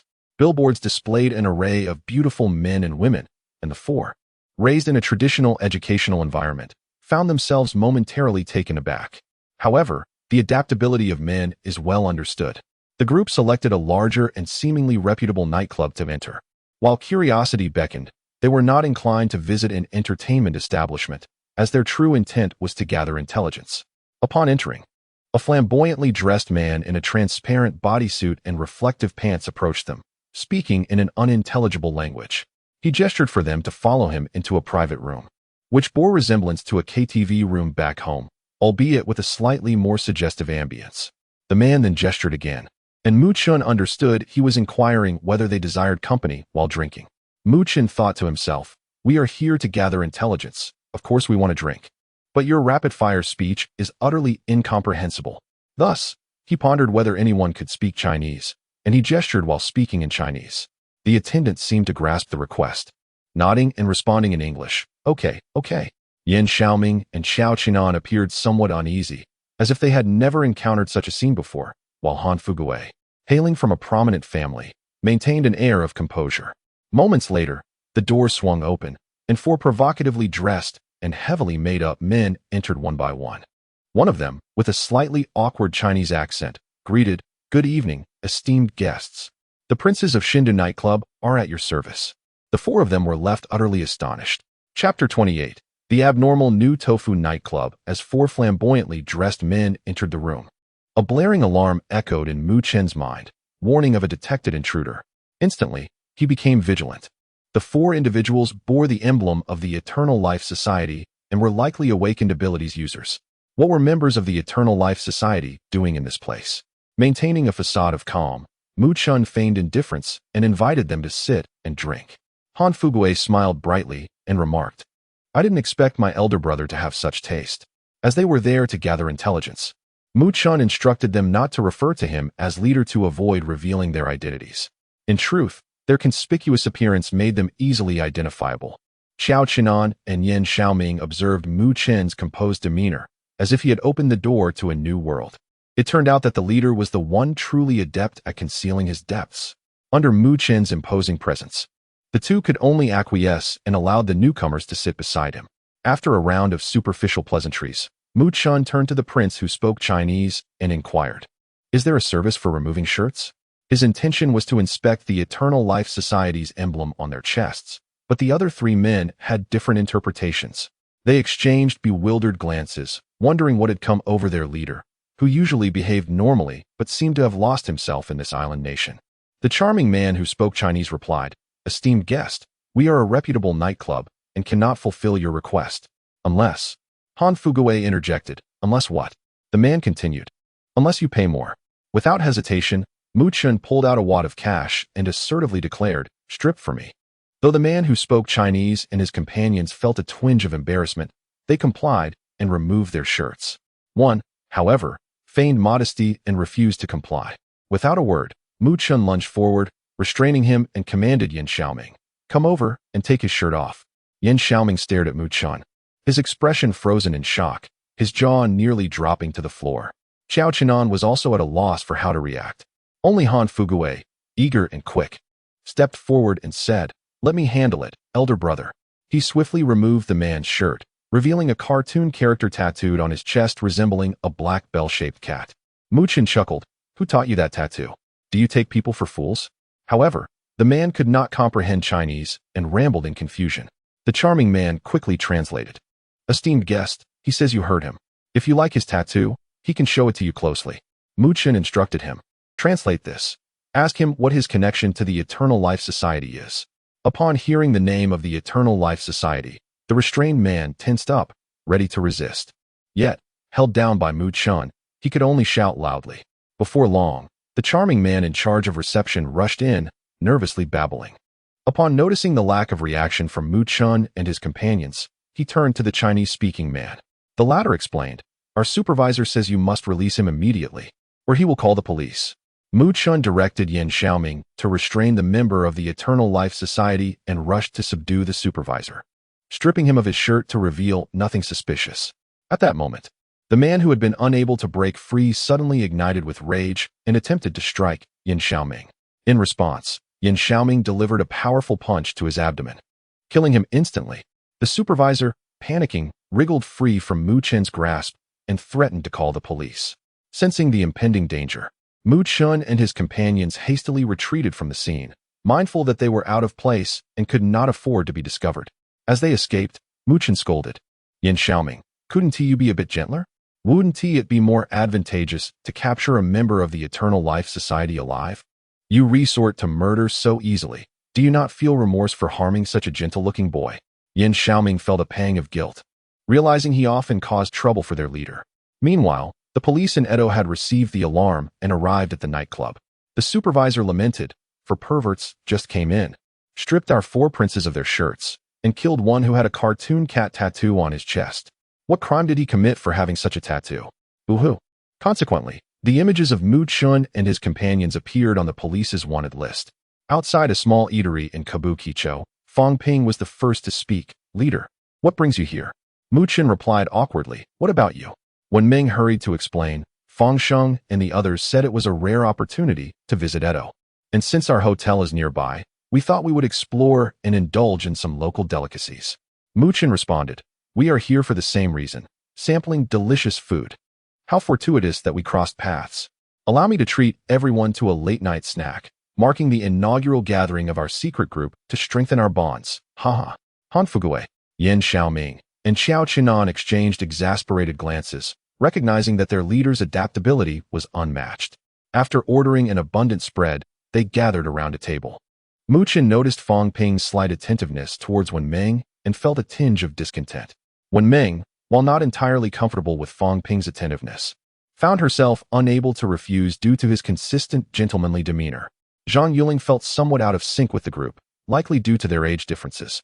After several rounds of drinks, just as Mu Chun was about to rise and say something to alleviate Wen Ming's discomfort, seeing her being pursued by another handsome man made it difficult for him to express his concern openly. An announcement blared from the eatery's television, which the owner had foolishly turned up in volume. The Edo Police Department cautioned that 4 dangerous individuals, known for stripping princes and committing murder, had been sighted in Kabukicho.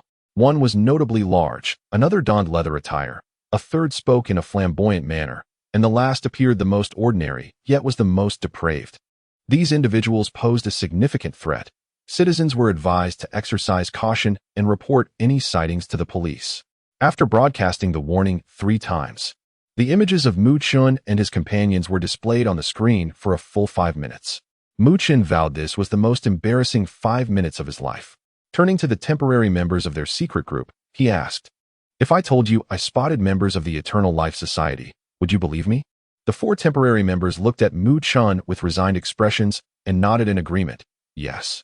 Chapter 29, The Clothes Stripping Fiend. At this moment, the atmosphere of the secret group's gathering was exceedingly awkward, to the point where Mu Chun could practically use his toes to scrape together the dishes on the table. He reported the discovery of the Immortal Society in Kabukicho, and the island nation would cooperate with them. The wanted notice had also been rescinded. Only then did Mu Chun breathe a sigh of relief, reassured by Nan Gongfeng's explanation, believing he would not be misunderstood. The following day, the 8 members of the secret group, under the leadership of Imagawa Yosuke, made a grand entrance into Kabukicho. Such ostentatiousness was contrary to Mu Chen's original intentions. Yet at this juncture, subtlety was not an option. If he did not make a spectacle, the bizarre labels affixed to the 4 would remain. During the day, Kabukicho appeared somewhat desolate, lacking the vibrancy of the night. The relevant professionals were currently resting. One by one, Imagawa Yosuke politely knocked on the doors of various establishments, introducing himself and explaining their purpose. They then proceeded to a discreet location where individuals voluntarily unbuttoned their shirts to reveal their left chests.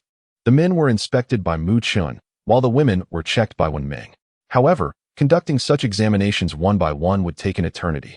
Mu Chun found it intolerable. To avoid exposing his identity as a star system administrator, he dared not use the Red Moon for detection openly. Time was slipping away, and this was precisely what the Immortal Society desired. Mu Chun urged Imagawa Yosuke to hasten the pace, deciding that he would no longer need to assist. Knock, open the door, strip the men, and proceed in one fluid motion, while the women took a tad longer. In a single day, they swept through the first street of Kabukicho, uncovering roughly a dozen members of the Immortal Society, all of whom were ordinary people. The Immortal Society in the island nation was indiscriminate. They sought out ordinary individuals, particularly those engaged in peculiar professions. Congratulations, host. You have obtained the title of Clothes Stripping Fiend. Reward. With a mere thought, you can forcibly strip away men's shirts. Refusal is not an option.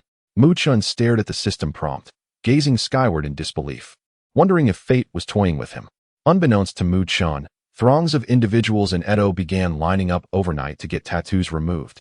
Fearing they might be stripped by this group, Imagawa Yosuke proposed treating the secret group to dinner, expressing gratitude for their assistance in apprehending members of the Immortal Society.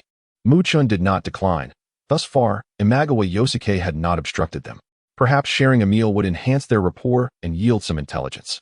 The group arrived at the izakaya highly recommended by Imagawa Yosuke, who did not bring any subordinates, accompanying the 8 members of the secret group alone. It seemed a bit solitary, yet during the ordering process, Imagawa Yosuke made quite the impression. Mu-chun, Han Fuguei, and Yin Xiaoming had no objections. They were accustomed to dining. However, the others seemed less inclined to eat. Fong Ping remarked, I noticed Miss Wen Ming hasn't touched her food. Shall I order some cooked dishes? Fong Ping quickly communicated with the server, and before long, several cooked dishes arrived. Tempura, sushi, sukiyaki, and more. Wen Ming bashfully thanked Fong Ping, to which Yin Xiaoming replied, Why are you thanking him? You should thank him. He is treating us. Mu-chun remained silent, allowing Fong Ping to fawn over Wen Ming, curious to see what schemes Fong Ping might concoct. He felt something was off about this fellow. Although he didn't seem to belong to the Immortal Society, otherwise, the Red Moon would have already alerted him. As the drinks continued to flow, Mu-chun said to Imagawa Yosuke, Mr. Imagawa, I wonder what measures the Inagawa Society has in place regarding the opening of the spatial passage, and if there are areas where we can assist? Imagawa Yosuke, clearly a bit tipsy, squinted his eyes, his face flushed, and a broad smile adorning his features. Mu-chun-kun, rest assured, you can deal with the Immortal Society without worry. The Inagawa Society can handle the rest. Mu-chun replied, Last time in Dinyun, we encountered 2 B-class mutated creatures through the spatial passage. If something similar occurs this time, will your side be able to manage? Upon hearing this, Imagawa Yosuke confidently stated, You see, B-class mutated creatures are nothing serious. Our chairman is realizing he had divulged too much. He quickly shifted the topic back to Mu-chun, urging him to drink. Mu-chun signaled Han Fuguei to join him in drinking. He himself had already consumed quite a bit. After Han Fuguei drained his cup with Imagawa Yosuke, Yin Xiaoming took his turn, followed by Qiao Qin, and even Zhang Yuling and Su Ziyuan accompanied him in drinking heavily. It was said that the people of the island nation loved to drink, but could not handle their liquor well, often becoming chatty when intoxicated. Yet, unlike the stereotype, Imagawa Yosuke, after drinking for so long, became inebriated without a word, ultimately passing out. The group departed the izakaya, 2 of them walking in silence, gradually making their way down a street. He came to a halt, prompting Wen Ming to stop as well. Mu-chun remarked, I feel that Fong Ping has ulterior motives. His excessive attentiveness is suspicious. Wen Ming chuckled, Are you jealous? Jealous? As the leader, I believe that while executing a mission, personal feelings should not interfere with professional duties. That Fong Ping constantly hovers around you is inappropriate. But he was assigned by my grandfather to protect me. Have you forgotten? Wasn't there someone named Fong Sheng beside Wen Yin before? Wen Ming said, observing Mu-chun's awkward expression, unable to suppress her laughter. No wonder Mu-chun felt something was amiss. Fong Ping and Fong Sheng were both from the one family. Truly, love makes one foolish. Mu-chun awkwardly replied. But from what I see, he is not protecting you. He is clearly interested in you. Wen Ming laughed. Upon returning to her residence, she dialed Nan Gongfeng's number. Master. It seems the Inagawa Society is quite confident in their abilities. I hinted at the capabilities of the mutated creatures in Dianyun, and they are assuredly dismissive of B-class mutated beings. From his expression, I suspect the Inagawa Society may be hiding A-class threats. Nan Gongfeng responded, I understand. Please stay safe. YH Technology Space, 110th floor conference room. A man in a yellow mask knelt before a mysterious figure in a black robe, saying, Chairman, the shadow moon from the ability space has begun aggressively purging our members. Although we released only ordinary people, they do not seem inclined to relent. The mysterious figure above replied, Are tattoos of no use? The man in the yellow mask continued. The team sent by Shadow Moon to the island nation is stripping people of their clothes indiscriminately. The mysterious figure instructed, quickly destroy the spatial passage. If they capture members, so be it. The reason you developed so many ordinary people was for this purpose, was it not? However, I believe Shadow Moon's arrival in the island nation aims to disrupt our operations. Previously, intelligence indicated that the spatial passage in Jinyun was not destroyed, but merely sealed. The yellow-masked man below held up a black crystal with both hands. The mysterious figure said, "You may leave." Then, in a soft voice, added, "What if you all close the spatial passage?" Chapter 30. A bountiful harvest in the early morning. The sun gradually ascended, casting its golden rays through the clouds, illuminating the entirety of Edo. The city awakened, and at its heart, a previously subtle spatial passage suddenly burst open. The surging energy enveloped the entire city. While Mu-chun remained blissfully asleep in his bed, suddenly, the voice of the red moon echoed. "Host, the spatial passage has been fully activated, and mutated beings have emerged. It is time for you to rise." Mu-chun sprang from his bed with lightning speed, dressed, washed his face, brushed his teeth, and then roused the others. He even knocked on the door of Imagawa Yosuke, but received no response, likely due to excessive drinking the previous night. Upon receiving Mu-chun's call, when Meng and the others hurried to the hotel where he and his companions were staying, Mu-chun murmured to himself, "Seeking the dragon, dividing the gold. Observe the entangled mountains. Each layer of entanglement is a barrier." The recent popularity of Yunnan Insect Valley has captivated many. In his mind, he chanted the notion of mutated beings, and instantly, a dense array of red dots spread across the city of Edo, its scope far surpassing that of the Yunnan rainforests. Mu-chun conveyed to the others, the energy dispersion from the spatial passage is extensive, and there are numerous mutated beings. The personnel from the Inagawa Association are fewer than those from the Shadow Moon, making it quite troublesome to deal with. For safety's sake, we shall consolidate here starting today. Wen Ming stayed in my room, while I shared a space with Fang Ping. Su Mengze and Zhang Yuling occupied another room, and Han Fugue and his companions lodged together. After these arrangements, the group set off in search of mutated beings. Mu-chun was eager to seize the opportunity to enhance his abilities, as the vast range of the island's passage presented an excellent chance for growth. Edo was in chaos. Mutated beings began to emerge in succession. Not only animals, but also humans were affected by the spatial energy. To ordinary people, it felt akin to the apocalypse. Once polite neighbors suddenly lost their sanity, attacking those they once held dear. Their closest companions transformed into ferocious beasts, launching frenzied assaults. All of this chaos stemmed from the spatial energy. Kinoshita Rina, a celebrated beauty from Edo High School, was adored by boys from other schools, with suitors aplenty. She enjoyed a blissful family life. Her father a renowned doctor, and her mother a gentle homemaker. Each day, she took a bento made by her mother to school, and her father accompanied her to and from class. Hastening home, Kinoshita Rina opened her door to a scene that filled her with shock and dread, a horror she had never experienced in her life. Her beloved mother and father were devouring her defenseless mother. In terror, Kinoshita Rina shut her eyes tightly and screamed. Memories of her happy life with her parents flooded her mind, tears streaming down her cheeks. After a moment, she sensed no wild, beast-like assault from her father. She opened her eyes to see a young man standing before her, while her father lay lifeless at the young man's feet. The youth had a neat, short haircut, and his resolute gaze was as deep as the starry sky. His slightly tanned complexion lent him an air of masculine charm. He smiled gently at Kinoshita Rina, saying, "Are you all right?" Kinoshita Rina gazed at her mother, now unrecognizable, and her father, who lay dead on the ground, her emotions crumbling as tears flowed uncontrollably. The young man, Mu-chun, who was busy gaining points, looked at her as if he were seeing Mu-shue, especially as she wept so sorrowfully. Mu-chun comforted her. "Your father was affected by the spatial energy and transformed. Had I not intervened, you might have already." He continued, "Most of the residents in your community have been affected.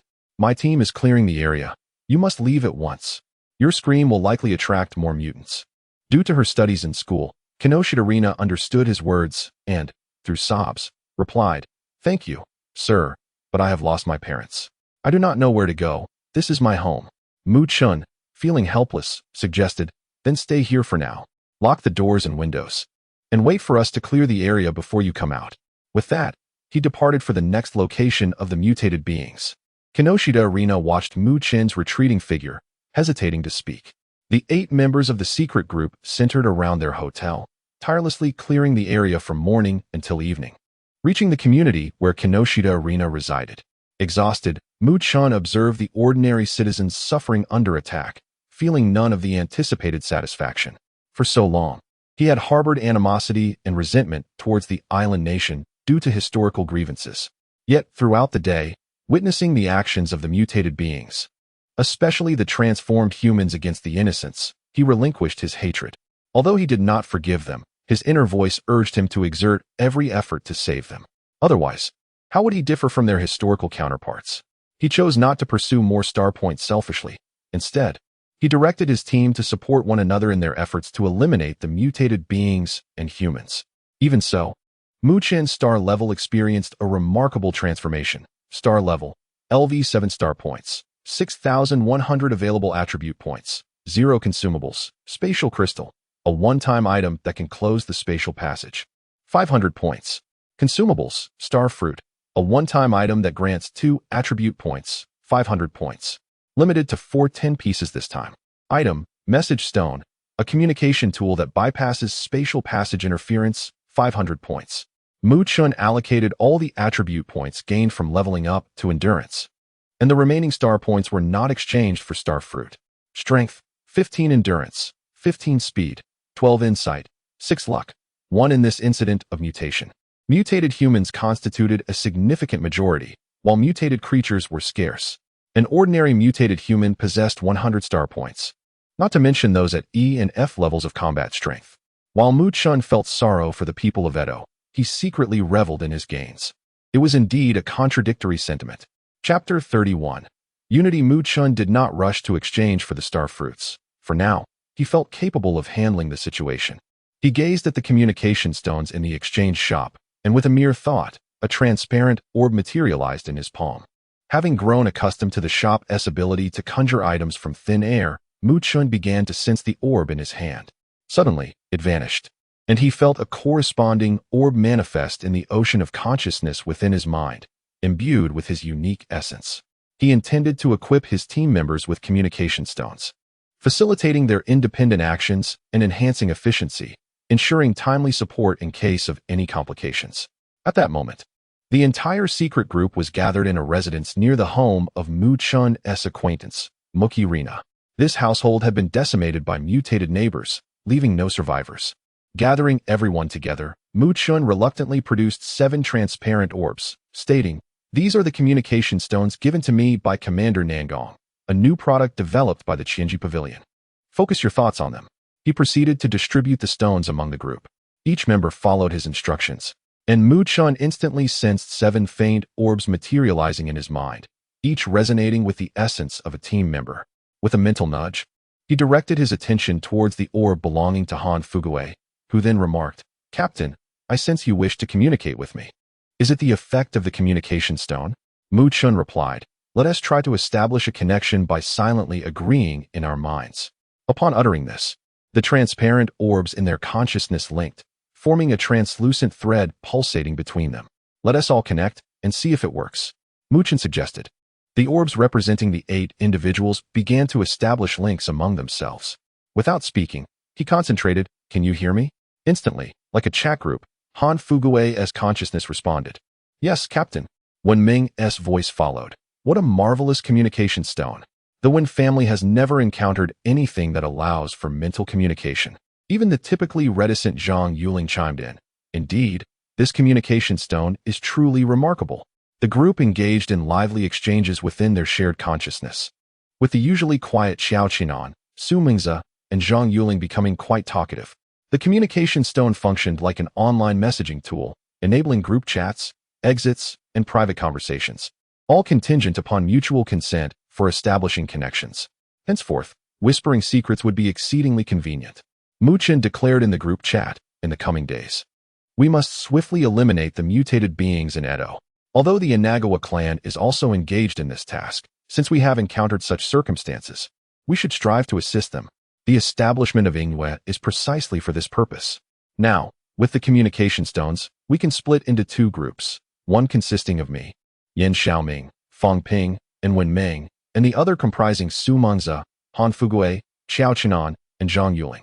Given my prophetic abilities and Xiao Qinan's formidable mental strength, both groups can effectively seek out the mutated creatures. Our team will focus on the primary elimination, while yours will handle support and flanking duties. Is that agreeable? Absolutely, came the unified response from the others. After severing the connection, Mu Chun positioned himself against the doorframe. Gazing outside, gradually, the sound of gentle snoring filled the room, and suddenly, a ripple of thought reached him. It was Wen Meng. What's wrong? Can't sleep? Mu Chun inquired. Yes. Today's battle was too intense. Every time I close my eyes, I see the chaotic images of the mutated beings. Today was the first time I took a life. From Wen Meng's earlier demeanor, Mu Chun had not discerned any distress, assuming that the scions of prominent families possessed robust psychological resilience. However, he had failed to consider that despite her lineage from one of the three great families, she was still a girl in need of care. With a soothing tone, Mu Chun recounted, I too had never taken a life before. I was terrified the first time and even vomited. I remember when the Dianyan passage opened. We were forced to scatter by the onslaught of the insect tide. He gradually narrated the events surrounding the Dianyan passage. Later, he inadvertently encountered the Everlasting Society. Initially focused solely on survival. After eliminating them, I felt no discomfort. It was only afterward that I experienced an uncontrollable nausea. You have done remarkably well. At least you are faring better than I did, right? Mu Chun reassured her. Thank you, Mu Chun. Good night. Wen Meng listened quietly to his words, refraining from adding anything further. The jovial individual she had always known had endured so much. She felt a pang of sympathy for Mu Chun, reflecting on the injustices and slanders he had faced over the years. Unbeknownst to him, her heart quietly embraced him. The following day, the secret group split into two factions. Mu Chun, accompanied by Yin Xiaoming and Fang Ping, resumed their mission to eliminate the mutated beings. The trio swiftly cleared the community of its mutated inhabitants, and Mu Chun observed his star points steadily accumulating. 3,000. The level of my stars has risen again. He glanced at his status. Star level, LV8, star points, 7,200. Usable attribute points, 2. Consumables, space crystal, one-time use item, can close a spatial passage, 500 points. Consumables, star fruit, one-time use item, grants 2 attribute points, 500 points. Limited to 410 items. Items, communication stone, transmission tool impervious to spatial passage interference, 500 points. With nothing more to exchange for at the moment, he decided to utilize the star fruits first. Mu Chun excused himself from Yin Xiaoming and Fang Ping, consuming 6 star fruits in quick succession. The option to exchange for star fruits vanished from the star shop, and a new item appeared. Star level, LV8, star points, 4,200, usable attribute points, 14. Consumables, space crystal, one-time use item, can close a spatial passage, 500 points. Consumables, star essence, one-time use item, grants 10 attribute points, 2,000 points. Limited to 0.5 vials. Items, communication stone, transmission tool impervious to spatial passage interference, 500 points. It appeared that the star essence offered greater value than the fruits. Mu Chun exchanged for a vial of star essence and consumed it, leaving him with 2,200 star points for urgent use. Observing his accumulated 24 attribute points, he felt significantly empowered even before allocating them. Opening the attribute panel, he allocated 10 points each to strength and endurance, directing the remainder towards speed. Strength, 25, endurance, 25, speed, 16, insight, 6, luck, 1. Mu Chun had not yet considered allocating points to insight and luck, as he desperately needed to enhance his foundational strength. Uncertain of their functions, he opted to refrain from investing in them for the time being. With each movement, he sensed a newfound power welling within him. And Fang Ping noted how Mu Chun's strength seemed to coalesce inwardly, a phenomenon indicative of a sea-level power awakener. Fang Ping pondered. What could Mu Chun have done to undergo such a transformation in such a brief interval? Wasn't he an auxiliary-type power awakener? How could he possess combat capabilities akin to a D-level power awakener? It defied logic. Had he perhaps practiced some ancient martial arts? Just as Fang Ping was lost in contemplation, a telephone pole hurtled towards him at great speed. In the nick of time, Mu Chun yanked him away, narrowly avoiding disaster. Be cautious. A sea-level mutated being has appeared ahead. Prepare for combat. He hastily signaled the other team for reinforcement. Han Fugue's voice came in a rush. Captain, we have also encountered a sea-level mutated being on our end. This is troubling. How could two appear simultaneously? Mu Chun felt an unsettling sense of foreboding. They had not detected a single one previously, yet now two were assaulting them. Something was amiss. Sea-level mutated beings retained their instinct to attack, but this was a premeditated ambush. Mu Chun hurriedly informed the other group. Be cautious. The sea-level mutants possess intelligence. Do not let your guard down. Hold your position. We will rush to your aid as swiftly as possible. He harbored considerable concern for the 5 individuals in that group, for mutants typically relied on brute strength. And the absence of a power-type awakener among them could lead to dire consequences. Mu Chun turned to Fang Ping and Yin Xiaoming, saying, we must swiftly extricate ourselves and provide support. At this moment, Fang Ping was evidently anxious. Admiral Wen Zhan had tasked him with safeguarding the young lady, and now, encountering difficulties without his presence, he felt he had failed in his duty. Mu Chun reassured Fang Ping, I had previously misjudged you, but my desire to protect our team members' safety surpasses yours. Focus on the task at hand. Do not dwell on other thoughts. Fang Ping, meeting Mu Chun's earnest gaze, nodded in agreement. Suddenly, utility poles rained down towards the trio like arrows. Mu Chun relied on his speed to evade them, while Yin Xiaoming wielded his dark blade.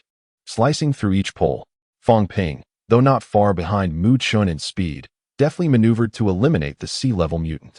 Observing the 3 approaching at such haste, the sea-level mutant, who had initially stood firm, opted to retreat. Mu Chun had surmised correctly. The sea-level mutant had developed intelligence, though not akin to that of a typical human.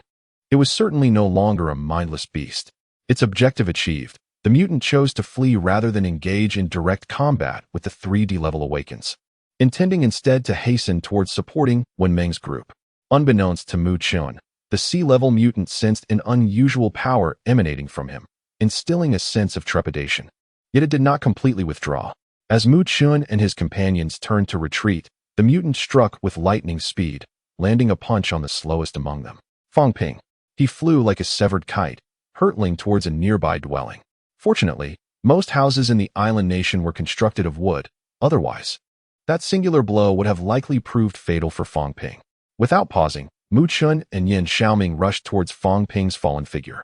Yin Xiaoming gasped in astonishment at the sea-level mutant's formidable strength, and Mu Chun shared his sentiment, but neither slowed their pace as they reached Fang Ping's side. They beheld a deep imprint of a fist on his back, rendering him unconscious and sprawled on the ground. Just as they were about to assist him, utility poles once again hurtled towards them. Mu Chun, incensed, exclaimed, is this never-ending? He propelled himself forward to confront the sea-level mutant, while Yin Xiaoming remained rooted in place, using his dark blade to deflect the incoming poles and shield Fang Ping. Upon seeing Mu Chun approach once more, the sea-level mutant halted its barrage and retreated further. It appeared intent on outlasting them, causing Mu Chun to ponder why this sea-level mutant would avoid a direct confrontation. What was it waiting for? Could it be awaiting the arrival of another sea-level mutant? They had indeed allied together. Mu Chun might have forgotten that the Centipede leader and the Scorpion King of Jinyun had also formed an alliance. What more could be expected of mutants? An unprecedented crisis loomed before Mu Chun. If he did not swiftly extricate himself or vanquish the sea-level mutant before him, the fate of the other group would be grim. Chapter 32. Zhang Yuling, Wen Meng, Han Fugue, Xiao Qinan, and Su Mingzi stood before the C-class mutant, their movements cautious as they faced this formidable opponent. The C-class mutant scrutinized them intently, contemplating his plan with another mutant to eliminate this seemingly numerous yet weak group. His gaze settled on the sole female among them, Wen Meng, who appeared the easiest to defeat. Without hesitation, he struck out, knowing that Wen Meng, not being a strength-type awakener, had no chance to evade. In a moment of urgency, Han Fugue conjured multiple layers of water shields in front of Wen Meng. However, despite his desperate efforts, the shields were shattered one by one under the onslaught of the mutant. Su Mingzi, enveloped in a golden aura, lunged at the mutant in an attempt to redirect its attack. The collision caused the mutant to stagger, shifting its focus towards the now vulnerable Su Mingzi. Unable to dodge, he took a powerful punch from the C-class mutant, the golden light dissipating as he fell heavily to the ground, his fate uncertain. With one foe dispatched, the mutant charged towards Han Fugue, smashing through his water shields while disdainfully questioning their strength. Suddenly, he sensed a disruption, his body slowing as his thoughts became muddled. It was Qiao Qinan who exerted his mental power, managing to weaken the C-class mutant, whose own mental strength was not as formidable as that of a true C-class powerhouse. Green tendrils of light ensnared the mutant, and with Qiao Qinan's assistance, it became momentarily immobilized. Wenmeng. Now, Zhang Yuling urged. Wenmeng, having formed a shimmering spear of water element energy, hurled it at the mutant's forehead. The spear struck true, sending the mutant flying backward. The three companions sighed in relief as they assisted the fallen Su Mengzi, checking his condition. He still breathed. Wenmeng began to heal him with the power of nature, gradually restoring his consciousness, though he remained too weak to continue fighting. Meanwhile, Zhang Yuling, who had yet to engage, observed the direction in which the mutant had been thrown. Deep in thought, suddenly, a figure emerged swiftly from the ruins. It was the mutant, still reeling from the attack. Han Fugue, ever vigilant, positioned himself between his companions and the mutant. Zhang Yuling did not rush to attack. Instead, she gathered her energy, sensing the mutant's unease. Go find the team leader. I will hold him off, she commanded, her resolve unwavering. Wenmeng and the others hesitated, but Zhang Yuling reassured them. Do not worry, it is merely a C-class mutant. Even against a true C-class powerhouse, I can withstand for a while. Upon hearing this, Han Fugue urged Wenmeng to accompany him and instructed Qiao Qinan to carry Su Mengzi as they sought the team leader. They quickly contacted Mu Chun to inquire about his location and hurried towards him. Meanwhile, Mu Chun was puzzled about how Wenmeng and the others had evaded another C-class mutant while simultaneously engaging the one before them. At this moment, Fang Ping regained consciousness, feeling excruciating pain but still capable of fighting. As a strength-type awakener, his resilience was remarkable. Had he been of another type, he would have likely succumbed like Su Mengzi.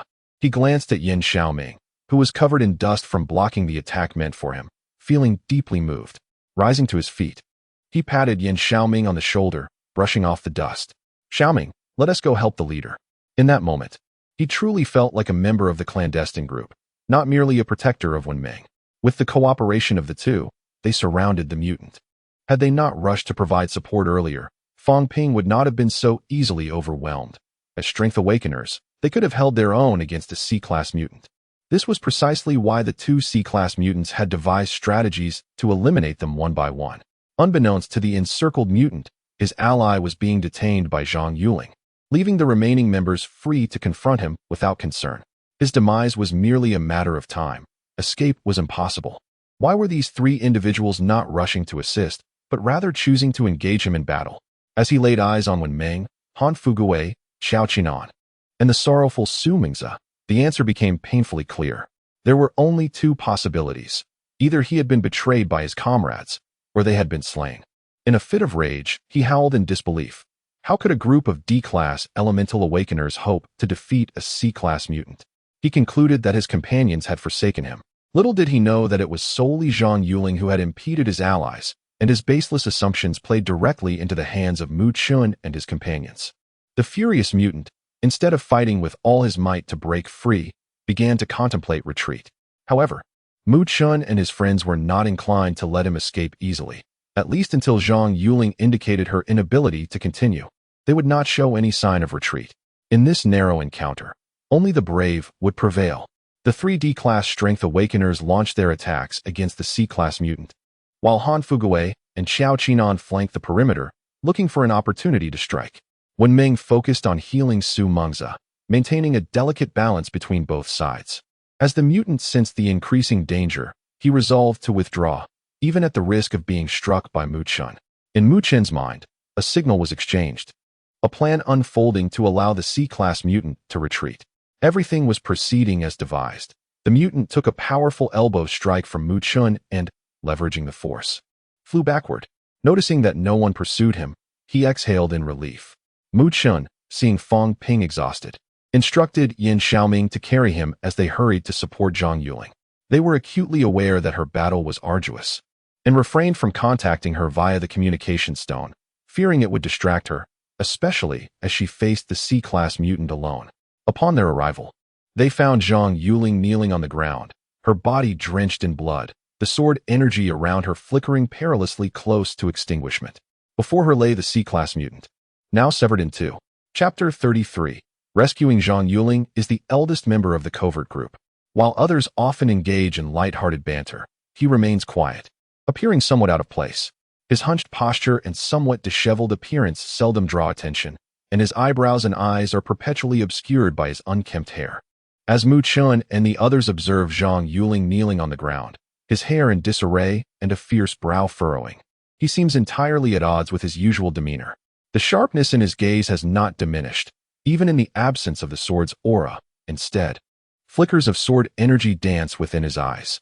They collectively speculate that had circumstances been different, the sword energy contained in Zhang Yuling's eyes would be formidable, which explains his habit of concealing them beneath greasy locks. This likely led the two C-class mutants to underestimate him, for the sword is indeed the foremost of all weapons. The group quickly examines Zhang Yuling's injuries, and when Ming employs her abilities to heal him, she remarks, if we rely solely on D-class wood element healing, he won't last much longer. We need assistance from a C-class or above wood element awakener. Let's seek help from my father or grandfather. Given the urgency of the situation, it is clear that summoning Admiral Wen Zhan and Deputy Admiral Wen Zheng to the island immediately is not feasible. Mu Chun inquires, how much longer can he endure? Once, when Meng finishes speaking, Mu Chun leads the group to the home of Mu Xiaona, recalling that she possesses many medical supplies. Knock, knock, knock. Mu Xiaona, startled by the sound at the door, hesitates to respond until she hears Mu Chen's voice. Is anyone home? I am the one here to rescue you, and I need your assistance. Please open the door. Mu Chen asks politely, but if she chooses not to answer or has already evacuated, he does not mind breaking in. Moments later, the door swings open. Mu Xiaona says, please come in, sir. Without further ado, Mu Chun and his companions enter, while Han Fugue and others hurriedly search for the necessary medical supplies. Our teammate is injured, and we need to borrow some medical supplies from your home. It is an urgent situation, and I hope you understand. Mu Chun explains. Mu Xiaona smiles and replies, it's nothing, sir. You saved my life. My name is Mu Xiaona. May I ask your name? Mu Chun, he responds. She continues, Mu Chun Kuan, how is the situation outside? Recalling his previous instructions to her, Mu Chun explains, the mutated creatures in this vicinity have been cleared. You may venture out, but do not stray too far. We cannot guarantee that other mutated beings won't appear. It is best for you to remain at home for now. Thank you, Mu Chun Kuan. My parents have passed away. May I accompany you? She asks, tears welling in her eyes. From the moment she first met Mu Chun, she had yearned to accompany him, yet felt too timid to voice such a request after he had saved her life. Alone in her home for a night, with her parents' bodies lying in the courtyard, the situation is undeniably cruel for a high school girl. Seeing Mu Xiaona's pitiful state, Mu Chun cannot bring himself to refuse and says, of course, we will take you with us to a safe place, but first, we must tend to our injured teammate. Mu Xiaona deeply bows in gratitude. After saying this, Mu Chun observes his team members diligently fulfilling their roles. The injured Su Mengze and Fang Ping are resting, while Han Fugue, Xiao Qinan, and Yin Xiaoming assist Wen Meng in treating Zhang Yuling. Noticing the bloodshot eyes of Wen Meng, Mu Chun gently says, you should rest for a while. You have expended too much energy today and won't be able to endure if you continue like this. Han Fugue and the others can manage the medical assistance. Wen Meng nods, saying, but Zhang Yuling requires a C-class or above wood element awakener, and my father and grandfather won't be able to arrive in time. He has already devised a plan, based on the intelligence provided by Nangong Fenghua. The conservative representative of the Inagawara Association, Kudo Yuri, is indeed a B-class wood element awakener. At all costs, he must be summoned, Mu Chun silently resolves. Meanwhile, Jin Chuanyangxia is in a state of distress for having lost track of the covert group, fretting over how to explain this to President Kudo. Alcohol really does interfere with matters. Just as he is in a state of panic, one of his subordinates informs him. Captain Jin Chuan, Mu Chun Kuan is looking for you. He is waiting for you in the hotel lobby. Mu Chun observes the blundering Jin Chuanyangxia. Although he knows he was dispatched to keep an eye on him, he finds the man to be somewhat genuine. He says, Mr. Jin Chuan, we came to your room before we left, but you weren't there. The spatial passage opened urgently, and I apologize for the inconvenience. Jin Chuanyangxia bows apologetically, saying, I am sorry, Mu Chun Kuan. I truly drank too much and misunderstood your intentions. Please forgive me. Mu Chun helps him to his feet, saying, "Mr. Jean Chuan, there's no need for formalities. However, I would like to ask for your assistance. Could you please take me to meet President Kudo Yuri? I have something I need her help with." After a brief wait, Jean Chuan Yongjia rushes into the hotel, exclaiming, "Mu Chen-kun, President Kudo has agreed to see you. Please follow us." The streets of Edo are eerily deserted due to the spatial passage. Ordinary citizens have taken refuge in their homes, hoping to escape the impending disaster. Only vehicles belonging to the Inagawa Association traverse the streets without obstruction, swiftly making their way to the headquarters. Mu-chan clutches the starlight essence he recently exchanged. Glancing at his starlight shop in his mind, starlight level, LV8 starlight points, 2,200 available attribute points, 0 consumables, spatial crystal, a one-time item that can close a spatial passage, 500 points. Consumables, starlight essence, a one-time item that grants 10 attribute points, 2,000 points. Limited to 2 bottles. Item, communication stone, a communication tool unaffected by spatial passage interference, 500 points. Indeed, this bottle of starlight essence is the key to persuading Kudo Yuri to take action and heal Zhang Yuling. Chapter 34. The gossip of Nangong Mu-chun was uncertain whether the essence of the stars held any allure for Kudo Miri. After all, others likely lacked an attribute panel. With no other option, he decided to take a risk. At the headquarters of the Inagawa Association, in the office of the conservative representative, Kudo Miri, Mu-chan sat poised before a tea table, the office devoid of any presence. After Yamagawa Yosuke ushered him in, he departed, leaving Mu-chun alone for 2 hours.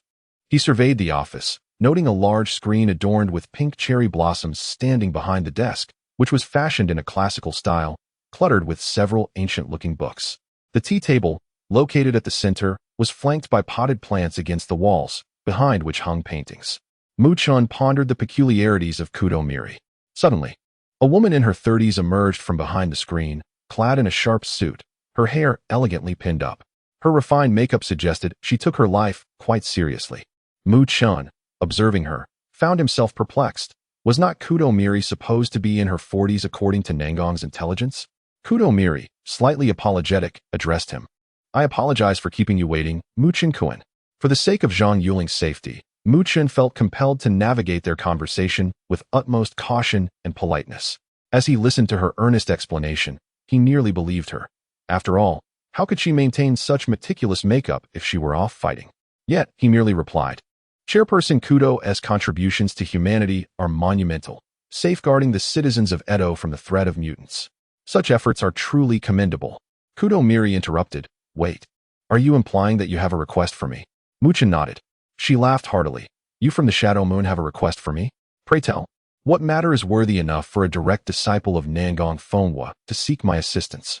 Indeed, as the representative of the Inagawa Association's conservative faction, she was well aware of his status as Nangong Phonhua's disciple. Mu-chan mused. He recounted the incident involving Zhang Yuling's injury, awaiting Kudo Miri's reaction, refraining from presenting the essence of the stars just yet. He hoped that she would offer her assistance. Bowing slightly, Mu-chan implored, "I earnestly request your help, Chairperson Kudo." However, Kudo Miri declined, stating, "Why should I save someone from your Shadow Moon? Although the Inagawa Association's conservatives have no conflict with your faction, our relationship is not strong enough for me to offer assistance." Mu-chan remained silent, eager to hear more from her. Kudo Miri, noticing his silence, spoke with confidence. "While saving your teammate may not be difficult for me, does your Shadow Moon intend to offer something in return?"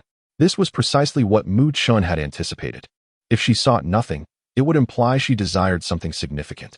Should he become ensnared in Kudo Miri's web of friendship, the obligation to reciprocate would weigh heavily on him, especially if it involved aiding her against the radicals. Slowly, Mu-chan produced the essence of the stars, placing it gently upon the desk. "This was bestowed upon me by my master, Nangong Tongling.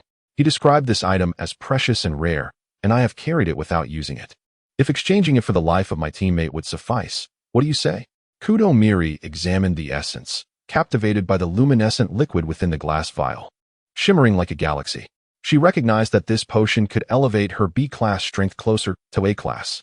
It was well known that advancement beyond B-class relied solely on insight, with no shortcuts available, which accounted for the scarcity of A-class individuals.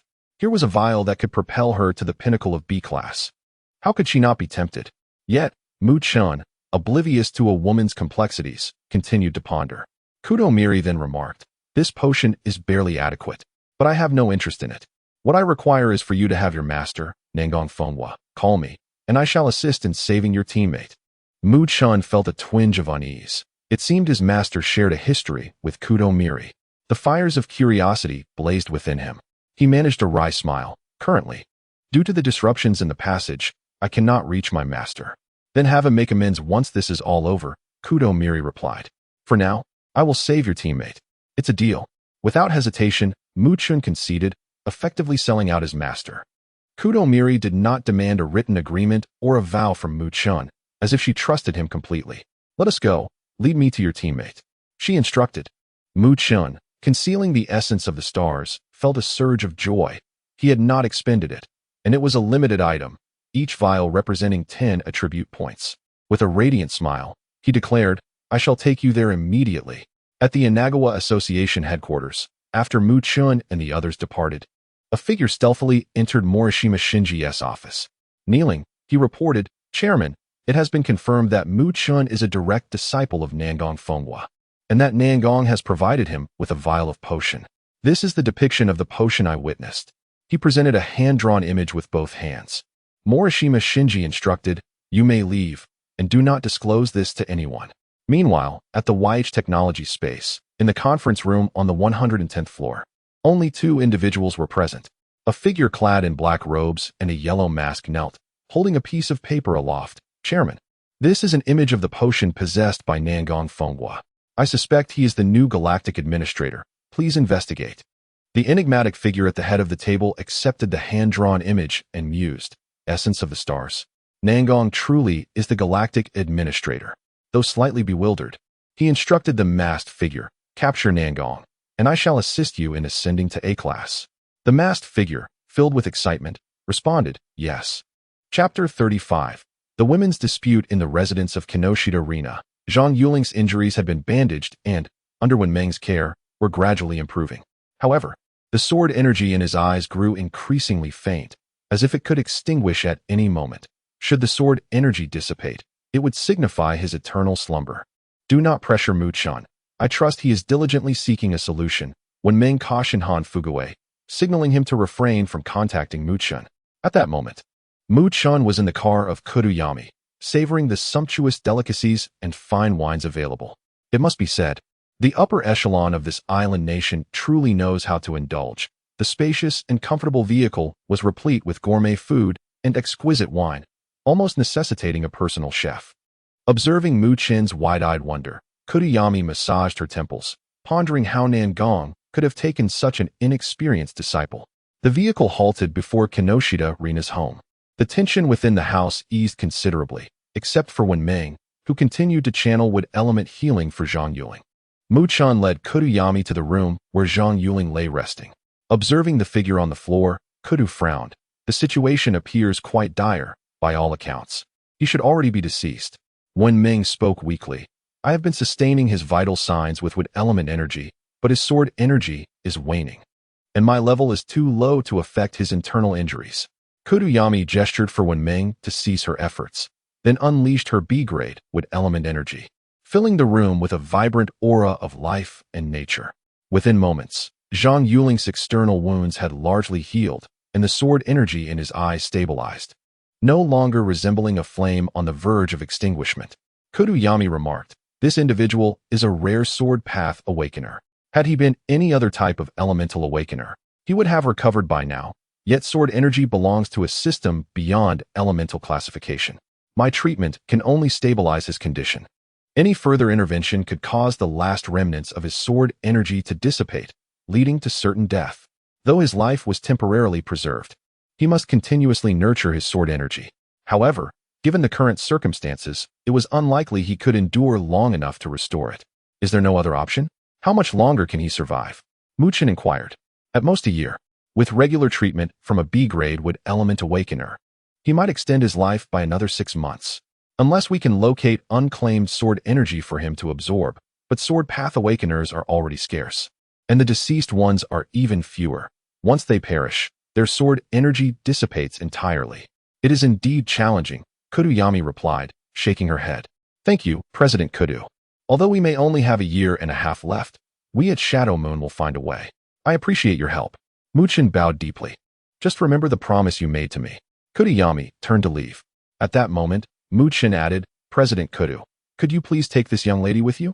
He gestured toward Kinoshita Rina. I promised to ensure her safety, but with our team injured, we are unable to care for her. Her parents tragically perished in the spatial passage. I implore you. Kuduyami regarded Kinoshita Rina, who was strikingly beautiful, reminiscent of her younger self. Kinoshita Rina looked at Muchen with a hint of reluctance, prompting Kuduyami to tease. You, young man, seem to have inherited your master's charm, but lack the finesse. Very well, I shall take her with me. She addressed Kinoshita Rina. Dear girl, what is your name? Come, let us depart. Kinoshita Rina looked up at the noblewoman before her and replied, My name is Kinoshita Rina. If I go with you, will I become stronger? Kuduyami smiled. Whether one awakens extraordinary abilities is a matter of destiny, not something I can dictate. However, if you wish to narrow the gap between you and the one you admire, accompanying me is your best choice. When Meng, overhearing this conversation, began to piece together the situation. No wonder Kinoshita Rina had been so kind to them these past few days, preparing meals and tidying up. It was clear she had feelings for Muchen. She shot him an exasperated glance, to which Muchen could only respond with a look of helplessness. At that moment, Kinoshita Rina, who had been engulfed in sorrow over her parents' demise, suddenly bore a faint smile as energy surged within her, leading to her awakening. E-grade fire element abilities. Kuduyami exclaimed, Rina, do you wish to become my apprentice? It was then that Kinoshita Rina realized the significance of this woman, one of the leaders of the Inagawa Association and a member of the island's elite. Grateful, she cast a glance at Muchen before kneeling. Master. Kuduyami turned to Muchen. Thank you for bringing me such a remarkable disciple. An initial awakening at E-grade is impressive. Consider this a personal favor owed to you. But you must still fulfill your promises. They cannot be waived. After speaking, she took Kinoshita Rina and departed. Zhang Yuling's condition was now stabilized. But Muchen had other matters to attend to. It seemed imperative to locate the nearby C-grade mutant quickly. Otherwise, Zhang Yuling would be unable to recuperate properly. Muchen could not risk leaving him unattended while he undertook missions. He declared, Rest well today, tomorrow. Yan Xiaoming and I will eliminate the mutants in the entire community and search for the previous C-grade mutant. As he finished, he retired to his room for rest, aware of his own hidden injuries. Though his attribute points were on the cusp of breaking through to the peak of D-grade, engaging in combat with C-grade mutants required resilience. Yet, he remained troubled by Zhang Yuling's injuries, concealing his concerns. A good night's sleep should suffice. Hong Yue's healing abilities are formidable. If only I could use Hong Yue's powers to heal Zhang Yuling. Muchen pondered before slipping into a deep slumber.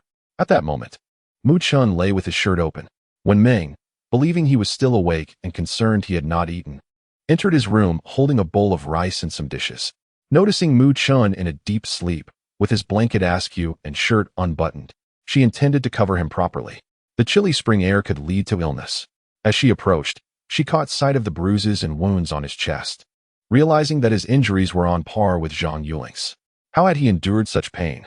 Overwhelmed by emotion, when Meng's tears could no longer be contained, cascading down her flushed cheeks and falling onto Muchen's face. In his dreams, Muchen felt as if it were raining. Deeply asleep, he remained oblivious to the poignant moment, while Hong Yue entered a healing state, causing him to miss what could have been a truly enchanting night. Chapter 36. Death by Lies in a Tranquil Courtyard. Shinji Morishima, a representative of the radical faction of the Inagawa Society, knelt before a house, his head bowed in earnest supplication. Inside, an elderly man clad in a kendo uniform sat cross-legged on the floor, his eyes closed in meditation, seemingly indifferent to the outside world. Shinji implored, Father, although you are not a member of the Eternal Life Society, if you intervene this time, the Morishima family will boast 2 A-class individuals and truly become the sovereigns of our island nation. This was our grandfather's dying wish. The old man rasped. Nangong Fenghua is no easy adversary. While I am confident I can defeat him, the uncertainties of life and death battles are manifold. Furthermore, Ingwe possesses another A-class. Should they join forces against me, I cannot guarantee my escape. Shinji reassured him. Rest assured, the president has stated that the head of the Ma family will not intervene. The old man questioned, Is that credible? Following this, he heavily bowed his head to the ground. With a sigh, the elder conceded, very well. If Nangong comes alone, I shall take action.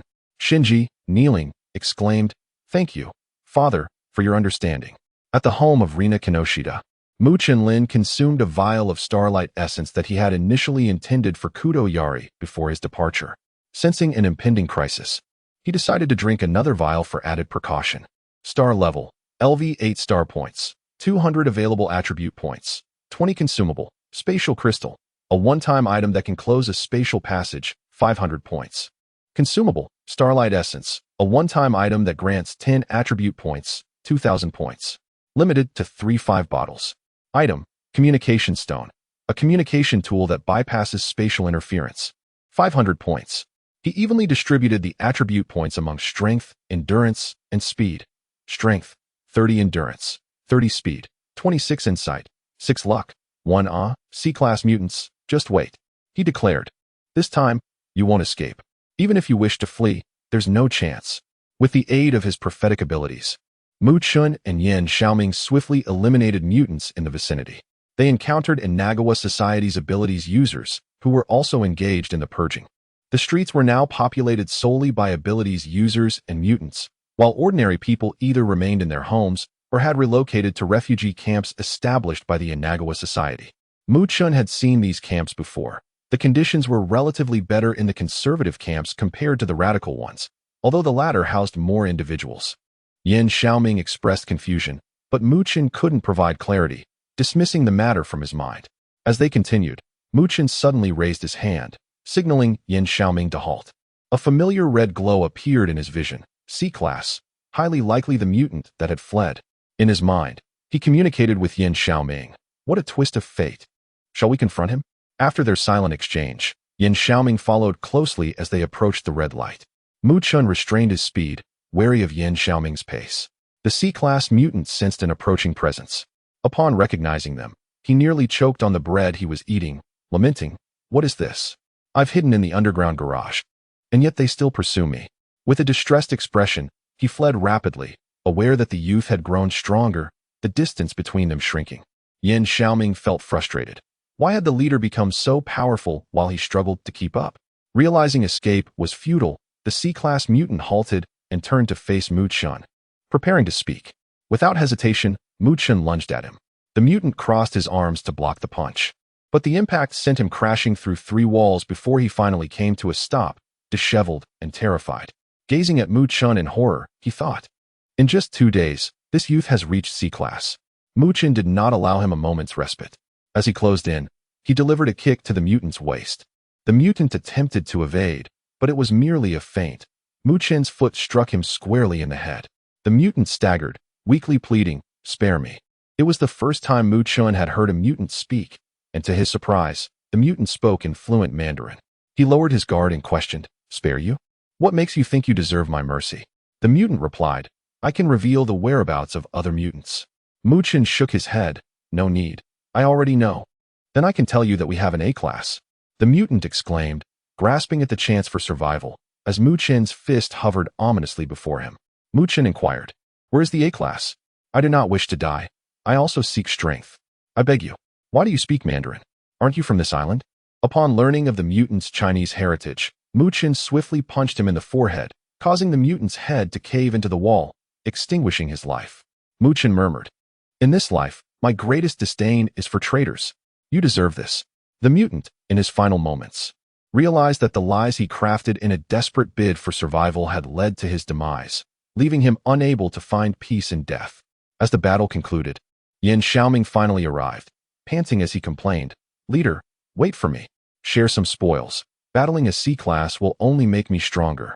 Are you the support type awakener? Or am I? Mu Chun jested. All right, next time I'll share meat. Not just soup. Yin Xiaoming quickly waved his hands. Leader, don't tease me.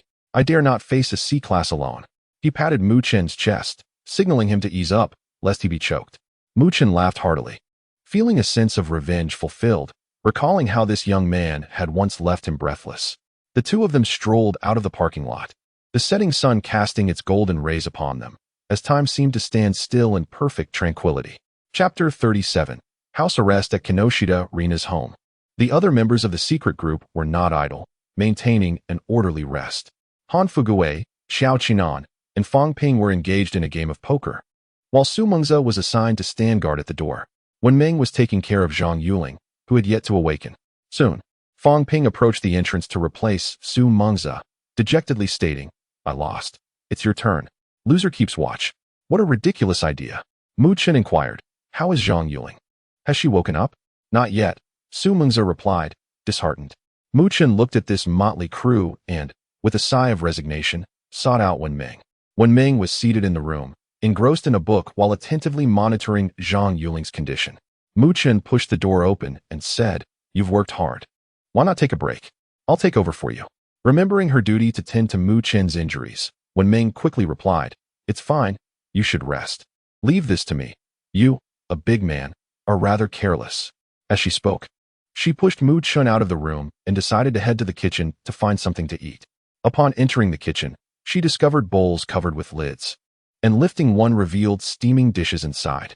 Only Wen Meng could be so thoughtful. The rest of her companions were quite lacking. Ever since Mu Chen learned that an A-level mutant was about to appear near the spatial passage, he had lost the urgency to complete Hong Yue's task.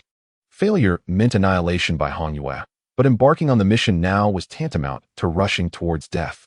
He couldn't even handle a B-level mutant. Let the Eternal Life Society wreak havoc. They likely remain unaware of the A-level threat nearby. Mu Chen offered a silent eulogy for the Eternal Life Society. He smiled wryly, realizing he needed to summon his master quickly. Otherwise, the A-level mutant would wreak havoc around the island's passage. He wondered about Han Fugui, a water-type awakener. How skilled could he be at manipulating water and swimming? Meanwhile, Han Fugui, engrossed in his poker game, felt a chill on his back. Who is plotting against me? At that moment, Xiao Qinan threw down a powerful hand. "I'm out. I lost." Now it was Han Fugui's turn to stand guard. Wen Meng was adamant about not leaving. Zhang Yuling insisted that the situation was not over and that she could not leave, even if she couldn't fight. She could assist with logistics. After all, her injuries had healed, and internal wounds were not severe. Dying was merely a possibility. These were Zhang Yuling's exact words. Mu Chen understood why Zhang Yuling could awaken the rare sword path. Her unwavering determination indeed warranted her title as the foremost among weapons. To ensure fairness, they decided to draw lots. Wen Meng and Zhang Yuling reluctantly nodded in agreement. One by one, they drew cards from Mu Chen's hand. Han Fugui revealed a 3 of hearts. Yan Xiaoming, a 2 of spades. Xiao Qinan, a king of diamonds. Wen Meng, a queen of hearts. Fang Ping, a jack of clubs. Zhang Yuling, an ace of spades. Su Mengze reluctantly flipped over his card, revealing a joker. A note. The cards drawn actually represented the characteristics of the respective characters, a little Easter egg, as the author's pen name is Braised Poker. An A-level mutant was about to emerge near the Edo Passage. Requesting support. Order had been restored near Kinoshita Arena's home. And in the days to come, the secret group had transformed the residence into a safe haven. Zhang Yuling was responsible for logistics, staying behind alone for contingencies. However, the individual left behind was always Han Fugui, as they later decided that whoever drew the lowest card would stay behind. Han Fugui never drew a card higher than 5. Infuriated, he tore up several decks of cards. Zhang Yuling wasn't thrilled either. As a nearly 30-year-old man, he found it somewhat challenging to face Han Fugui daily. The others followed Mu Chen to explore the vicinity of the spatial passage, each time attempting to advance a little further. Encounters with sea-level mutants were easily dealt with, while sea-level ones were chased down by Mu Chen. During these days, Mu Chen's star points were steadily rising. Star level, LV 8 star points, 5,900 available attribute points, 0 consumables, spatial crystals, one-time use item, can close the spatial passage, 500 points. Consumables, star essence, one-time use item, grants 10 attribute points, 2,000 points. Limited to 3 bottles this time. Item, communication stone, a communication tool that ignores spatial passage interference, 500 points. One day, the group walked along the streets of Edo as usual, still some distance from the center of the spatial passage. Suddenly, Mu Chen sensed something amiss. His prophetic abilities lost their red glow, and the area nearby felt like a vacuum. Something was wrong. An A-level mutant was in proximity. Mu Chen realized that it was impossible for there to be no mutated beings around. A king's territory could not harbor low-level beings. Not only were there no mutants, but not even ordinary people were present. Mu Chun transmitted a warning: stay alert, minimize noise, and retreat. Just as they exited the vacuum zone, a group of men in black suddenly surged from a nearby shop, led by the B-level strength-type Awakener, Morishima Shinji. Mu Chun maintained his composure and said, "President Morishima, what brings you here?" Morishima Shinji smiled, saying, "Since the secret group has arrived in the island nation, I have yet to extend my hospitality. What better day than today? I have prepared a modest feast. Please accompany me." Mu Chun could sense that this radical representative, Morishima Shinji, harbored ulterior motives. Though he feigned an invitation, his subordinates were gradually forming an encirclement. A wise man does not seek unnecessary conflict. Fighting was futile. Fortunately, Mu Chun was never one to be inflexible.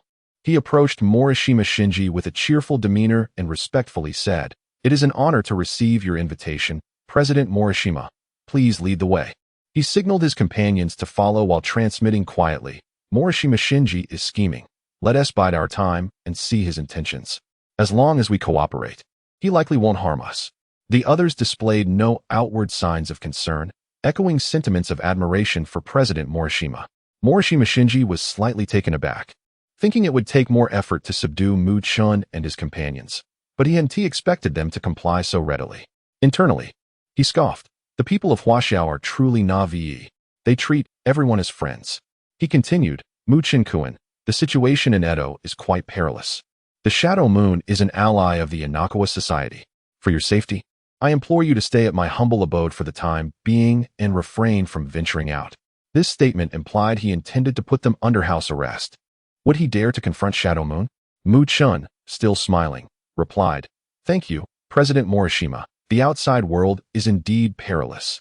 Morishima Shinji added, "I have already sent someone to retrieve your injured companions. It is unsafe to leave them outside." Mu Chun-kun.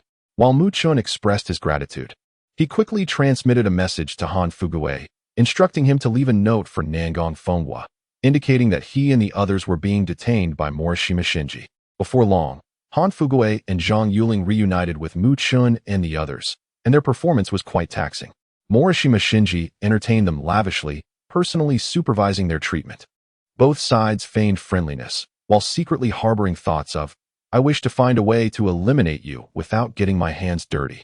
Chapter 38. Gazing at level A in the night, a middle-aged man clad in a black outfit concealed himself atop a rooftop, observing the residents of Kinoshita Arena. To his dismay, he discovered the house was empty. Had he made a mistake? The address provided by Su Mingze should have been correct. This man was Nangon Fenghua, who had stealthily traversed the sea to evade the watchful eyes of Japan. Although he was a level A powerhouse, he appeared somewhat disheveled, quietly infiltrating Kinoshita Arena's home. He found no one present, yet the scattered playing cards on the tatami mat indicated that a clandestine group had once occupied the space. Nangon Fenghua meticulously searched for clues, convinced that if he was in the right place, Mu Chun must have left some trace behind before departing. After a prolonged search, he finally discerned a delicate inscription on the red 3 of hearts. "We are being held captive at Morishima Shinji's home." At Morishima Shinji's residence, Mu Chun and his companions indulged in food and drink, exhibiting none of the signs of captivity. Wen Meng had previously remarked that they were putting on weight. Over the past few days, Mu Chun had discreetly communicated with Wen Meng about the reasons for Morishima Shinji's confinement of them. As for why he confided only in Wen Meng, it was simply because the others were too preoccupied with playing cards. Even Zhang Yuling had joined the ranks of card players, and they had now escalated to a 4-player game of Landlord. Each player shared the chips equally, with the first to lose all their tokens rotating out. The most significant loss witnessed was when Fang Ping endured 3,000 strikes, a fate that would have surely felled a lesser being were it not for his robust physique. Was his head not ringing? Mu Chun speculated that Morishima Shinji's motives for their confinement could stem from several possibilities. Firstly, he might wish to prevent Ingwe from participating in the battle for the Edo Passage, with unclear but undoubtedly malicious intent. Secondly, Morishima Shinji could be affiliated with the Eternal Life Society, seeking to obliterate the passage out of fear of being discovered by Ingwe. Thirdly, he might intend for Mu Chun and his companions to serve as bait to lure out Ingwe. Though he had gleaned some insight, he had yet to reach a definitive conclusion. To bolster his self-defense capabilities, Mu Chun consumed the remaining 2 vials of Star Essence, after which the option to exchange for Star Essence in the Star Store vanished, and no new items appeared. Star level, LV 8 star points, 1900 available attribute points, 20 consumables, space crystal, a one-time item that can close a spatial passage, 500 points. Item, communication stone, a communication device that disregards spatial passage interference, 500 points. Frustrated, Mu-chun allocated all his attribute points to strength, realizing that a balanced distribution would not suffice against Morishima Shinji.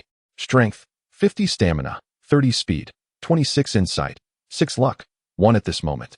Mu-chun felt that his strength could rival that of a level B awakened being, yet his defensive and explosive capabilities lagged significantly behind. In the center of the Edo spatial passage, a powerful energy wave pulsed outward, resonating throughout the entire Edo region. Nangong Fengwo lay in wait near Morishima Shinji's residence, uncertain of the latter's intentions and hesitant to act rashly. This instinct was characteristic of a high-ranking individual and a strong fighter. If circumstances lay beyond his control, impulsiveness could yield unimaginable repercussions. Simultaneously, Morishima Shinji, along with Kudo Yami and an elderly man in the small courtyard, Morishima Shinji's father, sensed the formidable aura. Among these powerful figures, only Kudo Yami took action, while the others seemed indifferent to the emergence of the level A aberrant. At the headquarters of the Inagawa Association, Kudo Yami issued a command: quickly evacuate the personnel from the refugee camp in Edo and notify the other civilians. A storm is brewing. He then instructed Imagawa Yosuke, hurry and contact Inoue to request assistance. Imagawa Yosuke hesitated, asking, Chairman, will Inoue help us? Kudo Yami replied sternly, they will. Despite the unfortunate history between our nations, the people of Huaxia will not stand idly by while level A aberrants slaughter civilians. The newly emerged level A aberrant, intoxicated by his own power and overwhelmed by the excess spatial energy he had absorbed, found himself consumed by a desire for bloodshed. Though he hailed from this world, the influence of spatial energy rendered him devoid of any sense of belonging. Only through slaughter could his cravings be quelled. Otherwise, he would face a backlash of energy, leading to his irreversible doom. This was the tragedy of aberrants. Even at level A, they became slaves to their desires. Wherever the level A aberrant tread, despair reigned, leaving no survivors.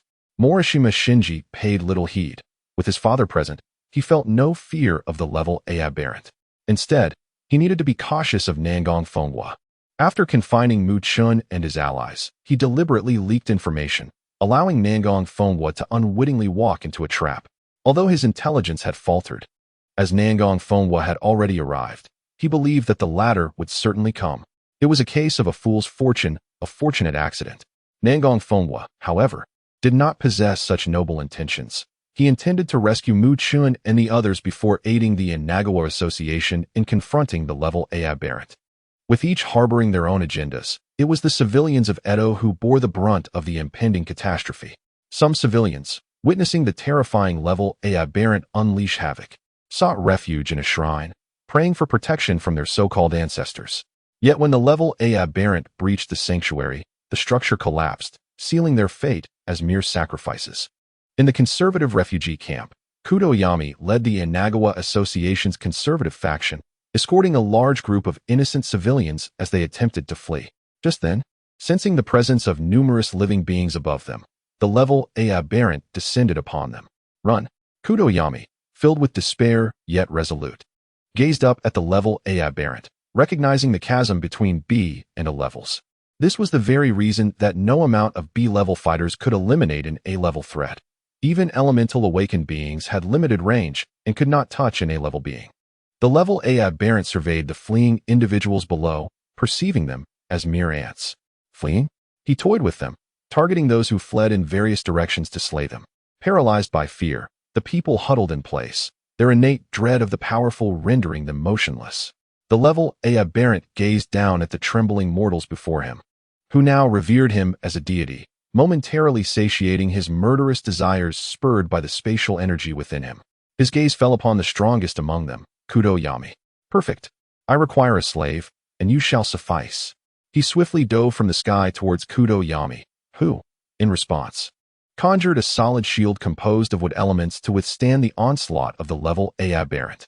However, the combat prowess of an A-level being was overwhelmingly formidable. While her wooden shield absorbed the impact, The residual shockwaves battered her body. Blood spurted from her mouth as her shield began to show signs of fracture. In despair, she thought how vast the gap between herself and an A-level being truly was. Just as she was about to relinquish hope, a shadow suddenly appeared above, rushing towards the level A aberrant. In an instant, the two figures clashed, exchanging no less than 100 blows before the aberrant swiftly distanced itself from the pair. The shadow offered no pursuit, instead subtly shielding Kudo Yami and the civilians behind her. At that moment, the people beheld the shadow in the sky, a figure clad in a streamlined black outfit, with short, neatly cropped hair and a face marked by a hint of weariness yet defined by resolute features. His gaze fixed upon the level A aberrant in the distance, devoid of any hint of retreat, and instead tinged with disdain. It was none other than Nangong Fonwa, who had been lying in wait near Morishima Shinji's residence. Chapter 39. The Fire at the Shrine. 20 years ago, Nangong Fonwa, at the same age as the current Muchun, ventured across the seas to the island nation in pursuit of his fortune, ultimately securing a position as an ordinary worker at the Cud Corporation. In those days, becoming a labor worker dispatched abroad yielded significantly greater earnings. Cud Yari, the daughter of the corporation's chairman, and Nangong Fonwa, two individuals who were not meant to intersect, found their lives entwined due to Yari's bold declaration of affection, leading to a series of events that unfolded, a somewhat melodramatic love story. This very incident propelled Nangong Fonwa into becoming an awakened being of extraordinary power. He bore no significant animosity towards Yari's father, nor did he feel gratitude. From that moment on, he vanished without a trace. Unaware of the hidden circumstances, Cud Yari believed that Nangong Fonwa had abandoned her after awakening his powers, feeling himself above her. This misconception fueled her decision to forfeit the opportunity to enhance her abilities, insisting that Mu Chun convey her plea to Nangong Fonwa. Yari, lost in thought, gazed at the man before her, both familiar and foreign, struggling to contain her emotions, her eyes brimming with tears. The aftermath of an A-rank combatant struggle is not something ordinary citizens can endure. Observing the inactivity of their leader, a member of the Inagawa clan approached Yari, bowing slightly, and said, "Chairman, Leader Nangong from the Shadow Moon has ordered our retreat." Still, Yari remained unresponsive. He persisted, Chairman. Having witnessed the previous massacre, the civilians ceased their packing, most fleeing in panic alongside the Inagawa members.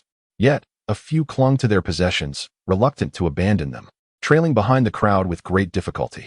The A-rank mutant, eyeing the middle-aged man before him, refrained from underestimating him, disregarding the fleeing individuals.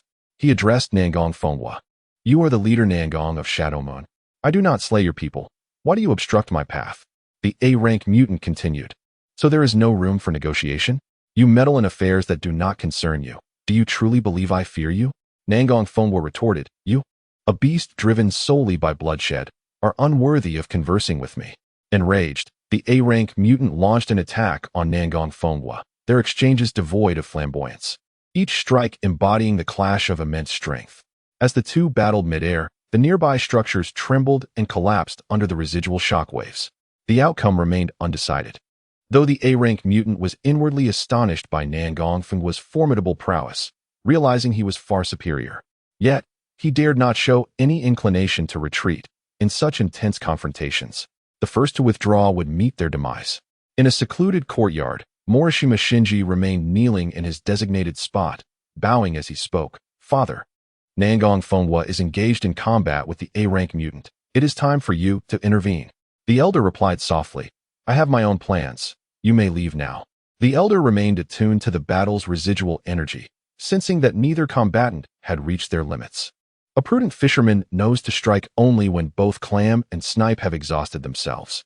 Within Morishima Shinji's residence, Mu Chun and others felt the tremors of the A-rank confrontation. Even those engrossed in card games paused. Yen Xiaoming remarked, "Is this the aftermath of a battle between A-rank awakened beings? It's overwhelmingly powerful." Fong Ping added, "It feels as though the epicenter of the battle is at least 10 kilometers away. Otherwise, we would have been flattened." Mu Chun nodded in agreement. "It must be the residual force from Leader Nangong's clash with the A-rank mutant. I noticed Morishima Shinji departed as soon as the battle commenced." Having indulged in all their pleasures, Mu Chun jested, "Isn't it time we took our leave, everyone?" The group concurred, realizing they had rested long enough. It was time to act decisively. Within Morishima Shinji's abode, a majority of the radical awakened beings remained, yet only Morishima Shinji truly posed a threat to Muchun. The others were of little concern. However, before departing, Muchun felt compelled to address a matter that had nearly tested his patience after days of pretense. He arrived at the shrine established within Morishima Shinji's home, gazing at the names inscribed upon it. Somberly, he addressed his companions.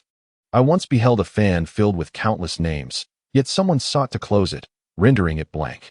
The group appeared puzzled, but as Muchun seized a candlestick and hurled it onto a flammable mat, flames erupted, illuminating their faces. The fire swiftly ascended the altar and draperies. Before long, the entire estate was aglow, drawing the attention of numerous radical awakened beings rushing towards the light. Muchun stood at the forefront, leading the covert team. His voice laced with fury. Damn it. These radicals were not mutants. Yet through their recent interactions, Muchun recognized their adherence to a so-called ideology, cruel and self-serving. They bore no distinction from the mindless mutants, perhaps even surpassing them in their depravity. Muchun struck down several, unleashing his skill, the Ravager of Garments. As anticipated, the radicals belonged to the Everlasting Society. The estate echoed with the cacophony of battle, roars, screams, and the crackling of flames as structures crumbled around them. With a thunderous crash, a conflagration ignited within the shrine, flames rapidly engulfing adjacent buildings. Though elegant in design, the wooden structures revealed their fatal flaws in this inferno. Muchun and his companions, amidst the chaos, withdrew from Morishima Shinji's estate, which now resembled a hell's cape, the raging fire proving insurmountable, with radical awakened beings suffering devastating losses. Only a few managed to escape amidst the slaughter orchestrated by the covert team. The rest either perished at their hands or were consumed by the flames. Baka. At the epicenter of the A-rank confrontation, the clash between Nangong Fonghua and the A-rank mutant persisted. Both combatants appeared unsteady, their once powerful maneuvers now lacking the vigor displayed at the battle's inception. The A-rank mutant, on the verge of collapse, recognized that within 10 strikes, he must retreat at any cost, or face certain death. Nangong Fonghua mirrored the A-rank mutant's predicament when, suddenly, a flash of sword light surged from behind him, slicing through the air with blinding speed. The entire sky over Edo was illuminated by the brilliance of the sword, leaving all in awe, save for Morishima Shinji. The island nation concealed such a formidable A-rank combatant. As the sword light faded, the A-rank mutant's eyes widened in disbelief, gazing at his bisected form. Shock and terror reflected in his gaze as he plummeted to the ground. A dull thud signaled the fall of this A-rank powerhouse, who, until his last moment, could not comprehend why the blade intended for Nangong Fonghua had cleaved him in two. The elder in the courtyard perceived the truth. Nangong Fonghua had erupted with speed, leaving only an afterimage in his wake, evading the sword strike, while the mutant opposite him was unable to escape. Nangong Fonghua called out toward the direction of the oncoming sword. At last, you have arrived. Chapter 40. Untitled. The elder soared into the air, landing at the heart of the battlefield, his countenance slightly smiling as he addressed Nangong Mukin. Have you been waiting for me? On the ground, the bisected corpse of a mutated being testified to the swiftness of the elder's sword. Nangong Fonghua, wary and unyielding, clasped his hands in salute, saying, I am Nangong Fonghua. I humbly seek your guidance. The elder drew his sword, pointing it towards Nangong Fonghua, and declared, I am Senjima Hisaya. Please enlighten me. It turned out that Nangong Fonghua had not yet exerted his full strength against the A-class mutant, a true thespian. A tigress offspring knows no canine father. His acting prowess matched that of Mukin, perhaps even surpassing it, having deceived even the A-class formidable foes. Nangong Fonghua dared not underestimate him. The sword aura emanating from this elder had reached an elusive mastery. Had it not been for that previous strike, Senjima Hisaya would have seemed no different from an ordinary person. He retrieved a pair of gloves from his waist and donned them. They appeared mundane. Yet Senjima Hisaya discerned their extraordinary nature, catching a glimpse of the metallic sheen that hinted at their true worth.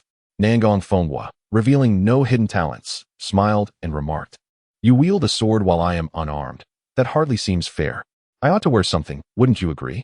Senjima Hisaya nodded in agreement. Indeed. I apologize for the earlier ambush.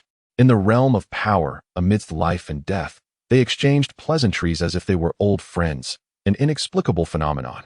I accept your apology. Let us commence, Nangong Fenghua declared, launching himself into the fray. His fists carried the might of thunder, reverberating through the air with explosive force. This punch far surpassed the intensity he had displayed in battles against A-class mutants. Although SUSI-MANHUA appeared aged, his speed was hardly inferior to that of Nangong Fenghua as he thrust his sword forward, its brilliance flashing. Where the gauntlet met the sword, the very fabric of space seemed to tear asunder. This was the true measure of their strength. The combat prowess of A-class mutants now seemed almost laughable. Following that exchange, both Nangong Fenghua and SUSI-MANHUA had gauged each other's capabilities. Without a moment's hesitation, Nangong Fenghua unleashed another punch. SUSI-MANHUA, at close quarters, found himself at a disadvantage, using his sword to parry and creating distance. As he retreated, he summoned countless sword auras that surged toward Nangong Fenghua like a torrential downpour. In response, Nangong Fenghua ignited his protective blood energy, which materialized like armor enveloping him. Undeterred by the storm of sword auras, he charged towards SUSI-MANHUA.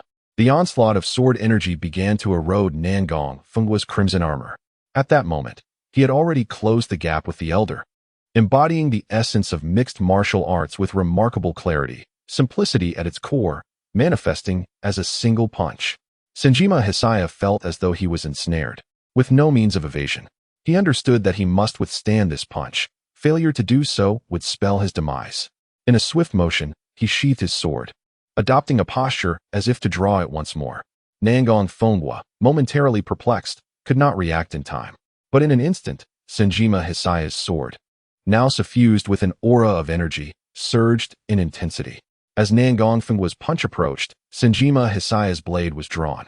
The collision of Nangong Fenghua's well-prepared punch and SUSI-MANHUA's poised sword unleashed a cataclysmic shockwave that radiated outward, devastating the battlefield for dozens of kilometers, reducing everything within a 10-kilometer radius to ashes. Meanwhile, the covert group was evading the pursuit of B-class powerful adversaries. The wrath of a B-class was not something they could withstand. The vast expanse of Edo offered scant refuge for Mukin. As the city was in disarray, some had fled. Others had perished, rendering it a veritable ghost town. The presence of 7 individuals made it challenging to elude the B-class pursuers. Mukin could not solicit Nangong Fenghua's aid. Not only could he risk being caught in the collateral damage, but he would also disrupt the Elder's battle. His only recourse was to seek out Kudo Miri, to inform her of Senjima Shinsuke's identity, thus seeking her assistance and protection. Upon using his abilities, he unexpectedly discovered that Kudo Miri was within the combat zone and alarmingly close. What was she doing? Mukin surmised that her relationship with his master was far from ordinary. Yet she remained at the scene. Was she concerned for her master? He felt a twinge of guilt. Kudo Miri risked her life to stay by her master's side, while he was solely preoccupied with his own escape. He had never contemplated whether his master might lose against that mysterious swordsman, or what would happen if he did. What a poor disciple he was, enjoying the protection of Nangong Fenghua without ever considering how to repay him. If he continued to be so unworthy and ungrateful, what would it matter if he grew stronger? Would he then be brave enough to confront the challenges ahead? After a moment of silence, the others assumed he was pondering how to evade Senjima Shinsuke. Suddenly, Mukin declared, "Everyone, some of you may be aware of my relationship with Commander Nangong. For those who do not, he is my master. The outcome of his battle hangs in the balance, and I wish to assist him. Please, allow me to speak." He interrupted the eager volunteers, insisting, "Your strength is simply insufficient. You cannot withstand the aftermath of this battle. Trust me, I can survive this, but you will not. Remain here and stay in touch. I will lure Senjima Shinsuke away, and President Kudo will be there. Leave the rest to me, and consider this a command. Do not forget the origins of the Shadow Moon." Before anyone could contest, he stepped into the street and shouted, "Senjima Shinsuke, I challenge you." Hearing Mukin's call, Senjima Shinsuke initially suspected an ambush, but as he listened closely to the following words, he dismissed any notion of subterfuge. "Mukin, today you shall meet your end." He pursued the direction of the voice, while Mukin, anticipating the chase, sprinted away, hurling insults as he ran. The two raced toward the center of the battle, one with intent, the other in a frenzy. At the battlefield's core, both A-class warriors bore the brunt of their earlier formidable clash, sustaining significant injuries. Taking advantage of the Elder's momentary pause, Nangong Fenghuo inquired. Must this end in mutual destruction? Shadow Moon has never decreed the prohibition of other organizations at the A-class level. SYNOPSIS retorted, do not feign ignorance. I detected your presence while you were lurking near Shinsuke's family. Are you truly unaware of why he has confined your disciple? Embarrassed, Nangong Fenghuo conceded, very well. Your son, Shinjima Shinsuke, is indeed a member of the Everlasting Society, and you are as well? I am not. I have no regard for the Everlasting Society. The way of the sword emphasizes relentless progression, unafraid of life or death, SYNOPSIS replied slowly. Nangong contemplated this, realizing that today would indeed be a fight to the death against the Everlasting Society.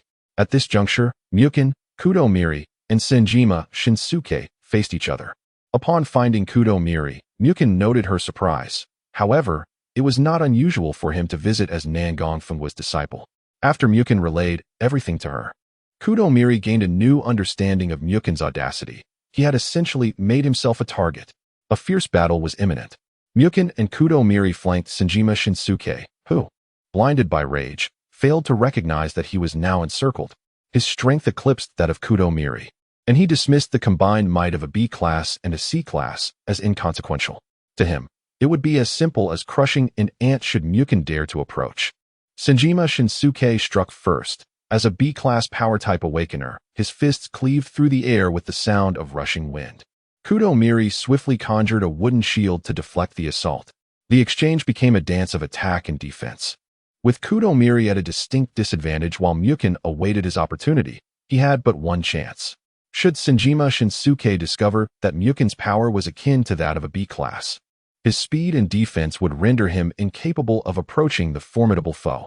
At that moment, Kirito Mirai, who had been at a disadvantage, abandoned her defense.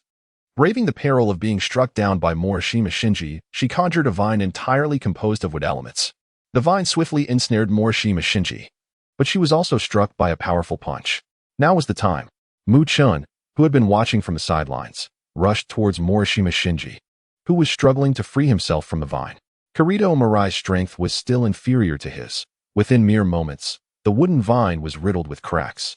On the verge of breaking, Morishima Shinji glanced at the rushing Mu Chun and disdainfully remarked, "You overestimate yourself. Do you think you can challenge me?"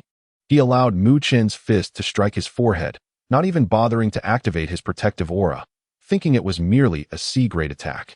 However, a second later, regret washed over him as he felt an incredible impact on his brow, blood trickling down from his forehead and staining his vision crimson.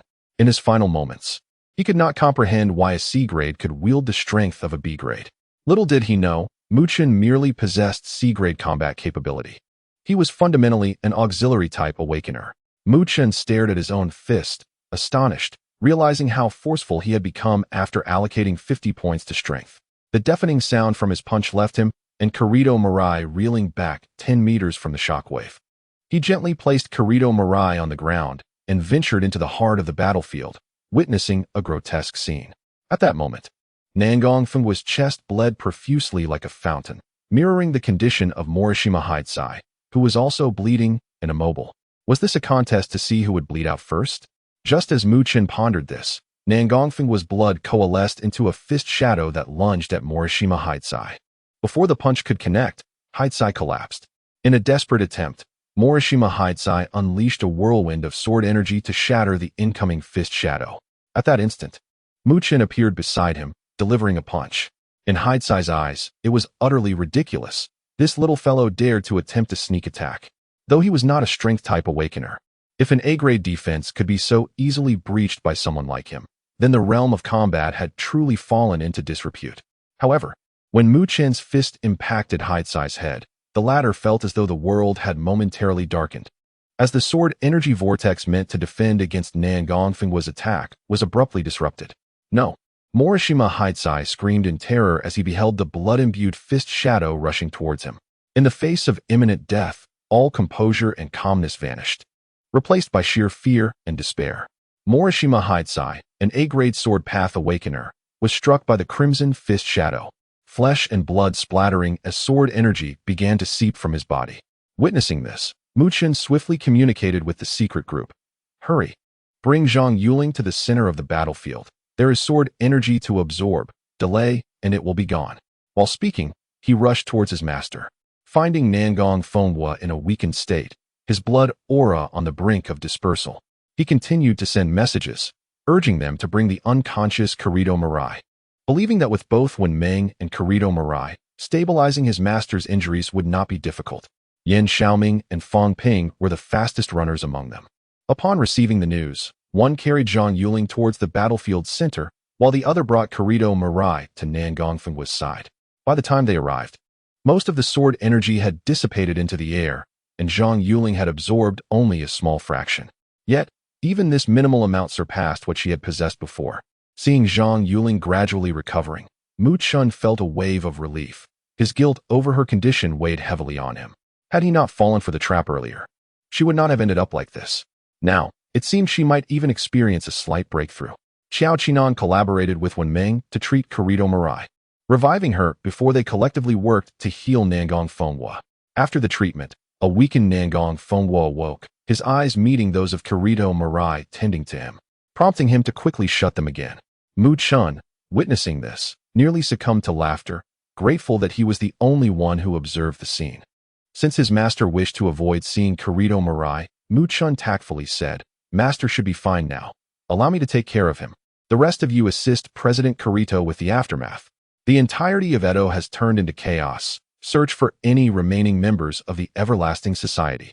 Most understood the underlying message in Mu Chen's words. He intended to dismiss them so he could address matters privately with Commander Nangong. Only Yen Xiaoming, blissfully unaware, exclaimed, "Leader, let me help you carry him." Mu Chen found it difficult to explain that Nangong Fonghua had already awakened, and it was inconvenient for him to meet President Kirito. Awkwardly, he stood there, casting a glance at Kirito Mirai.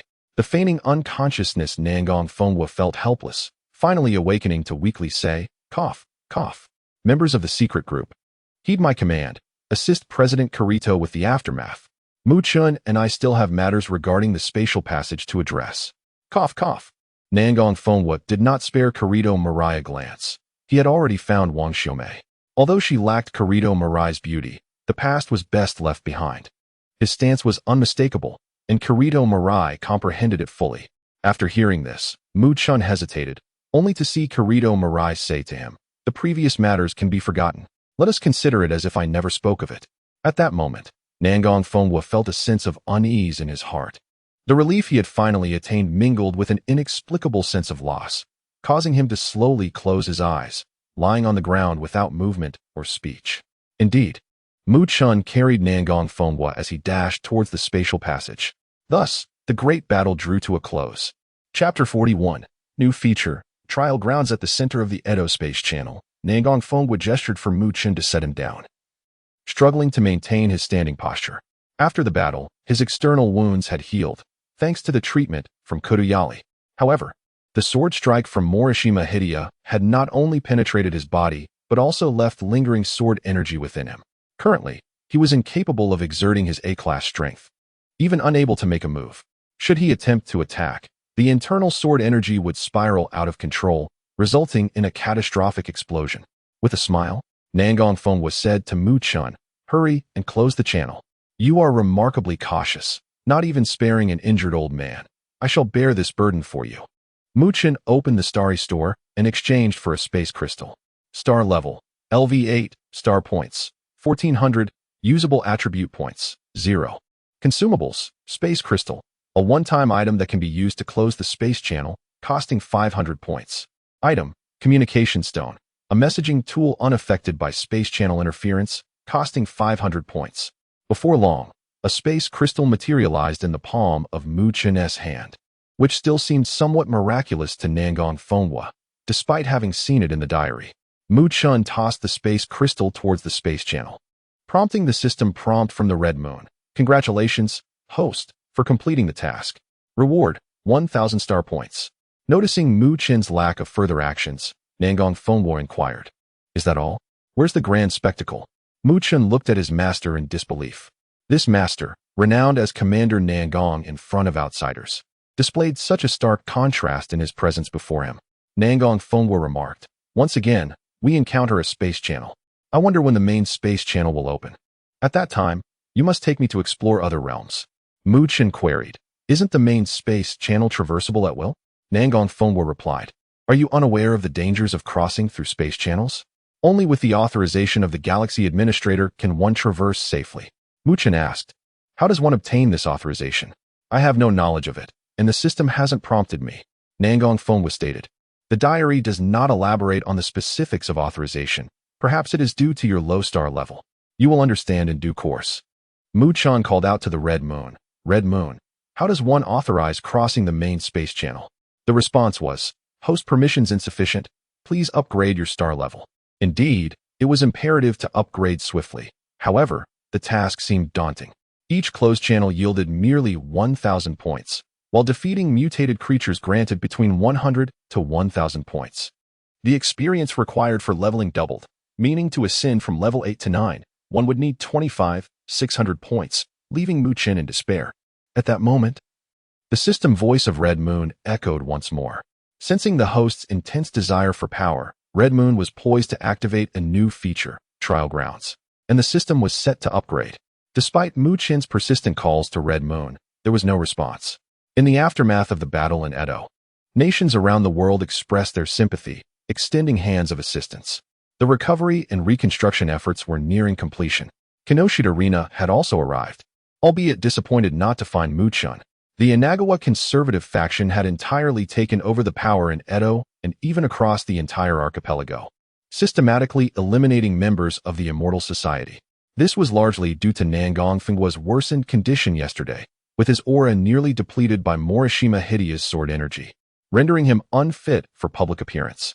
Today, he had only just begun to recover. At Edo Airport, Nangong Fenghua, dressed in travel attire, and Mu Chen, clad in sportswear with a hat and sunglasses, discreetly boarded their flight. Shortly after takeoff, they settled into first class and closed their eyes to rest. In the air, a sudden flash of fire appeared from behind as a missile locked onto their flight, trailing a white plume of smoke as it sped toward them. Nangong Fenghua's heart raced. He rose and embraced Mu Chen, channeling his protective blood energy. With a deafening explosion, the plane disintegrated, and Mu Chen felt darkness envelop him as he lost consciousness.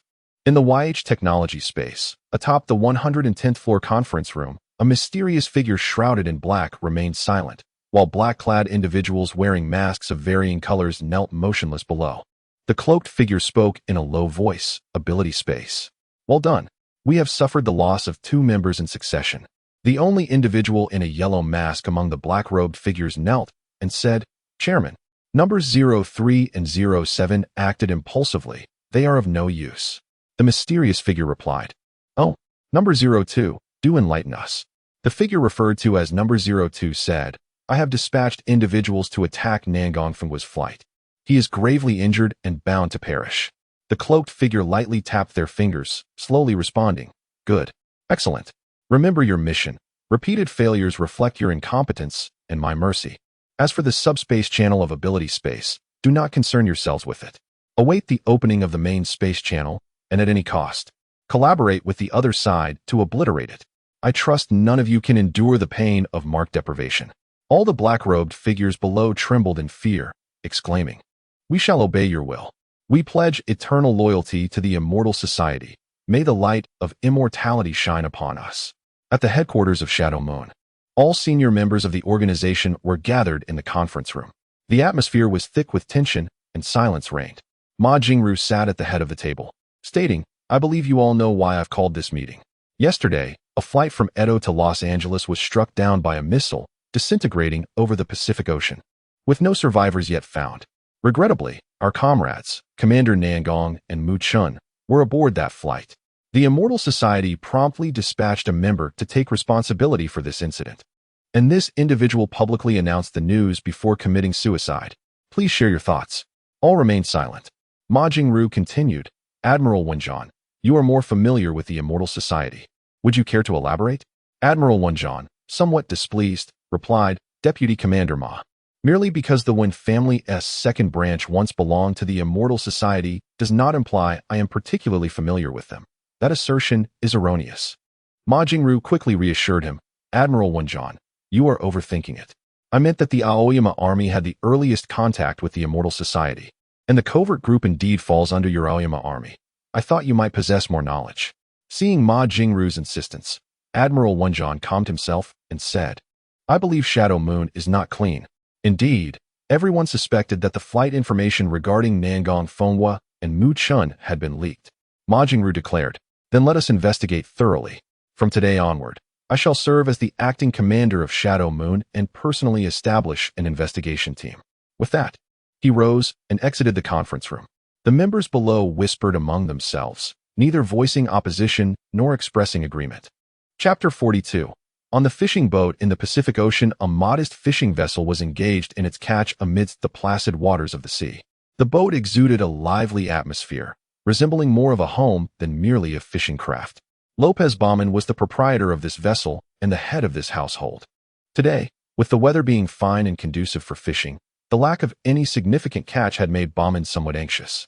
At the age of 28, he had lost his mother at an early age and his father had passed away 2 years prior, leaving him with a younger brother in his 20s and a sister not yet 10. The family resided aboard the boat that had been left to them by their father. Despite her tender age, the sister was quite sensible. After a long day of toil, she would prepare coconut juice and steamed rice for her brothers. Their impoverished existence had not crushed the spirits of the 3 siblings. Suddenly, Baumann's brother, Aiden, shouted, Brother, over here. We've got something big, it's heavy. Come help. Baumann promptly set aside his fishing gear and rushed to assist Aiden in securing the automatic fishing net's frame. The boat was in such disrepair that even with the automatic net, manual effort was needed to draw in a decent catch. Baumann's dream was to own the most advanced fishing vessel available. As the net gradually ascended, Aiden finally discerned what lay within. 2 bodies. Brother, they are corpses. What should we do? Baumann felt a surge of panic, but the weight of life's hardships steeled his resolve as he declared, Let us bring them aboard and see if they have anything of value. If not, we'll toss them back. Aiden, suppressing his fear, assisted his brother in hauling the 2 bodies onto the boat. With a surge of courage, Baumann approached them, searching their pockets for valuables, but found nothing except a pair of gloves. He muttered an expletive under his breath, paupers. Examining the 2 bodies entwined together, one a middle-aged man, the other a youth, he surmised they were likely a father and son. Just as he prepared to dispose of them, the young man suddenly erupted in a fit of coughs. Not dead. Aiden, hiding behind his brother, gazed in terror at the young man who had seemingly returned from the dead. This young man was none other than Mu Chun, while the middle-aged man cradling him was Nangong Fenghua. In the instant of the plane's explosion, Nangong Fenghua had activated his protective blood energy, preserving both their lives as they plummeted into the sea, unconscious. Fortunately, the Baumann family managed to rescue them before it was too late, for otherwise, they would have been lost to the depths. However, both Mu Chun and Nangong Fenghua had swallowed a considerable amount of seawater during their unconsciousness, leading to signs of drowning. Upon regaining consciousness, Mu Chun checked Nangong Fenghua's condition, relieved to find he was not in grave danger, though he had been reduced to a mere ordinary man. As long as Sun Dao Ziai's sword energy lingered, Nangong Fenghua could never truly recover. Moreover, he currently lacked the strength to dispel the sword energy, relying solely on the remnants of an A-grade powerhouse's essence to survive. Alas, the once mighty leader of the Shadow Moon had fallen to such a fate, becoming Mu Chun's unwitting scapegoat. Feeling a twinge of guilt towards his master, Mu Chun surveyed the surroundings and the Baumann family. Hello, do you understand Chinese? He inquired. Baumann nodded in affirmation. Where am I? Mu Chun replied with a bemused smile. I meant to ask where this boat is located. With patience, he continued. And where do you hail from? Looking quizzically at the dark-skinned Baumann, he asked, Are you from southern Guangdong or Sichuan? Where did you learn such Chinese? As Mu Chun's head throbbed from awakening, it became clear that communication would be a challenge. Nangong Fenghua remained unconscious. Mu Chun soon realized his predicament. He was aboard the Baumann family's vessel in Luzon. Janie, the sister, approached with a pot of coconut juice steamed rice and some small seafood they had fished out of the sea. The siblings were preparing to dine, while Mu Chun watched eagerly from the corner of the boat. Janie served him a bowl of rice topped with some vegetables. Thank you, Mu Chun expressed gratefully. Janie said nothing and hurried away. Shortly after, Baumann approached, stating, We can't afford to keep idle hands. If you wish to stay and eat, you must work. Mu Chun nodded, responding, Once my father awakens, we will leave. You need not worry. We will compensate you. Baumann said nothing further and returned to the cabin to continue his meal. At that moment, Nangong Feng was stirred awake, having overheard their conversation, but pretended to remain unconscious. This was a familiar act for him. However, as Mu Chen sat nearby, relishing his fragrant meal, he found it increasingly difficult to maintain his charade. "Leave some for me," he murmured. Upon seeing his master awake, Mu Chen beamed with joy. "Master, you're finally awake. Let me help you sit up." Nangong Fenghua waved his hand dismissively. "We must remain on this boat. I am no different from an ordinary person now. The everlasting society will not spare us. This family has a simple background. Staying here is currently our best option. Help them with their fishing, gain their trust, and then I will awaken."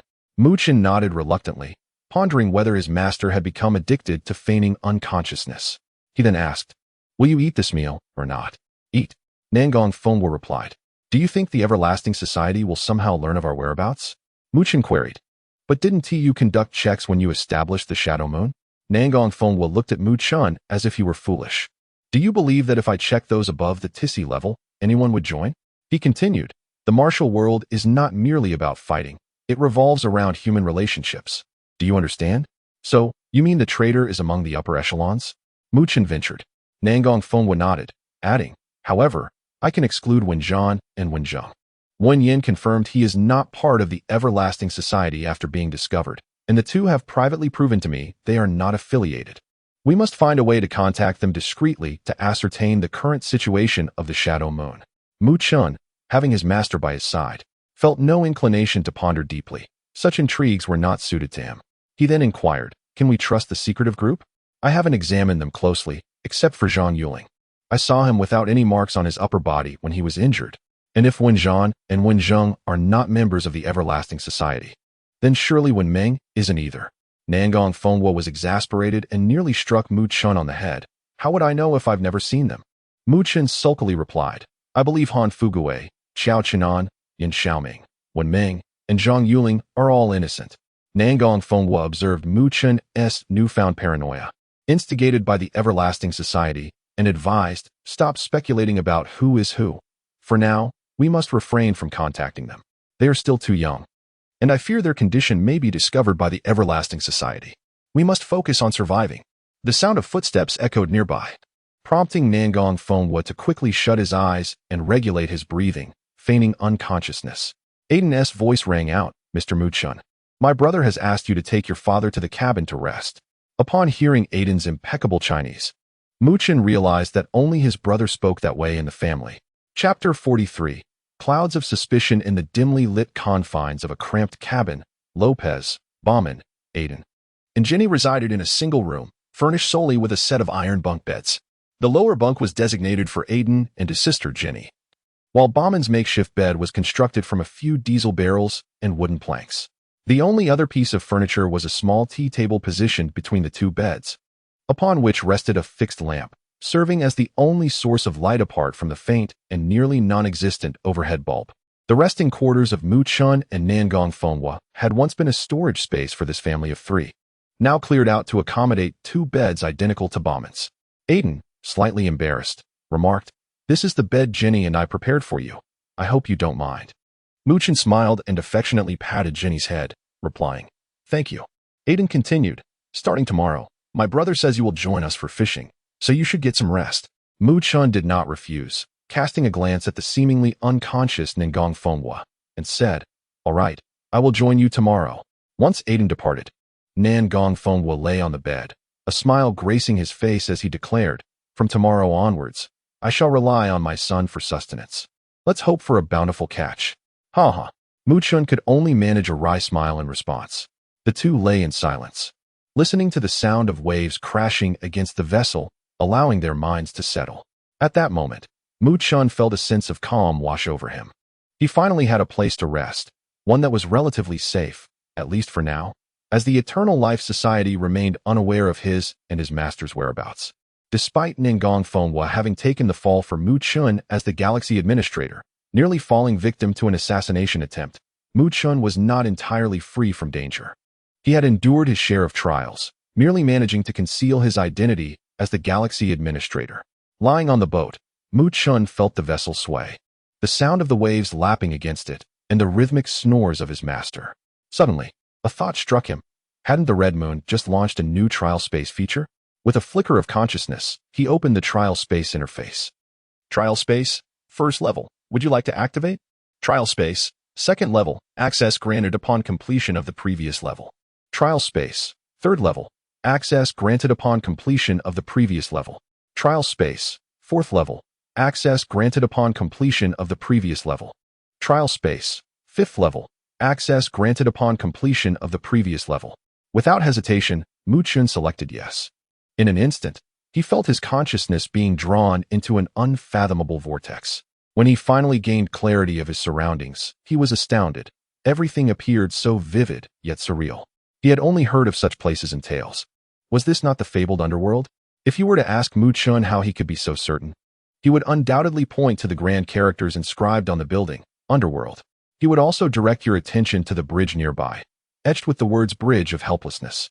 It seemed as though an old woman was merely waiting by the bridge with a bowl of soup for him. Intrigued by how he had activated the trial space and found himself here, Mu Chun noted the remarkable realism of it all. He touched his face, confirming it felt quite tangible and not like a dream. Yet, as real as it seemed, there was not a single ghostly figure in sight. What kind of trial was this? Driven by curiosity, Mu Chun crossed the bridge of helplessness, and in the distance, a palace manifested before him. The palace was adorned with dark green glazed tiles, its eaves hung with four bronze bells, silent without a breath of wind, adding an air of redundancy. Above the grand entrance hung a gilded plaque made from dark, heavy wood, inscribed with Hall of Mysterious Darkness.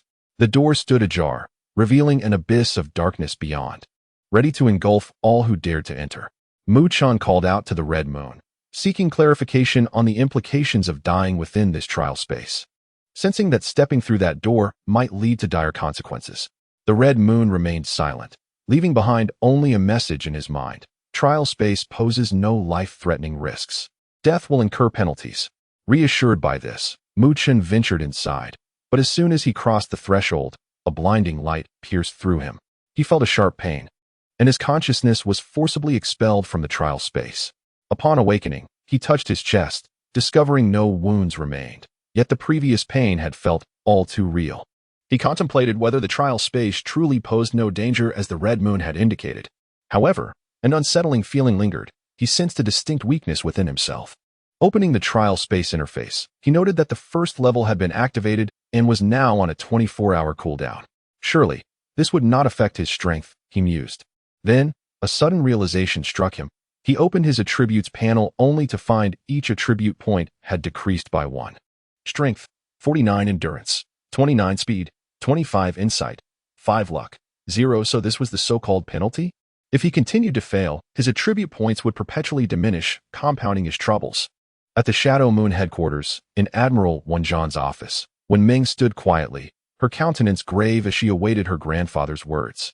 With a sigh, Wenzhan began. Commander Nangong and Mu Chun were attacked by the Eternal Life Society. Their plane crashed, and the situation is dire. Our Wen family may also face the threat of being purged. Minger, what do you think of the eldest son of the Ma family? Still reeling from the shock of the plane crash and the attack on Nangong, Fengguo, and Mu Chun, when Ming stood frozen, processing the information, regaining her composure. She looked at her grandfather and asked, "Do you mean to suggest an alliance with the Ma family?" Seeing the sorrow in his granddaughter's eyes, Wenzhan sighed. "I know you have feelings for Mu Chun, but our family situation is exceedingly precarious." Without uttering a word, Wen Ming nodded, tears brimming in her eyes, as she exited the office. At that moment, news had spread beyond Wen Ming. As a descendant of the Han family, one of the 3 great clans, Han Fu Gui had also received the grim tidings. Members of the secretive group were engulfed in profound sorrow. Unable to accept the news of Mu Chun's possible demise, Han Fu Gui utilized every connection within the Han family to seek Mu Chun's whereabouts. 4 Han Fu Gui, Xiao Qinan, and Yin Xiaoming, who had followed Mu Chun from the beginning. As long as they could not find Mu Chun's body, they refused to believe he was truly gone. Meanwhile, the entire Shadow Moon organization was shrouded in uncertainty, with an air of trepidation as a covert operation against traitors quietly unfolded. Chapter 44, Life and Death Brother. "We got a haul. Mr. Mu has caught a net full of king crabs," Aiden exclaimed joyfully. Jenny dashed out from the cabin, dragging a box behind her. She laughed heartily, saying, "It's truly king crabs. Ever since Dad passed away, we haven't caught any. Mr. Mu, you are incredible." For Mu Chun, with his current strength, lifting the fishing net effortlessly posed no challenge. The speed of net retrieval directly correlated with the volume of catch. The ship's winch was in disrepair, which explained the family's meager catches. Barman approached with a faint smile, watching the net brimming with king crabs in Mu Chun's hands. A blend of envy and excitement flickering in his heart. He mused, "It seems wise to keep this lad around. I must win him over and have him focus on fishing for us." Noticing Barman's contemplative expression, Mu Chun packed the king crabs into the box and cheerfully said to Jenny, "Jenny, from now on, we'll feast on king crabs every day." Jenny's south eyes sparkled like crescent moons as she asked, "Really, Mr. Mu?" Mu Chun patted her head, affirming, "Indeed. But you must call me brother from now on." As Jenny hurried back into the cabin, she shouted, "Oh, Jenny has another brother now." Aiden smiled, and even the somewhat shrewd Barman did not object. It appeared that Nangang Fenghua's insight was correct. Only by bringing benefits to this struggling family would they genuinely accept him. At that moment, Nangang Fenghua sat in the cabin, listening to the commotion outside and smiling to himself. Such a leisurely life was quite pleasant. The weather at sea was notoriously capricious. The clear skies that had just prevailed were now shrouded in dark clouds. Besides the box of king crabs caught by Mu Chun, there were plenty of other seafoods, more than his family could consume, necessitating a sale for cash. Mu Chun volunteered to assist Barman in transporting the seafood, seizing the opportunity to observe his surroundings. Barman welcomed the help without hesitation. Pushing a cart, Mu Chun guided it while Barman steadied the seafood as they walked from the fishing boat toward the harbor. Outside the port of Luzon, the air was thick with the scent of the sea, a veritable paradise for seafood lovers, where quality and affordability attracted both locals and foreign tourists seeking the freshest catches. However, king crabs were typically contracted by large hotels, making Barman's scattered sales quite rare, thus drawing a considerable crowd. Along the way, Barman, with his rudimentary Mandarin, exclaimed, "They are my cousins." Mu Chun understood Barman's intent and nodded, expressing his gratitude with a sincere thank you. Anyone with a modicum of sense would realize that Mu Chun and Nangang Fenghua were not ordinary individuals. Their ability to pull and scathe from the sea hinted at extraordinary powers. Barman was clearly attempting to disguise Mu Chun's identity. If he wished to live aboard the fishing boat for an extended period, he would need to learn Luzon's language. Otherwise, he risked exposing himself and his master's identities. As he approached, Nangang Fenghua, eyes closed, languidly remarked, "I haven't had dinner yet. Aren't you going to take care of me, dear son?" Mu Chun helplessly shrugged, indicating that he had already eaten. With Barman's family now having accepted Mu Chun and Nangang Fenghua, there was no longer a need for Nangang Fenghua to feign unconsciousness. It seemed tonight's dinner was uncertain, a miscalculation on his part. At midnight, lying on his bed, Mu Chun activated the trial ground. The 24-hour cooldown had elapsed. With a thought, he found himself once more before the hall of Xianming, this time refraining from rushing in. It was evident that a formidable creature lurked within. The previous flash of light had undoubtedly been a weapon, and approaching empty-handed would be perilous. Thinking this over, Mu Chun asked Honghua, "Are there weapons available in this trial ground?"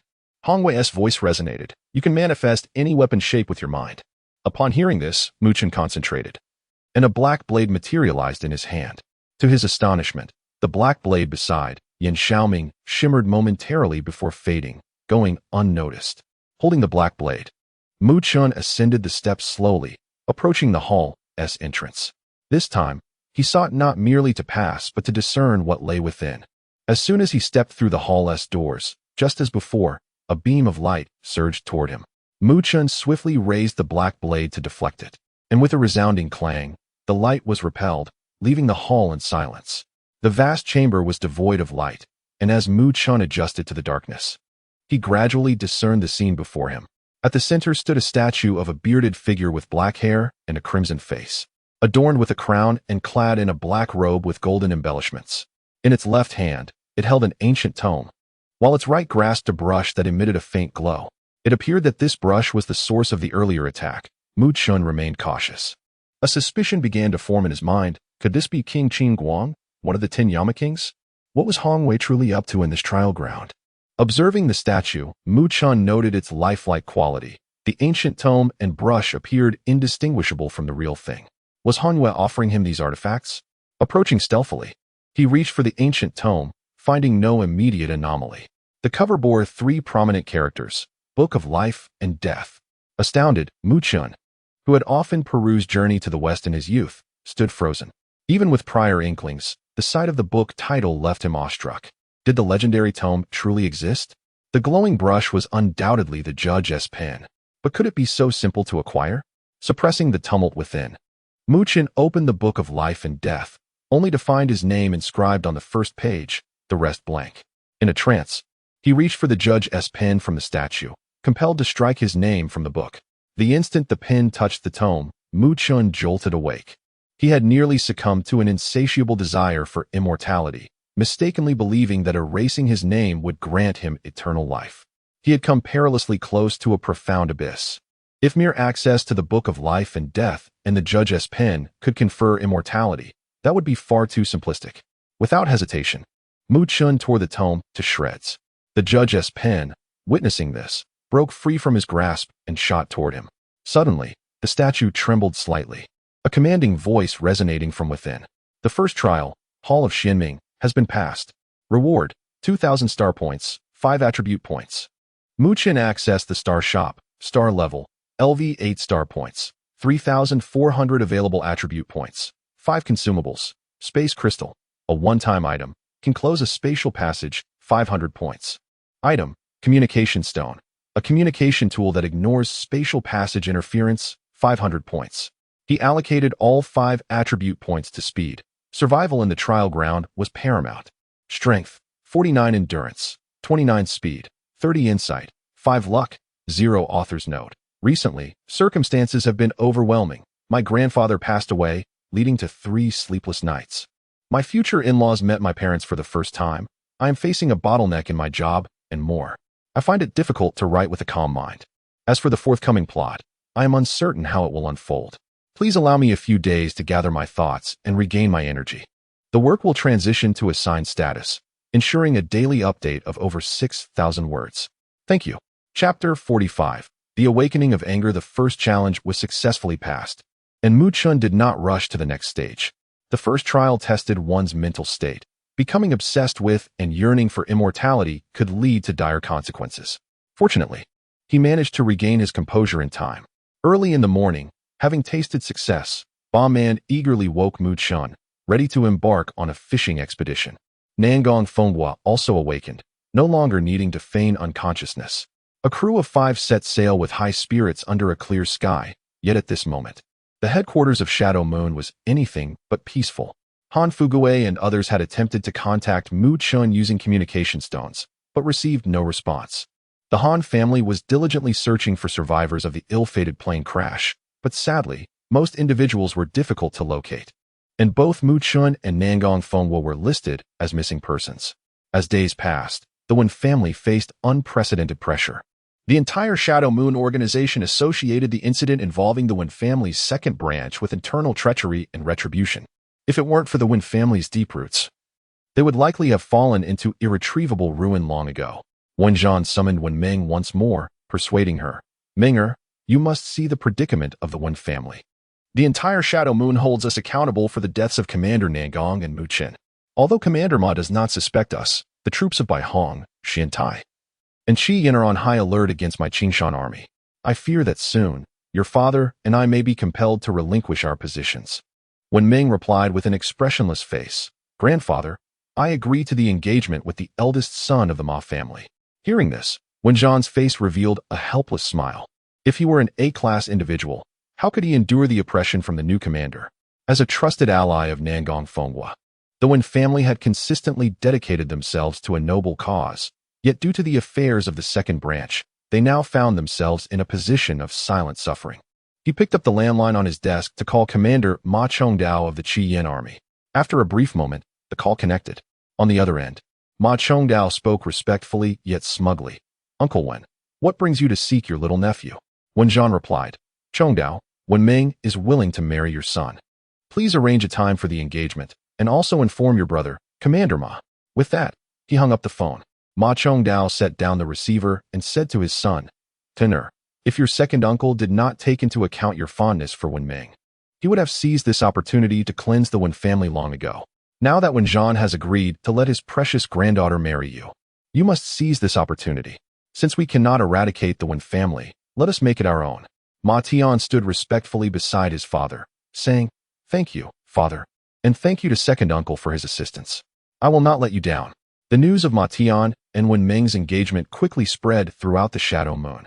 Some understood it was a decision born from the current circumstances, while others gossiped about the romantic history between Wen Ming and Ma Tian. However, Mu Qin's brothers found it hard to believe. Han Fugui, Shao Qinan, and Yin Xiaoming immediately sought out Wen Ming for clarification. Yin Xiaoming, armed with a knife, stood at the door of Wen Ming's dormitory, shouting, "The leader's fate is uncertain, and you are so eager to marry someone else. Do you not know how much the leader cares for you?" Xiao Qinan remained silent, aware of his lesser influence. At this moment, only Han Fugui had the qualifications to persuade Wen Ming, yet she had no intention of explaining herself to them. Han Fugui privately messaged Wen Ming via the communication stone, but received a firm refusal. Wen Ming had made up her mind. As a scion of a prominent family, she felt insignificant in the face of family interests. Throughout this ordeal, her father had not intervened to persuade her grandfather, so what right did she have to reject his implicit wishes? Hearing the commotion outside, Wen Ming recalled every word and action of Mu Qian. She realized how much she cherished him, and tears streamed down her face uncontrollably.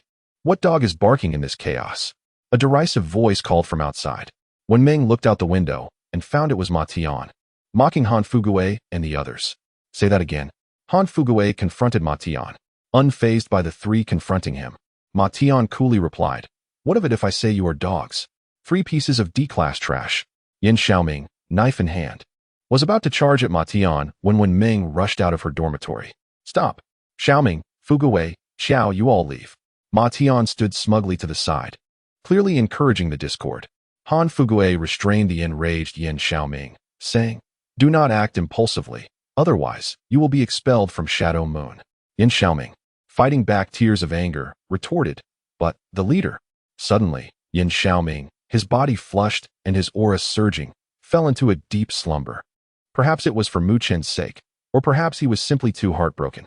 He had awakened to C-class powers. Han Fugui and Xiao Qinan supported Yin Xiaoming back to the dormitory. Unbeknownst to them, Zhang Yuling, concealed in the nearby woods, observed everything. If the C-class Ma Tian dared to harm Han Fugui and the others, today would mark his demise. Wen Ming, seeing the three had departed, turned to Ma Tian and said, "My agreement to the engagement does not grant you the right to insult my friends."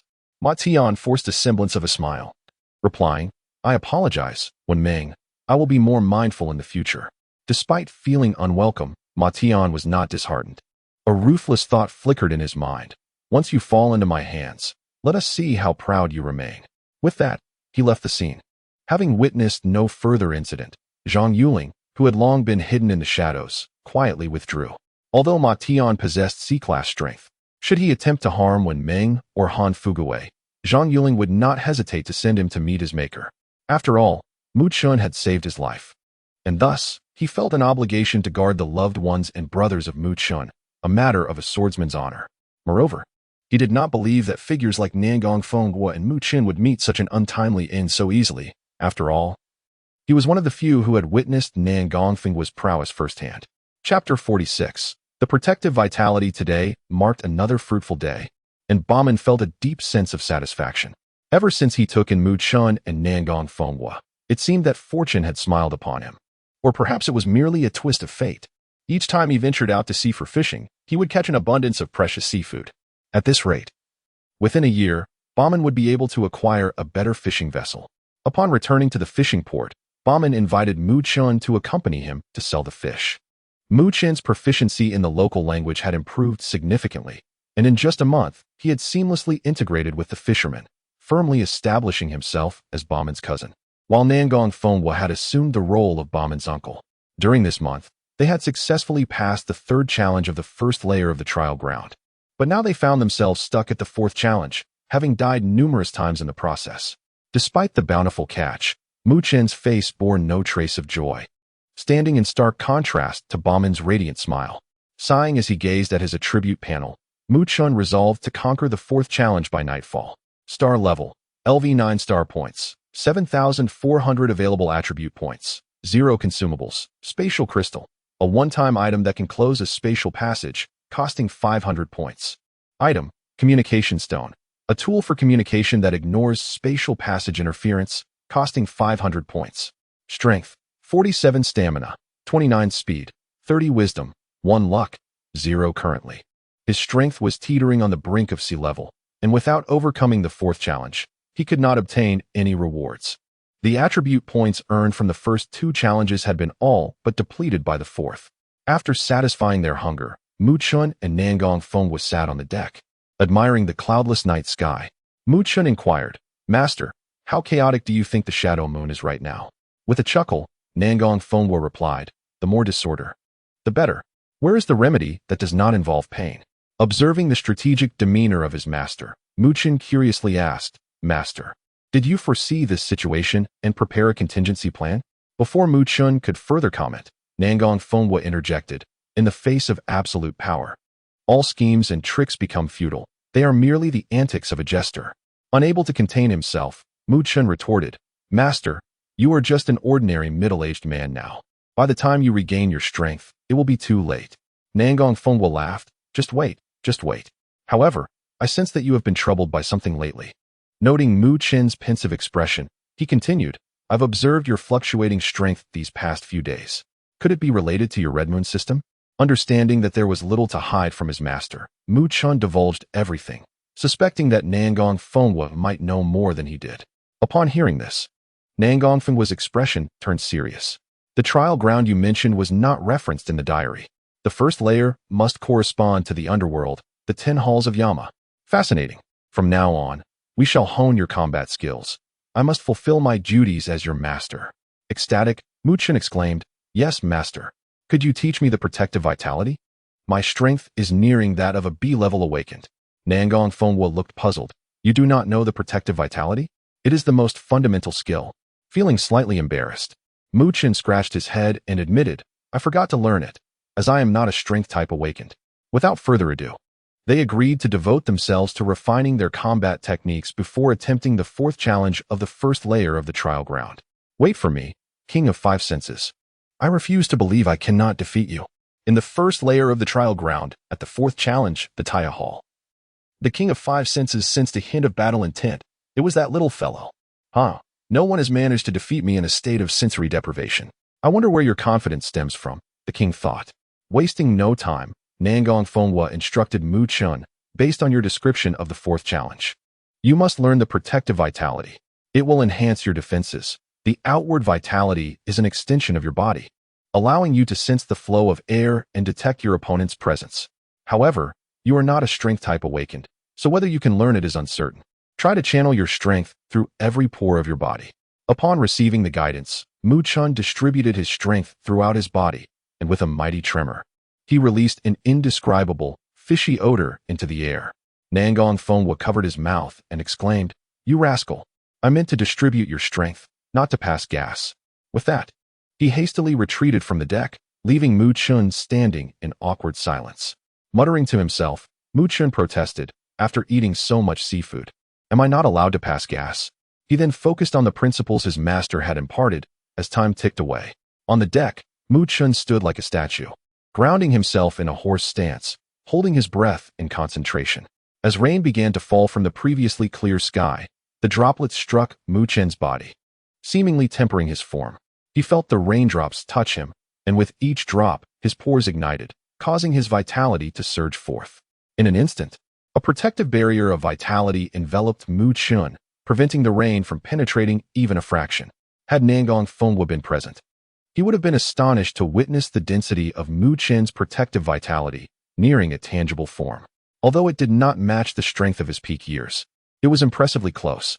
Unaware of the significance, Mu Chun lamented that his protective vitality lacked the dazzling qualities he had seen in others. Those glimmering displays seemed far more impressive than his own, which resembled mere armor. Returning to the cabin, Mu Chun lay on his rickety wooden bed, and with a thought, he entered the trial ground. Before him stood the magnificent Taya Hall, and Mu Chun summoned his black blade while activating his protective vitality, stepping through the grand entrance. The King of Five Senses immediately sealed Mu Chen's senses and lunged at him with a dagger. Yet, Mu Chen, utilizing his protective vitality, detected the air's fluctuations. Sidestepping with agility, and countered with a strike at the king's neck. The king quickly blocked with his dagger and retreated, inwardly astonished. In such a short time, the boy had learned to evade his attacks with precision and still had the energy to retaliate. Cautiously, he approached Mu Chen, attempting to minimize the air disturbances caused by his movements. Meanwhile, Mu Chen furrowed his brow, realizing he had underestimated the King of Five Senses. He could no longer sense the king's actions.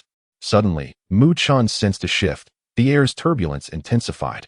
As he prepared to block, the dagger struck him. Anticipating defeat and expulsion, Mu Chen paused, only to discover he remained within the trial ground. The King of Five Senses, equally stunned, realized that his attack had been thwarted by the layer of red energy surrounding Mu Chen, unable to penetrate even a fraction despite his utmost effort. A surge of joy filled Mu Chen's heart as a rather mischievous idea surfaced in his mind. Chapter 47. Kidnapping. Mu Chen observed that the King of Five Senses could not breach his protective blood aura, thus he remained motionless, allowing the frantic King of Five Senses to unleash his attacks upon him. The King of Five Senses felt his robust form tremble, releasing a pungent odor reminiscent of seafood. Enveloped in a state of insensitivity, Mu Chen exhibited no response, while the King of Five Senses, in stark contrast, neared the brink of unconsciousness, his eyes stinging with tears of humiliation. As one of the revered Tenyama kings, he had never endured such indignity. However, he found himself utterly powerless against Mu Chen. Although Mu Chen could not retaliate, the extensive biological weaponry unleashed within the poorly ventilated hull proved devastatingly potent. In a fit of rage, the King of Five Senses declared, "You wretched brat, cease your flatulence. Consider this challenge passed." No sooner had he spoken than the system chimed in, announcing, "Fourth challenge, Taya Hall, has been completed. Reward, 2,000 star points, attribute points, 5. For the first time, as Mu Chen wafted the scent of his own release, he realized that even flatulence could possess an oddly pleasant aroma, albeit betrayed by his reddened eyes. Upon accessing the star shop, Mu Chen felt a profound sense of satisfaction. Star level, LV 9 star points, 9,400 available attribute points, 5 consumables, space crystal, a one-time item that can close a spatial passage, 500 points. Item, communication stone, a messaging tool that disregards spatial passage interference, 500 points. After allocating his attribute points, his stats stood as follows: strength, 50 stamina, 30 speed, 31 perception, 1 luck, 0 contentedly. Mu Chen exited the trial grounds. The fourth challenge, which had troubled him for many days, had unexpectedly concluded in such a manner. One could only wonder how the architect of the trial grounds would react upon learning this. At the docks of Lusong, a group appeared, brandishing photographs of Mu Chen and Nangong Fenghua, inquiring if anyone had seen the individuals depicted. The fishermen at the docks recognized Mu Chen and Nangong Fenghua immediately, yet none admitted to knowing them. These individuals were dispatched by the Han family to locate Mu Chen and Nangong Fenghua. Upon finding no leads, they withdrew. Had Han Fugue known that the fishermen refrained from revealing Mu Chen and Nangong Fenghua's whereabouts due to their dark attire and sunglasses, he might have exploded with frustration. Yet, such is the irony of fate. The search for Mu Chen had persisted for over a month, with coastal cities both domestic and foreign sending inquiries. Yet Mu Chen and Nangong Fenghua seemed to have vanished without a trace. No news, no bodies were found. Han Fugue, Xiao Qinan, and Yin Xiaoming gradually lost hope, sitting despondently in their quarters. Yin Xiaoming, devoid of the joy of advancing to C rank, glanced at the now vacant bed that belonged to Mu Chen and said dejectedly, "The captain has been missing for over a month, with no contact. Could something truly have happened?" Xiao Qinan, noticing Han Fugue's silence, remarked expressionlessly, "I believe the captain is alive, yet he surely will not contact us. The captain and Commander Nangong must have been ambushed due to the collusion of an insider within the Shadow Moon organization with the Eternal Life Society. If the insider were to discover the captain and Commander Nangong's whereabouts, it is likely that the captain would not survive to await assistance from Shadow Moon." Yin Xiaoming questioned, "But does Commander Nangong still fear the Eternal Life Society? We have seen how powerful he is."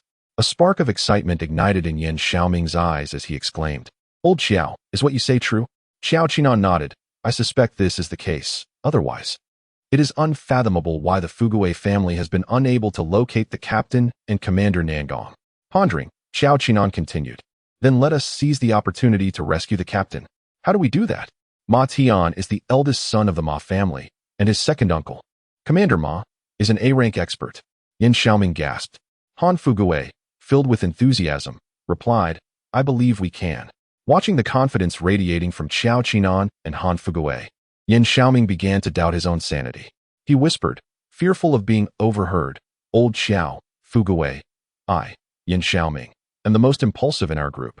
But I think you both are being reckless.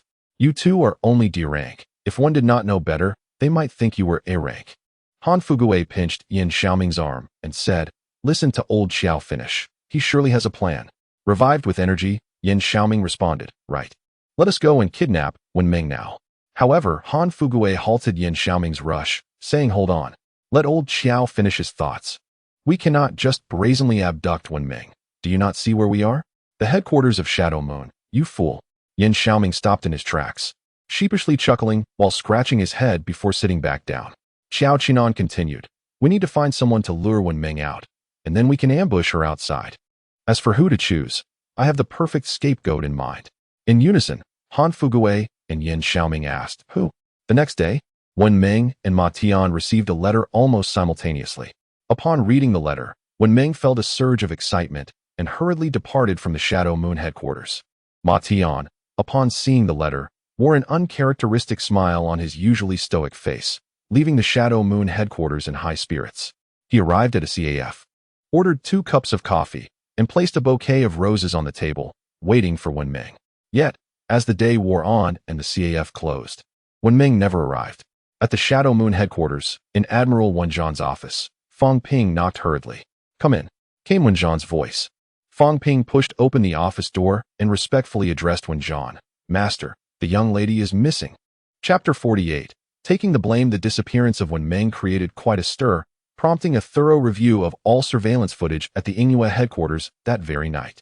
The only suspect who left with Wenming around the same time was Ma Tian. Wenzhan stormed into Ma Tian's dormitory with a group of people. At that moment, Ma Tian, still fuming over being stood up by Wenming earlier that day, was indulging in the company of a captivating woman. With a loud bang, the door was kicked open, revealing the astonished faces of the 2 individuals on the bed and the shocked intruders outside. What a reputation for the young master of the Ma family, living alone and reveling in nightly escapades. Wenzhan remarked coldly. Ma Tian hastily wrapped himself in the sheets as the woman, terrified, clutched the blanket around her. What gives you the right to barge into my room? Ma Tian yelled in anger. Because you have kidnapped my granddaughter, Wenming. Wenzhan retorted furiously, producing the surveillance video. The footage showed Wenming exiting the Inghua headquarters, closely followed by Ma Tian's car. What do you have to say for yourself? Wenzhan demanded.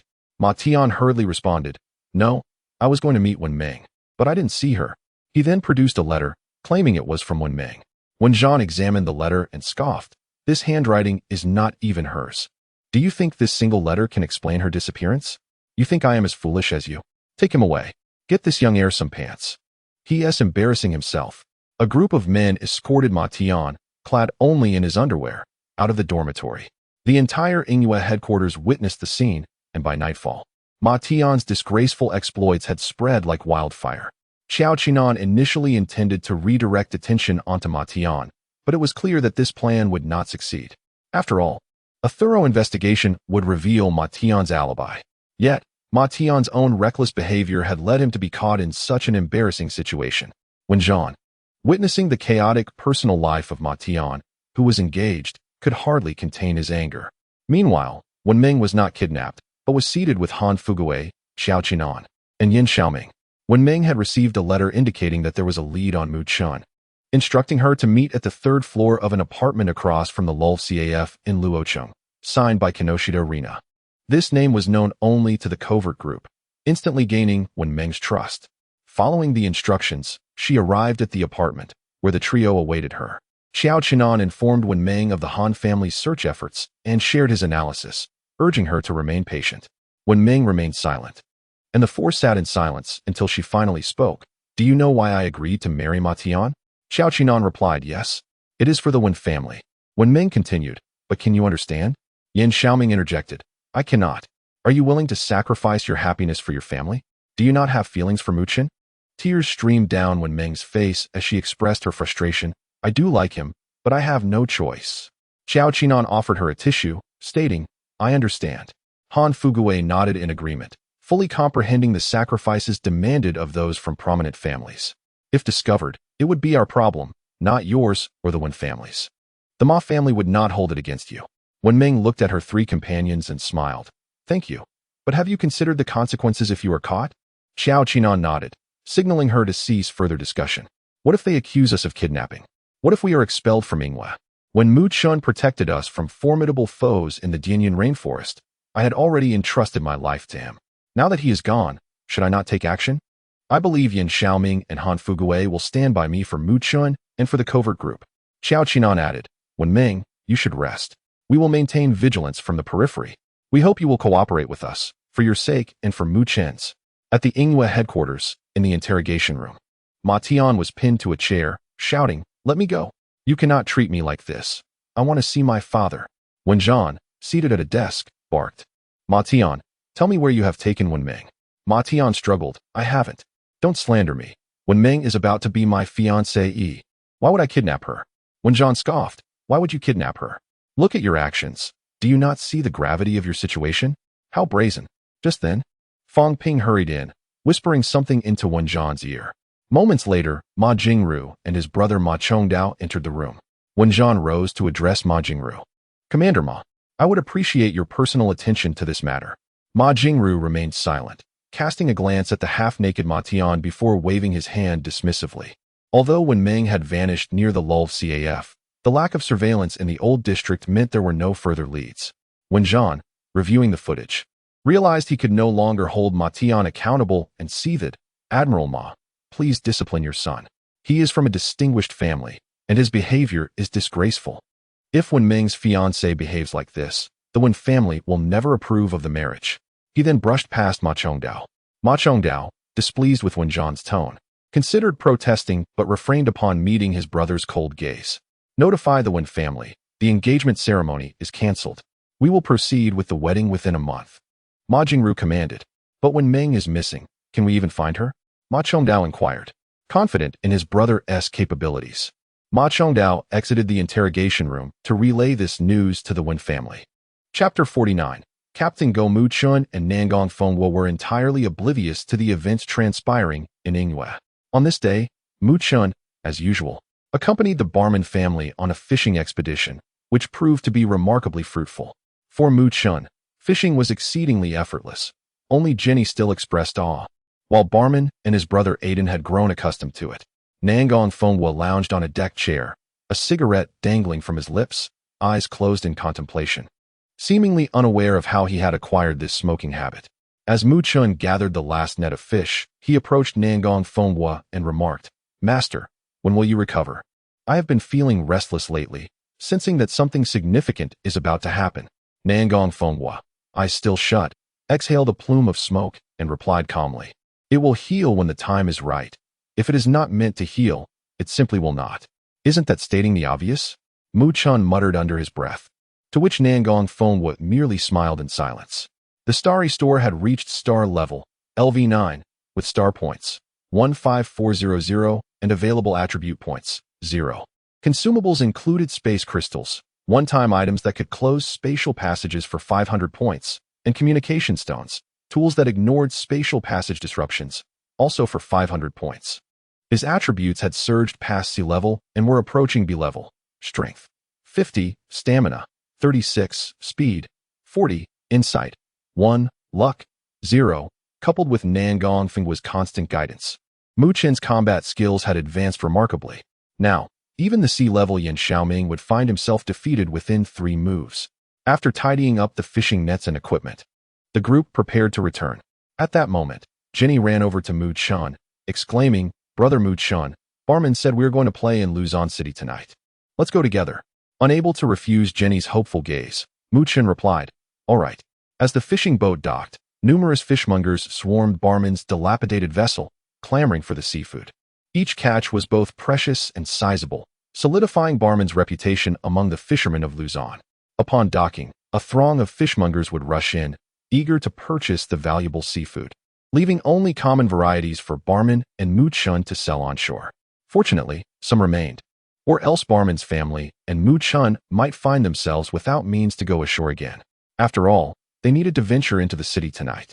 Wearing the old clothes gifted by Barman and Aiden would make them appear like ragpickers. The newly purchased attire was not overly extravagant. 2 pairs of beach shorts, 2 floral shirts, and 2 pairs of flip-flops, an essential ensemble for spring and summer in this tropical coastal city of Luzon. Barman, Aiden, and Jenny also donned new clothes, and the 5 of them exited the port, hailing 2 tuk-tuks to take them to their destination, the Golden Palm Hotel. Barman was prepared to splurge, for the Golden Palm was one of the premier hotels in Luzon, where much of the seafood served was sourced from Barman's own catches. Mu Chun had previously inquired about this hotel, finding it uncharacteristic of the frugal Barman to indulge in such extravagance. Upon arrival at the hotel, the 5 of them entered smoothly without being turned away for improper attire. The staff warmly guided them to a private room, and Nangong Phonwa, trailing behind with a cigarette, elicited a brief cough from the server, who said nothing further. Soon, Barman had ordered the dishes, and within minutes, they began to arrive, an array of exquisite seafood, including the large grouper that Mu Chun had personally caught that morning, along with a regal crab. Without hesitation, Mu Chun and Nangong Phonwa indulged in the feast. Famished after such a long time without a grand meal, while Jenny's cooking skills resembled that of a child. Amidst the clinking of glasses and laughter, Aiden felt a wave of dizziness wash over him. He shook his head, yet his eyelids grew heavy, threatening to succumb to the seafood porridge before him. Barman quickly supported Aiden, urging him to rest on the table, and Jenny, sensing the same, leaned back in her chair, fainting. One by one, Mu Chun and Nangong Phonwa followed suit into unconsciousness. Only Barman remained unaffected, glancing at the 4 fallen companions before knocking on the door of the private room. A server promptly entered, accompanied by a group of masked individuals. Barman addressed the server, "I have brought them as you requested. Where is my payment?" The server retrieved a box from outside, handing it to Barman. Opening it revealed a fortune, 10 million in cash. Overjoyed, Barman closed the box, preparing to leave with Aiden and Jenny. At that moment, an unexpected voice broke the tension. Captain Go, long time no see. Mu Chun, who should have been slumped over, sat up. Among the masked individuals, a slightly rotund, middle-aged man shifted uncomfortably, clearly perturbed. He stepped back into the shadows, but the words of the next person left him no room to retreat. "Go Zonda, are you here to deal with me?" Nangong Phonwa's voice resonated. Go Zonda realized that his identity had been completely exposed. He stepped forward, feigning calmness, and inquired, "Why haven't you succumbed to the sleep drug?" Mu Chun languidly replied, "You underestimate the members of the covert group. Do you think we, who spend day and night with Barman, are unaware of his shrewdness? Did you not know that our attire would make it difficult to enter the Golden Palm? Were you oblivious to the hotel's prohibition on smoking? Did you not consider the most reasonable pace for service?" Cold sweat broke out on Go Zonda's forehead. Had it not been for Nangong Phonwa's presence, he might have already taken action. Barman stood awkwardly to the side, clutching the box, unsure whether to stay or go. Hearing Mu Chun's words, he assisted Aiden and Jenny in exiting the private room, and Go Zonda made no move to stop them. Chapter 50, Pursuit. At that moment, another masked figure whispered a few words to Go Zonda. A shift occurred in Go Zonda's uneasy state as he recalled the instructions given to him by Commander Ma. Nangong Phonwa was no longer the same person. He was now gravely injured, having been struck by a lethal sword from Mori Island Shiozai, rendering him no different from an ordinary individual. Contemplating this, Go Zonda ceased to be apprehensive and instead addressed Mu Chun, saying, "Young brother Mu Chun, please do not make this too difficult for me. Throughout history, power transitions have always been accompanied by bloodshed. I am merely following orders. And since both of you are still alive, I insist that you come with me." Nangong Phonwa, smoking a cigarette, remained silent and motionless. Go Zonda, having risen from humble beginnings to his current position through sheer effort, found himself constrained to the role of a commander due to his B-grade strength. Lacking a powerful backing, he could only occupy a position suitable for his abilities. Had he been affiliated with a prominent family, he would have easily risen to the rank of a general. This was the reason for his presence here. Aligning with the right faction during a power shift could lead to a meteoric rise. However, the thought of turning against his former commander and comrades filled him with inner turmoil. Mu Chun scoffed, Enough with the idle chatter. Let us engage. No sooner had he spoken than he hoisted Nangong Fonghua onto his back and punched through the wall of the private room, fleeing outside. It was absurd. Go Zonda was a genuine B-grade powerhouse, and Mu Chen had no chance against him. Running was the only option. Bursting out of the hotel, Mu Chen plunged into the bustling marketplace, hoping that Go Zonda would refrain from indiscriminately slaughtering innocents. Clad in brightly patterned shirts and shorts, the two blended seamlessly into the crowd. A wave of anxiety washed over Mu Chen as he noticed his master, even in the midst of fleeing for his life. Still indulging in a cigarette, he cast a resentful glance at Nangong Fonghua. Nangong Fonghua offered an awkward smile, urging Mu Chen to run faster as Go Zonda was rapidly closing in on them. Mu Chen sprinted through the marketplace and onto the streets of Luzon, where the sound of tuk-tuks filled the air.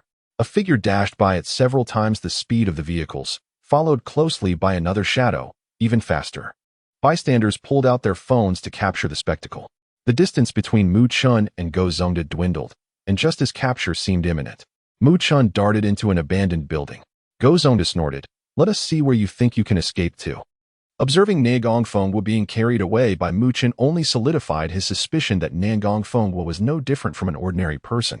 In Luocheng, at the third-floor apartment across from the Lu de Caf, Han Fuguei, Chao Qinan, and Yin Xiaoming stared at the individual before them, devoid of any inclination to resist.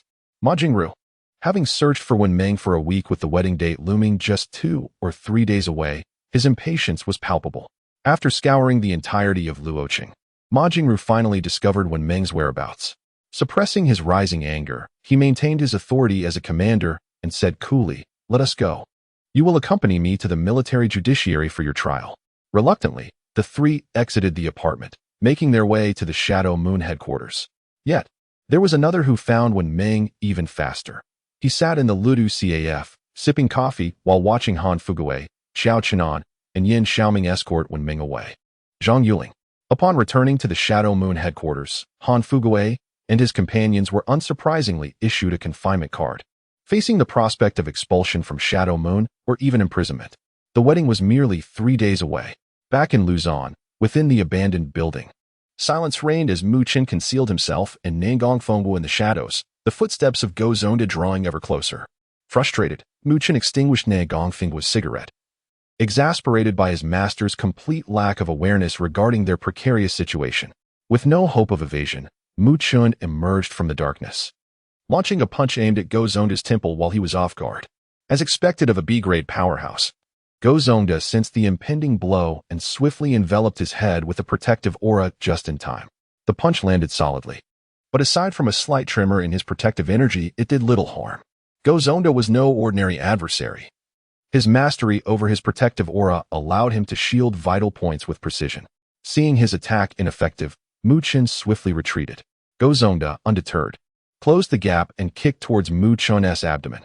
Mimicking the move, Mu Chen activated his protective energy to shield his midsection, but Go Zonda's fist struck his chest, sending him crashing into the debris of the abandoned building like a broken kite. Ignoring the injured Mu Chen, Go Zonda advanced slowly toward Nangong Fonghua, for he was intent on fulfilling his own ambitions. Cursing the cruel nature of society under his breath, he observed the state of his attire. His floral shirt and shorts were riddled with holes, and he was left with only one flip-flop. Despite his disheveled state, Mu Chen stood defiantly, blood trickling from the corner of his mouth, glaring fiercely at Go Zonda. "Go, if you have any guts, face me head-on," he shouted. With that, he ignited his protective energy and charged at Go Zonda, who remained stationary, awaiting the impending assault. Mu Chen leapt high, delivering a hook aimed at Go Zonda's face. Go Zonda raised his left hand to block while preparing to kick with his right, but Mu Chen was prepared. He quickly descended, evading the kick and countering with a knee strike aimed at Go Zonda's lower body. Go Zonda retreated hastily, creating distance between them. This marked the first time in their confrontation that Mu Chen had gained the upper hand. Seizing the opportunity, Mu Chen did not allow Go Zonda to retreat unchallenged, unleashing a flurry of punches upon him. At that moment, Go Zonda was inwardly astonished. Despite Mu Chen's youth, his strength had already reached the threshold of a B-grade powerhouse. Had it not been for Go Zonda's exceptional control over his protective aura, he would have faced a significant threat. Recognizing that Mu Chen could not break through his defenses, Gozonda allowed the punches to land while beginning to retaliate. However, when his fist met Mu Chen's protective energy, he was utterly shocked. The intensity of Mu Chen's aura was akin to that of an A-grade powerhouse, bordering on the substantial. A grave miscalculation. If Mu Chen possessed such formidable protective energy, he would be virtually invincible. Yet, assessing Mu Chen's speed, Gozonda discerned that he was not yet a true B-grade powerhouse and would likely not sustain this level of intensity for long. Thus, he resolved to wear Mu Chen down slowly, engaging in a battle of endurance. As time ticked by, Mu Chen's protective energy visibly waned, bringing a surge of satisfaction to Gozonda. Just as he reveled in his triumph, a voice shattered his dreams. This is where it ends, Gotissi, sometimes. Choosing the wrong path demands a sacrifice of life. Chapter 51. The coming storm. The voice of Nangong Fenghua emerged from the shadows. Previously carried by Mu Chen, he had inexplicably lit a cigarette and stepped out from the darkness. With a mocking gaze directed at Gozonda, he emitted no aura of a powerful warrior. Yet such a look instilled unease within Gozonda. Mu Chen, perplexed, glanced at his master, creating distance from Gozonda to take the opportunity to regulate his breathing and regain his strength. Nangong Fenghua continued, Gotissi, I grant you another chance to choose, either death or departure. Let us gamble. Do you dare stake that my gun is devoid of bullets? Gozonda felt tension throughout his being. His instincts warned him of imminent danger. Yet, with a promising future laid out before him, he found it hard to relinquish. Despite the absence of any aura from Nangong Fenghua, who appeared no different from an ordinary person, he hesitated, neither retreating nor attacking. Nangong Fenghua regarded Gozonda with admiration, though tinged with regret. Mu Chen, who had spent countless days with his master, comprehended the implications in his master's eyes, while Gozonda did not. By the time Gozonda began to understand, it was already too late. A blade of sword energy, saturated with the essence of death, swept through the dust of the dilapidated building, piercing through Nangong Fenghua's abdomen and entering Gozonda's. He failed to comprehend the situation, caught off guard. His face contorted in horror. Mu Chen, witnessing this sudden turn of events, found himself momentarily stunned, devoid of joy for his survival or pity for Gozonda. Only Nangong Fenghua, clutching his abdomen, sighed. What a pity. Inwe has lost another general. You rascal, why are you still dawdling? Come help me. My cigarette is about to spill out. Nangong Fenghua called to Mu Chen. Gozonda's body slowly fell backward, stirring up a cloud of dust. The other masked men remained unaware that their leader had fallen. Upon seeing this, Mu Chen quickly supported his master against a pillar to examine the wound. Smoke was seeping from Nangong Fenghua's abdomen. It turned out that his claim that smoking aided in suppressing the injuries from Sun Dao Xiuzai was indeed true. He had even managed to convert Sun Dao Xiuzai's sword energy for his benefit. His master was truly a genius. Before Mu Chen could revel in this realization, Nangong Fenghua remarked, Do not be too pleased. Although I have expelled all the sword energy from my body, does my injury appear that of a master? It will take at least a month to recover. But your beautiful bride, Wen Ming, is to be wed in 3 days. What? Mu Chen's eyes widened in disbelief. Do not raise a ruckus. Others are pursuing us. I cannot assist you further. Nangong Fenghua cautioned, thinking of the group that was hunting him down. Mu Chen hastily helped Nangong Fenghua escape the scene. Before long, a group of masked men arrived at Gozonda's corpse.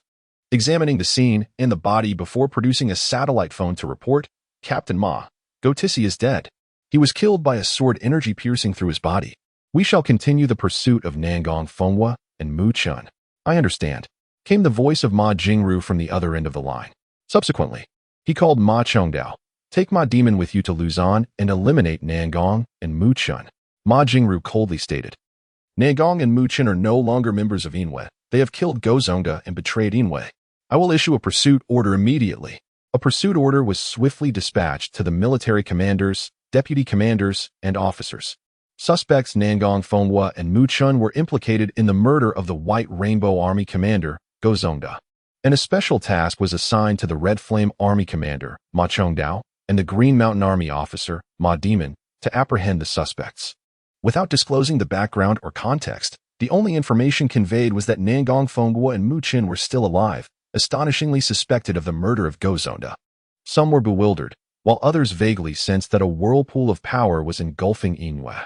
When Wenzhong and Wenzheng received the pursuit order, they felt the tide turning against them. The newly appointed commander, Ma Jingru, was so brazenly audacious, indicating that Nangong Fenghua had lost his former strength. Otherwise, Ma Jingru would not dare to be so arrogant. In the outskirts of Modu, at the Han family's mountaintop estate, the spirited elder listened intently to the phone call. Father, Ma Jingru has issued a pursuit order. Commander Nangong and Mu Chun are in grave danger. Old Master Han squinted and inquired, Third son, how is Fuguwei? I heard he is still detained? This child is audacious enough to kidnap the eldest daughter of the Wen family. Han Fei scolded, yet inwardly he bore little resentment. The elder chuckled. Fuguwei may appear lacking in masculinity, but in critical moments, he is quite loyal. I think he is commendable. The elder calmly remarked. Some are destined to be the pride of this era. Do not worry. Just take good care of Fuguwei and ensure he does not suffer unduly in the darkroom. Yes, father. Han Fei replied earnestly. As the call ended, the elder instructed the old steward beside him, Old Chun, make a trip and follow Ma Chongdao and Ma Demon. Ensure that Nangong Fenghua and Mu Chun are protected if necessary. The old steward bowed and replied, Understood, sir. At the Inua headquarters. In the underground confinement room of the Military Punishment Department, the sound of cards being shuffled echoed from a corner of the small dark room. Currently, the confinement room housed only Han Fuguwei, Chao Qinan, and Yin Xiaoming, the same trio who had been detained previously along with their leader. The three were distractedly playing cards when a guard arrived. The guard addressed the three, Young Master Fuguwei. Hansen asked me to convey that you should remain calm in confinement. The elder praised your courage. Yin Xiaoming exclaimed, Hey, if Fuguwei has courage, then we must be heroes too. Laughter erupted in the dark confinement room as the three understood that old Master Han was on their side. In Luzon, in a rundown old house, dust covered the surface of the furniture. The so-called furniture consisted merely of 2 bamboo stools, a wooden table riddled with holes, and an iron bed. This environment, though less jarring than the turbulent ship of the Bauman family, lacked any other comforts. Desperately fleeing, Mu Chun and Nangong Fenghua were hiding here to evade their pursuers. Mu Chun was eager to clarify certain pressing issues. Chapter 52, The Blood Shadow of Mu Chun Master. Did you say that Wen Meng is getting married? How do you know? And can you still fight? A barrage of questions escaped Mu Chun's lips. Nangong Fenghua clutched the wound on his abdomen, signaling Mu Chun to help him staunch the bleeding. Mu Chun realized that his master had truly become an ordinary person this time. Otherwise, with Nangong Fenghua's strength, such an injury would not have caused him such concern, a mere hole in the stomach. Nangong Fenghua remained expressionless, not uttering a sound. He pulled out a cigarette, lit it, and took a deep drag, releasing a cloud of smoke into the air. Zhang Yuling is my adopted son. He can also be considered your elder brother, Nangong Fenghua teased. Gazing at Mu Chun remained silent, awaiting his master's further explanation. Su Mingze is under Ma Jingru's command. Our movements must have been leaked by him. I arranged for him to join your team to probe Ma Jingru's true intentions regarding the Eternal Life Society. Unexpectedly, we were ambushed by Mori Island Shiozai, and hence we find ourselves in this predicament. Mu Chun inquired, could Ma Jingru be affiliated with the Eternal Life Society? It matters not whether he is or isn't. He will not let me off the hook. This time, I have dragged you into this mess. After speaking, Nangong Fenghua took another deep drag from his cigarette. Mu Chun pressed on, and Wen Meng? The wedding is in 3 days. Nangong Fenghua's face reflected deep remorse. Mu Chun, unwilling to accept the situation, asked, Master, how long until you can regain your strength? A month. There is no time left. I can only rely on myself, Mu Chun lamented, hoping to clear the first layer of the trial ground. Only by doing so could he quickly enhance his power and prevent Wen Meng from marrying Ma Tian. After ensuring Nangong Fenghua was settled, Mu Chun's thoughts shifted, and he entered the first layer of the trial ground. At that moment, Ma Chongdao and Ma Demon, on their way to Luzon, had already met up with the masked individuals. One of the masked figures remarked, Admiral Ma, we have lost their trail in this area, pointing to a section on the map. Then, he circled another area, stating, this entire region has been thoroughly searched. They must still be within it. Ma Chongdao responded, then we shall search every house within this area and quickly ascertain their whereabouts. In the first layer of the trial ground, the 8th hall of 7 Fei. Without hesitation, Mu Chun stepped through the hall's doors, his protective blood aura enveloping him. Unlike the previous 7 halls, this one bore no statues. Only a blank stone tablet stood solemnly in the center. Mu Chun felt a flicker of confusion, unsure how to commence the trial. In the past, upon entering the hall, He had always faced immediate attacks, but this time there was an unusual politeness that left him somewhat unsettled. With no distractions in the hall, he approached the tablet, scrutinizing it closely, yet it bore no inscriptions. Summoning a black blade, he struck the blank tablet, sparks flying as the tablet proved impervious, leaving no mark and eliciting no response. Suppressing his growing agitation, Mu-chan reached out to touch the tablet, curious about its material. The moment his hand made contact, a surge of his blood aura was absorbed, revealing a line of text upon the tablet. All beings are equal, with no distinction. The tablet radiated a crimson glow, manifesting a blood shadow that bore an uncanny resemblance to Mu-chan, even wielding an identical black blade. Realizing what he faced, a replica of himself, Mu-chan understood the gravity of the situation. Truly, he was confronting the equal king of the 10 halls of Yanluo. Mu-chan advanced, swinging his blade at the blood shadow. The shadow did not evade. Rather, it allowed Mu-chan's strike to penetrate from its head through to its abdomen, cleaving its upper body in two. Astonished, Mu-chan stepped back to observe the shadow's uncanny recovery, as it seamlessly fused the severed parts, appearing unharmed. How could he defeat it? Mu-chan's heart raced with dread. If the blood shadow could regenerate infinitely, he stood no chance. Suddenly, the blood shadow dashed toward him, unleashing a flurry of strikes. 1, 2, 3, swift and relentless. Mu-chan barely managed to block the initial blows, ultimately relying on his protective blood aura to withstand the final attack. Grateful that it had not shattered, the blood shadow mirrored Mu-chan's speed, strength, and combat techniques perfectly. Aside from lacking a protective aura, the shadow showed no fear of attacks, rendering Mu-chan's defenses nearly useless. The two exchanged blows repeatedly, their combat escalating to 100 exchanges, with Mu-chan's protective aura sustaining numerous hits while the blood shadow sustained its share of wounds. This was untenable. Should his protective aura dissipate, he would have no hope against the blood shadow. Gasping for breath, Mu-chan pondered, surely, the blood shadow cannot be without a weakness. Otherwise, what purpose does this trial serve? He understood that the trial was not designed merely to torment him. It was a test set by the Red Moon. What was this trial testing? The blood shadow, the replica, another version of himself? If he were to perish, would the shadow not vanish as well? Perhaps he would only lose a single attribute point. With this thought, Mu-chan braced himself against the blood shadow's assault, withdrawing his protective aura. The shadow's blade plunged effortlessly into Mu-chan's body. After a moment, instead of the expected system notification of triumph, Mu-chan felt a disorienting pull, dragging him away from the trial ground. Had he miscalculated? If not, how could he counter the blood shadow? Observing Mu-chan's perplexed expression, Nangong Fenghua asked, "What troubles you? Have you encountered a dilemma?" Mu-chan, without reservation, recounted the ordeal to his master, who, in a moment of absurdity, queried, "What is your comprehension attribute score?" Mu-chan was taken aback, checking his attribute panel. Strength, 49 endurance, 35 speed, 39 comprehension, 0 luck, -1. How embarrassing. His comprehension had dropped to 0. And what was this -1 in luck? Mu-chan grumbled about the Red Moon, yet it paid him no heed.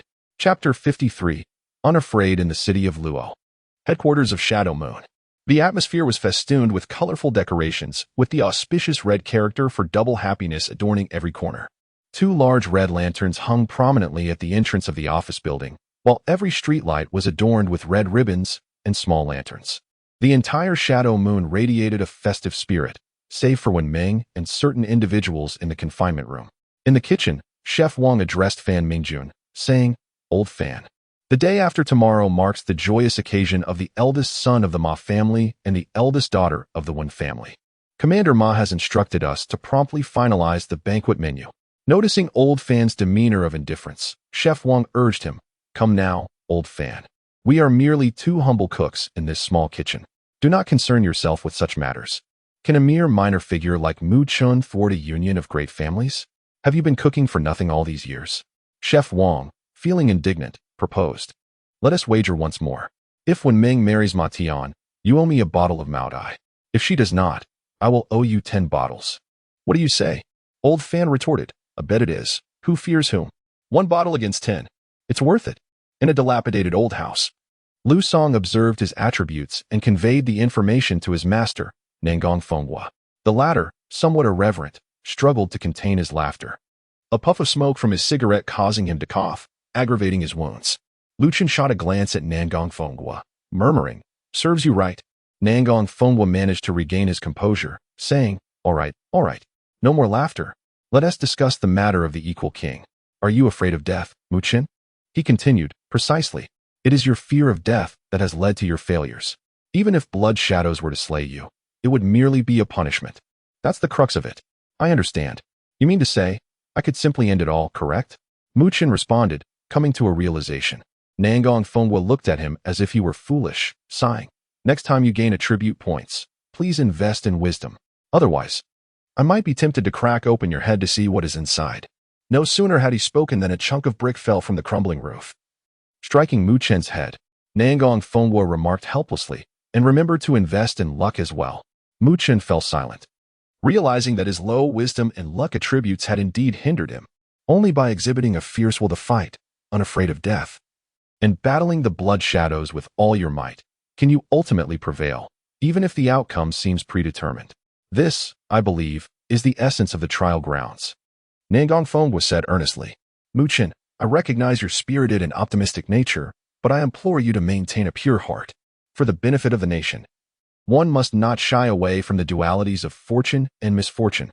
It is not only for the nation, but also for family, loved ones, friends, beliefs, and justice. We must face death unflinchingly and forge ahead. Since the Red Moon has chosen you as the Galaxy Administrator, I have faith in your capabilities." Muchin listened intently, his heart stirred by his master's teachings, awakening the long-dormant passion within him. Indeed, it seemed that since arriving in the realm of abilities, he had been overly cautious, gradually losing sight of his original intent amid the system's aid in his growth. His master's words were like a thunderclap. Muchin solemnly knelt before Nangong Fenghua, bowing deeply. "Rise. Rest well. I believe that when you emerge from the trial grounds, you will undergo a profound transformation." Nangong Fenghua encouraged. After a sleepless night, Muchin awaited the reopening of the trial grounds, knowing that failure this time would spell doom. Meanwhile, Ma Chongdao and Ma Demon, accompanied by several others, were meticulously searching the area. The search perimeter was shrinking, with only a handful of households left unexamined, bringing the threat closer to Muchin and Nangong Fenghua. As dawn broke, a cacophony erupted from the alleyways. A local shouted in a tongue that Ma Chongdao could not comprehend, cursing loudly. Muchin stirred from his daze, realizing that a search was underway, and it was evident who the target was. Nangong Fenghua also awoke, observing Muchin's cautious demeanor, and piecing together the situation. The footsteps grew nearer, and with no refuge in the old house, Muchin vaulted out of the rear window with Nangong Fenghua on his back. Ma Chongdao spotted their escape immediately and gave chase, followed closely by Ma Demon and several masked individuals. By a twist of fate, the escape routes were increasingly blocked, forcing Muchin toward a dilapidated building, the very site where Nangong Fenghua had once slain Gozongda. Was this to be his end? He recognized that Ma Chongdao and Ma Demon, both B-grade powerhouses, were hot on his heels. "No, I must survive. Wen Ming, Han Fugui, Xiao Qinan, Yin Xiaoming are still waiting for me to rescue them." Nangong Fenghua, clinging to Muchin's back, sensed the shift in his apprentice's resolve and regarded him with admiration. Red Moon had not erred in its choice. Muchin quickened his pace, entering the abandoned structure. If escape was impossible, he would claim a familiar ground for battle. Reaching the top floor, Muchin gently set Nangong Fenghua against the wall. No words were necessary at this moment. The gravity of the situation spoke volumes. As Nangong Fenghua watched his determined apprentice vanish down the staircase, he felt a sense of fulfillment in having taken on such a disciple. Indeed, there was nothing more he could do for Muchin. Everything now rested on his apprentice's shoulders. As Muchin descended, Ma Chongdao and Ma Demon stood side by side, locking onto him, while the remaining individuals formed a surrounding perimeter, leaving Muchin to fight like a cornered beast. Feigning nonchalance, Muchin greeted, "Long time no see. Captain Ma, surrender? Does Shadow Moon see my master and me as criminals? What crime have we committed?" He taunted. Among them was Old Chun, the steward of the Han family, appearing in a traditional long gown with slick-back hair, his thinning silver locks giving him the semblance of a frail elder. Yet, his words brought a hush over the crowd, save for Muchin, who looked on in confusion. Ma Chongdao inquired of Old Chun, "What do you mean by that?" Old Chun ignored him and addressed the perplexed Muchin, saying, "You are commendable, standing alone against formidable foes, unyielding and unafraid. Allow me to introduce myself, Chen Jindong." an old servant of the Han family. Realizing the elder's identity, Mu Chen clasped his hands in gratitude, bowing, "Thank you, Elder Chen. I will hold off the two from the Ma family. Please deal with the lesser nuisances swiftly, if you would." Old Chen nodded, and the battle was poised to commence. Chapter 54. Approaching Class A. At this moment, Ma Chongdao had already taken the initiative to strike. As a B-class fire element awakener, a violent blaze erupted behind him, enveloping Mu Chen. Old Chen did not remain idle. A wall of water instantly formed before him and Mu Chen, with the fierce flames crashing against it. Unable to advance an inch. Observing this, Mu Chen swiftly exited the fray, heading towards several masked individuals. The masked figures who followed Go Zonda to execute their mission were not to be underestimated. In the Shadow Moon dossier, Mu Chen's combat strength was merely at the peak of D-class, just a step away from C-class. His most notable achievement was defeating a C-class stronghold of the One family in the rainforest, albeit in a rather dishonorable manner, as he had resorted to using a firearm in the end. Thus, in the eyes of these masked individuals, Mu Chen was simply someone who had yet to attain C-class combat capabilities. This was also thanks to Nangong Fenghua, who had modified Mu Chen's records to conceal his anomalies, transforming him into a dual-element awakener of power and prophecy. Among the masked individuals, 2 were C-class power awakeners, while the rest were D-class elemental awakeners. Seeing Mu Chen charge recklessly towards them, they felt a surge of excitement, believing they would achieve great merit this time. Capturing someone of Nangong Fenghua's stature would surely be a significant accomplishment for the Ma family, and they would be happy to share in the spoils. The 2 C-class power awakeners moved closer to Mu Chen, while the elemental awakeners unleashed their respective skills towards him. Mu Chen did not activate his protective blood energy, as it was his trump card. He deemed it unnecessary to reveal it against mere minnows, especially as it could withstand a B-class strongman. He swiftly approached the 2 C-class power awakeners, using their bodies to evade the incoming skills, which played right into their hands. They thought to themselves that it was inherently difficult for elemental skills to hit power awakeners. They were merely trying to force him closer, and he had indeed complied. How naive. What they did not realize was that Mu Chen shared the same sentiment. They were far too young. Close to one of them, he unleashed a punch. The sound of sonic booms erupting from both sides of his arm, immediately raising the alertness of the 2. Yet, it was already too late. The attacked C-class power awakener hastily summoned his protective blood energy to shield his head, but the ethereal defense was no match for Mu Chen's punch, which was on par with a near B-class strength. As the protective energy shattered, the moment Mu Chen's fist made contact with his head, it exploded like a watermelon. This scene astonished everyone present. That punch was undoubtedly not from a D-class, but at least of C-class caliber, perhaps even approaching B-class. There had been a grave error in intelligence. Ma Chongdao was still engaged in combat with Old Chen and shouted urgently, "Demen, are you not going to make a move? Do not forget that the commander has issued a kill order. Can you bear the consequences of defying military orders?" Ma Demen hesitated, while Old Chen calmly replied, "The Ma family truly produces remarkable individuals. Do not even think of interfering with Mu Chen. There is no one who can distract him." With that, a robust water sphere enveloped Ma Demen, forcing him to act as the swirling sand formed a barrier against the water. Seeing Old Chen create an opportunity for him, Mu Chen wasted no time and swiftly approached the other C-class power awakener. At this moment, the remaining C-class power awakener had grown cautious, quickly regrouping with the elemental awakeners to confront Mu Chen collectively. Various skills coalesced in the air, once again launching towards Mu Chen, intending to prevent him from getting close and to create an opening for the C-class power awakener. However, Mu Chen ignited his protective blood energy, braving all the skills that came his way. His protective energy showed no signs of weakening, and his momentum remained undeterred. He rapidly closed in on the C-class power awakener, delivering a kick to his back. The C-class power awakener absorbed the blow with his protective blood energy, but was sent crashing into the concrete wall, breaking through 2 walls before finally coming to a halt, barely conscious.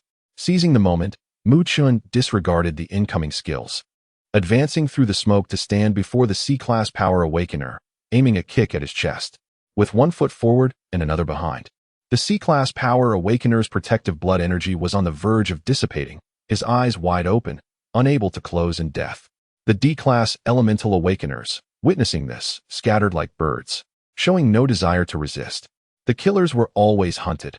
Once they were the pursuers, they now found themselves as fugitives, a bitter irony indeed.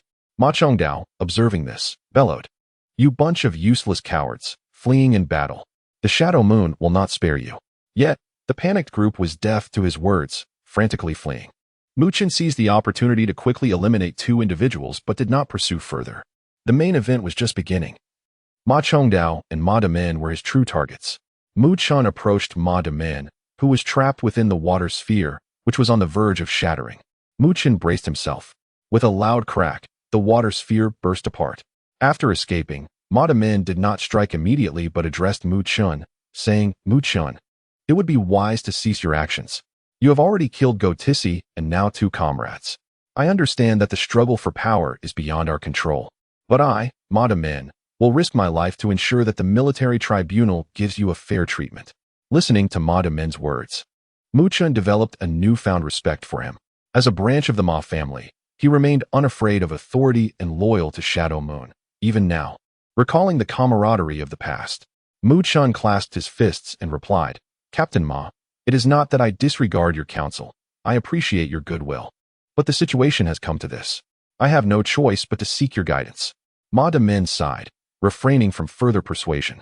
Mu Chen summoned his protective blood energy and swiftly struck, deliberately avoiding lethal targets. Ma Demin conjured vortexes of earth around him, and for a time, the 2 exchanged blows without resorting to a deadly confrontation. In contrast, Old Chen and Ma Chongdao were locked in a deadly battle. With Ma Chongdao's control over fire elements being as fervent as his temperament, while Chun Jindong wielded water elements with effortless grace. Despite Ma Chongdao's repeated attempts to unleash his fierce fire element attacks against Old Chun, they were consistently thwarted by the water walls, preventing him from closing the distance. Old Chun mockingly remarked to Ma Chongdao, "Your temperament is as volatile as your fire elements, Admiral Ma. If it weren't for the natural advantage of water over fire, I might not have emerged unscathed." Frustrated by his elemental disadvantage, Ma Chongdao was further enraged by Old Chen's words, shouting, "Old fool, what does elemental restraint matter? Let me show you what true firepower looks like." Suddenly, the fire elements surrounding Ma Chongdao diminished in intensity, appearing as if he had abandoned his offensive. Yet, Old Chen sensed something amiss. The air around Ma Chongdao exuded a dangerous aura. Throughout their battle, Old Chen had focused on stalling Ma Chongdao and Ma Demin without intending to kill the 2 B-class strongmen, as doing so would invite catastrophic retribution from the Han family.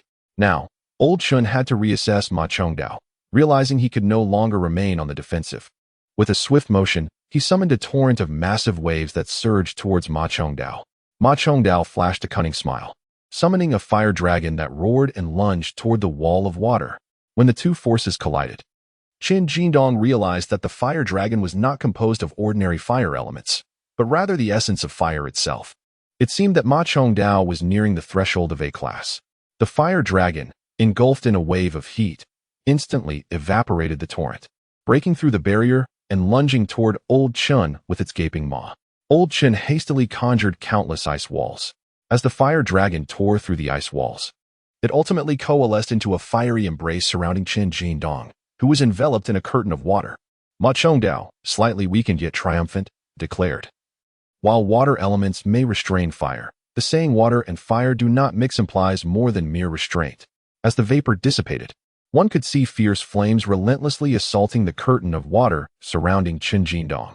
The curtain grew increasingly thin, and Chen, aware that ordinary water elements could not subdue the essence of fire, felt the water barrier closing in around him. Gradually, it solidified, transforming him into a sculpture of ice. Observing this, Ma Chongdao realized that the seemingly frail old man opposite him was not to be underestimated.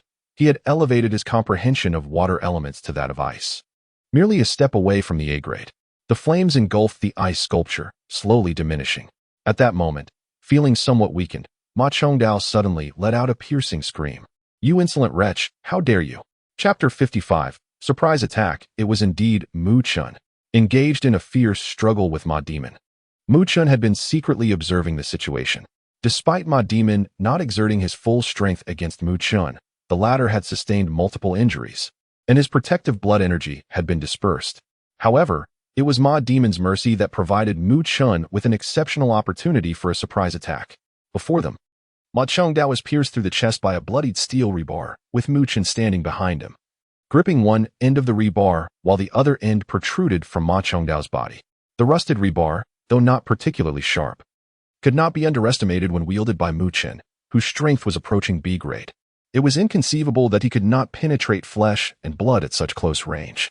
Ma Chongdao turned in fury to face Mu Chen, while Ma Demon looked on in disbelief. Mu Chen's gaze was cold as he regarded Ma Chongdao, and time seemed to stand still. Crack!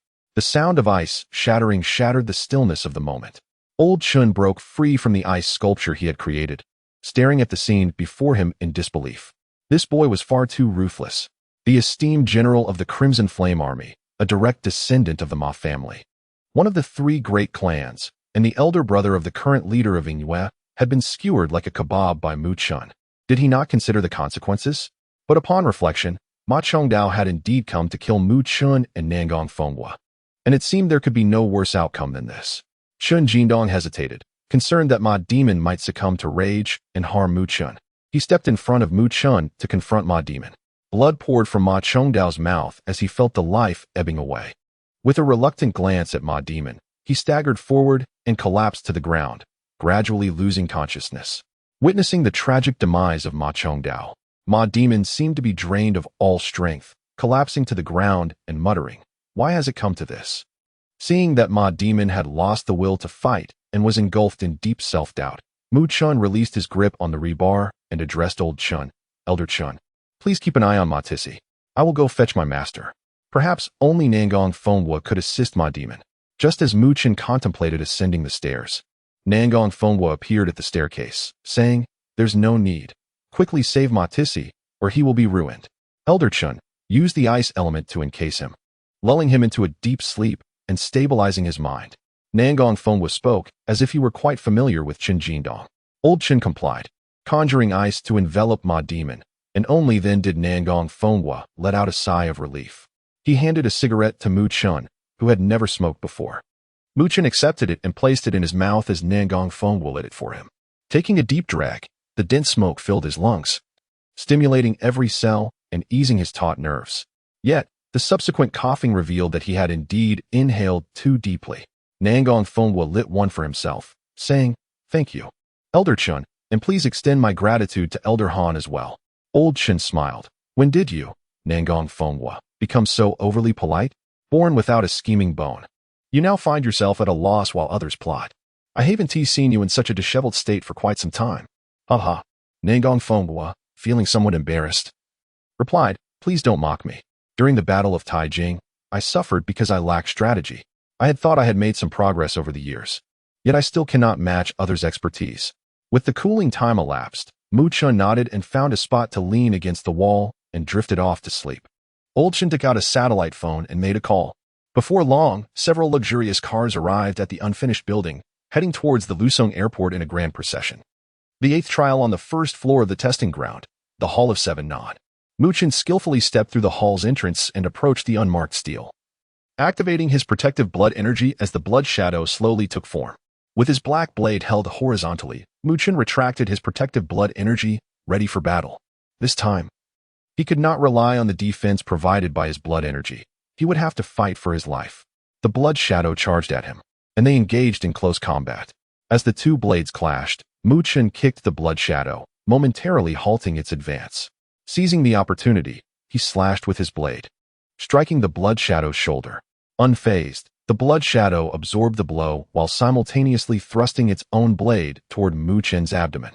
In a twist that defied explanation, Mu Chen contorted his body, narrowly avoiding a fatal strike, the blade grazing him and leaving a shallow wound. In that instant of confrontation, Mu Chen traded a minor injury for a significant one inflicted upon the blood shadow, yet the blood shadow swiftly regained its form. Mu Chen felt no fear.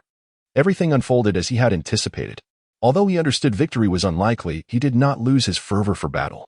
With a piercing gaze fixed on the blood shadow, Mu Chen pressed closer, striking again and again. He lost count of how many times he swung his blade, each exchange resulting in injury for the blood shadow. Yet, Mu Chen narrowly evaded each lethal attack from it. Despite this, Mu Chen was battered and bruised, while the blood shadow effortlessly repaired itself without appearing particularly troubled. It was somewhat absurd for Mu Chen to be so thoroughly beaten by a doppelganger. This self-mockery grew increasingly intense, culminating in a surge of fierce battle intent emanating from him. Noticing this change, the blood shadow retreated as if suddenly endowed with intelligence. Damn it! Muchen roared, his strikes growing faster as he abandoned evasion, targeting the blood shadow's head with every slash. To any onlooker, the scene would have appeared surreal. With each strike, the blood shadow's head was cleaved apart, only to regenerate, but the speed of its restoration faltered as the relentless blows increased. Though the head reformed, it appeared increasingly fragmented. At that moment, Muchen's body began to glow, while the blood shadow's blade incessantly carved through his flesh, leaving a series of penetrating wounds. Strangely, Muchen did not perish, nor was he expelled from the testing ground. The two engaged in a mechanical repetition of actions, neither willing to relent. Meanwhile, the previously silent unmarked steel began to exude a mist, gradually forming droplets of water that cascaded down. Is this ever going to end? A faint murmur emanated from the steel. The sound was soft, and in the throes of his relentless strikes, Muchen did not hear it. Suddenly, a voice declared, "The 8th trial, Hall of 7 Non, has been passed. Reward, 2,000 star points, attribute points, 5. The blood shadow was absorbed by the unmarked steel, falling silent. Yet, Muchen remained, mechanically swinging his black blade, his gaze vacant. A piercing pain surged through him, causing Muchen to scream. The agony enveloped his entire being. And in reality, he began to convulse. On the Han family's private jet, Old Chen pointed at the convulsing Muchen, asking, "Is this boy all right?" Old Chen cast a helpless glance at Nangang Fenghua, who was nonchalantly smoking despite aviation safety regulations, silently lamenting, having already fallen from a plane once. Why hasn't he learned his lesson? A wave of blood energy slowly ascended, drifting toward Muchen and merging with his wounds, gradually mending them. Muchen felt this anomaly, opened his eyes, and noticed the unusual phenomenon at the unmarked steel, his expression filled with gratitude. Gradually, the pain lessened, and the wounds on his body healed at a visibly rapid pace, allowing him to focus on accessing the Star Merchant. Star level, LV 9 star points, 17,400 available attribute points, 5 items, Space Crystal, a one-time item that can open or close a spatial passage, 500 points. Item, Communication Stone, a communication tool that ignores spatial passage interference, 500 points. After allocating his attribute points, he aimed to at least bring his negative luck to 0, as his obsessive-compulsive tendencies resurfaced. Strength, 50 endurance, 35 speed, 42 comprehension, 0 luck, 0 chapter 56, the scholar having fully recovered. Muchen proceeded to the next challenge without any delay. The 9th level, the Baizhun Hall. Upon stepping through the hall's entrance, he found the Urban King quietly awaiting challengers at the center of the Grand Chamber. The moment Muchen entered, their eyes met. The Urban King wielded a trident and donned blue armor, his face obscured beneath the helm, exuding an air of mystery. Tightening his grip on the black blade, Muchen braced himself as the trident surged forth with astonishing speed. He managed to deflect the attack with his sword. Thankfully, the Urban King's strength was akin to that of an ordinary B-class, and Muchen did not falter. He charged forward. The 9th level, Baizhun Hall, was successfully conquered. Reward, 2,000 star points, attribute points, 5. Breathing heavily, Muchen accessed the star shop. Star level, LV 9 star points, 19,400 available attribute points, 5 consumables, Space Crystal, a one-time item that can close a spatial passage, 500 points. Item, Communication Stone, a tool for communication that bypasses spatial disturbances, 500 points. After allocating his points, his attributes stood as follows: Strength, 50 endurance, 35 speed, 47 wisdom, 0 luck, 0. He then stepped into the next level, Luo City, headquarters of Shadow Moon. Today marked the wedding of Ma Tian and Wen Ming, and the entire Shadow Moon was festooned with celebratory decorations. Red double happiness characters adorned every window, and crimson lanterns hung from every streetlight. The stage of the headquarters hall bustled with activity as preparations were made. Wen Ming, clad in an intricately embroidered kimono, stood expressionless beside Ma Tian, whose face radiated with joy, a mixture of pride and excitement. They greeted numerous distinguished guests at the entrance, including leaders from Kyoto, Magic City, Jinling, and prominent figures from the 3 major families. Old Master Han, dressed in traditional attire and leaning on a cane, approached the hall's entrance. Handing a red envelope to Wen Ming, he cast a meaningful glance her way before silently entering the hall. Inside, Wenjing and Ma Jingru represented the newlyweds' families, welcoming the guests. Upon seeing Old Master Han's arrival, Wenjing stepped forward with outstretched arms to offer a warm welcome. The elder smiled and extended his right hand. Addressing Wenjing, "Congratulations to the Wen and Ma families on this joyous union." Wenjing, feeling a pang of guilt, replied, "Old Master Han, you are aware that the Wen family also has its own burdens." Ma Jingru observed their exchange without any intention to intervene, as, given his status as an A-class powerhouse, only Nangong Fenghua could compel him to extend such courtesy. Old Master Han released Wenjing's hand and turned to Ma Jingru, saying, "How has Commander Ma taken on the role of a new family elder? Where is Admiral Ma?" This query highlighted Ma Jingru's lack of a smile. He felt a sense of foreboding. Something must have happened to his elder brother, for there were no updates whatsoever. Wenjing regarded Old Master Han's retreating figure, lost in thought. At Luo City Airport, a private jet landed smoothly. Nangong Fenghua, clad in a cap and ordinary athletic wear, emerged from the cabin, followed by Old Chun and several others carrying 2 boxes, within which lay Mu Chun and Ma Demon, one in slumber and the other encased in ice. The group climbed into several vehicles, heading towards the Shadow Moon headquarters. In the trial grounds, on the first floor, the 10th level, the Suing Hall. As Mu Chun entered, he beheld a refined scholar seated regally at the top, refraining from making any hasty moves. The scholar, adorned in a blue robe with flecks of gray at his temples, was none other than the Wheel King of the 10 Halls of Yama.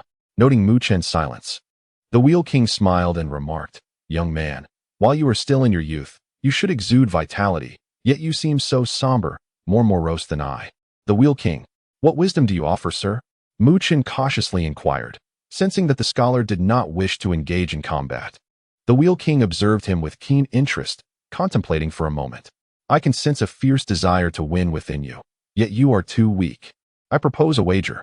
With a hint of skepticism, Mu Chun asked, "What sort of wager do you propose, sir? How about your life?" The scholar's demeanor shifted, his smile vanishing as he regarded Mu Chun with seriousness. Remaining composed, Mu Chun replied, "It would be unjust to gamble my life when I cannot perish here. Quite honest. But do not fret. I possess a means to claim your life. Would you still wager?" The Wheel King resumed his smile, his gaze fixed intently on Mu Chun. "Indeed," Mu Chun asserted resolutely. "However, should you lose, what could you possibly offer me? I presume you would not wager your life." The scholar's laughter rang out. "You are the most intriguing young person I have encountered. If you win, I shall allow you to pass. But does that not seem unfair?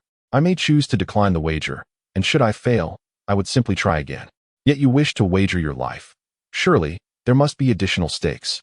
Mu Chun maintained his composure, stating, "What else might you offer?" The Wheel King, intrigued, inquired, "What do you desire? Could you, sir, intervene outside this space? If so, I would like to request your assistance," Mu Chun proposed. "I was curious what you might seek." "Very well, it is settled." The scholar responded cheerfully. "Sir, what shall we wager?" Mu Chun asked earnestly. The Wheel King stroked his beardless chin, his eyes gleaming with enthusiasm as he regarded Mu Chun, akin to a scientist observing a specimen. Noting Mu Chun's slight hesitation, the Wheel King assumed he was intimidated, but Mu Chun interjected, "Sir, I am pressed for time. Might I inquire how long your test will take?" Nodding affirmatively, Mu Chun declared, "Let us commence." Chapter 57. Reincarnation. Mu Chun felt his thoughts swirling, plunging him into a state of chaos. In the divine realm, a baby was born. The cries echoed throughout the palace, filling the hall with the joy of new life. As the boy grew year by year, his parents perished in the great war between gods and demons when he was merely 10. He embarked on the journey of cultivation, entangled in a web of grievances, betrayals, and the fall of the divine temple. The treachery encountered along the path of cultivation laid bare the darker facets of human nature. Yet he ultimately found his soulmate, and the two enjoyed a carefree existence in the divine realm. As time passed, this celestial couple could not withstand the allure of profit. In their immortal abode, they became targets over a celestial treasure that promised longevity. The man faced the gods alone, shielding the woman as she retreated. But the treasure's temptation proved too great.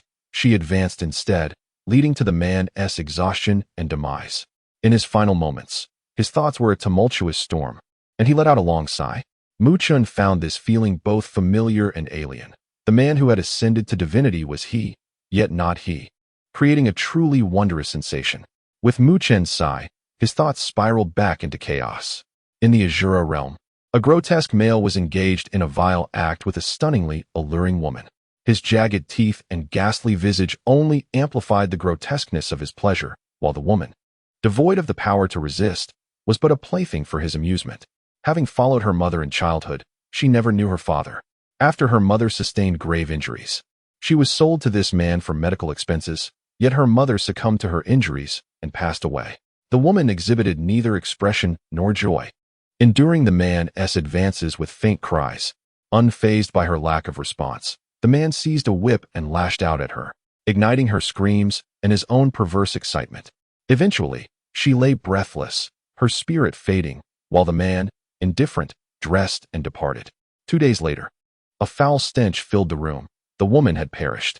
At that moment, Mu Chun felt nauseated, as the memories of the woman's tragic life overwhelmed his mind. Anger, disgust, and pity clashed within him, threatening to shatter his sanity, and he nearly succumbed to the weight of these negative emotions. Once he regained his composure, his thoughts once again fell into chaos. In the Hell realm, a wicked spirit was subjected to excruciating tortures: tongue extraction, finger severing, heart piercing, steaming, boiling, knife mountains, icy waters, oil baths, stone crushing, saws, and eye gouging. Each brutal torment was endured in turn, and the spirit could not withstand to the end, its soul scattering. Pain surged through Mu Chun's entire being. His mind was consumed by agony, plunging him into silence. He felt nothing but the act of breathing. A surge of crimson energy enveloped his mind, preventing his demise from pain. After an indeterminate duration, Mu Chun slowly awoke. In the human realm, the cries of a baby emanated from a grand estate in a remote mountain village. This estate was the most magnificent structure in the village. "Old Wang, your wife has given birth. Congratulations, it's a healthy boy," the midwife exclaimed. Old Wang was the village's only teacher, a scholar of some repute, and his family had modest wealth. He had hoped for an heir, and now his wish was granted with a son. Overjoyed, he declared, "From today, let the village celebrate for 3 days." The entire village basked in the joy of the young master's birth. Even the simpleton and his rustic dog at the village entrance shared in the festivities.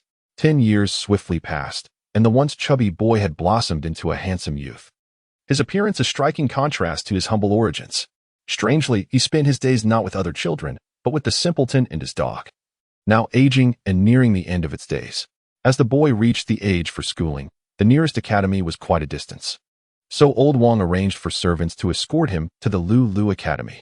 On the day of departure, the boy passed by the village entrance, where the man and dog sat beneath an old locust tree, gazing at him with longing. After 5 years of study, he excelled in his examinations, earning the title of Tongxing and later Xiuzai, becoming a well-known scholar in the academy. 3 years later, as a young man, he achieved the rank of Jiren and, fulfilling his parents' wishes, married the daughter of the county magistrate, a woman of both beauty and intelligence, whom he found quite satisfactory. Fortune favored the diligent. 2 years later, he ranked second in the provincial examination and third in the imperial examination, rising to become a local official, bringing glory to his family. 3 years later, his wife bore him a son and a daughter, and their family thrived in happiness. His path as an official was smooth, as if an unseen force guided him. Whenever he faced censure from colleagues, someone always spoke in his defense. When mistakes occurred in his administration, others stepped forward to take the blame, and whenever he achieved merit, he received promotions from superiors. In just 10 years, he advanced from a county magistrate to a prefect, reaching this milestone at the age of 33. The only misfortune was the passing of his elderly mother that year, leaving his father in deep sorrow. He brought his father to live in his official residence, caring for him personally. Although Old Wang's family had never produced a prefect, he was elated to live in such a grand home, proudly recounting tales of his accomplished son and dutiful daughter-in-law, lamenting only that his late wife could not witness it. After 2 years of bandit suppression, he achieved remarkable results, and the court rewarded him by bestowing nobility upon his wife and granting his father a hereditary baron title. His father, overjoyed, did not last long. 2 years later, he passed away unexpectedly at the age of 70, while the son was 39. Upon hearing that his father's passing should be a joyous occasion, he agreed. Yet the funeral ultimately became an occasion for political maneuvering among officials, which he accepted without anger or resentment, as if it were expected. After serving 4 more years as prefect, with no notable achievements or failures, he received an appointment from the capital, Minister of the Court of Judicial Review. This was a remarkable leap, leaving him somewhat bewildered. He later learned that the bandits he had quelled had conspired with a certain prince in the court, and his actions had thwarted their rebellion. He relocated his family to the capital, assuming the position of the highest official in the Court of Judicial Review. This position lasted another decade. During this time, he diligently reviewed cases, rectified injustices, and deliberated on state affairs, becoming a significant figure among the 3 dukes and 9 ministers by the age of 54. Ironically, as one of the 9 ministers, he was compelled to choose a faction, yet the faction he belonged to became a casualty of conflicting interests with the emperor, while he remained unscathed, ultimately replacing the former faction leader and becoming one of the 2 chief ministers in the cabinet. His tenure as chief minister lasted 15 years, during which the cabinet underwent restructuring, leaving only 1 chief minister remaining. Under his governance, the nation flourished, and the emperor deemed him a trusted aide. At 69, he found himself in a position of immense power. Ironically, he was 1 year younger than his father had been at the time of his passing. As his health deteriorated, it became apparent he might not reach 70. On the day of his 69th birthday, dignitaries from the capital gathered, yet 2 unexpected guests arrived, the man and the dog. Chapter 58. The passage. The individual at the village entrance was none other than the village fool, whose appearance remained unchanged, accompanied by the same old, weary dog. With a hint of astonishment, he welcomed the duo into his home, while the gathered dignitaries looked on in confusion, pondering the significance of this seemingly destitute pair that warranted the personal attention of the prime minister.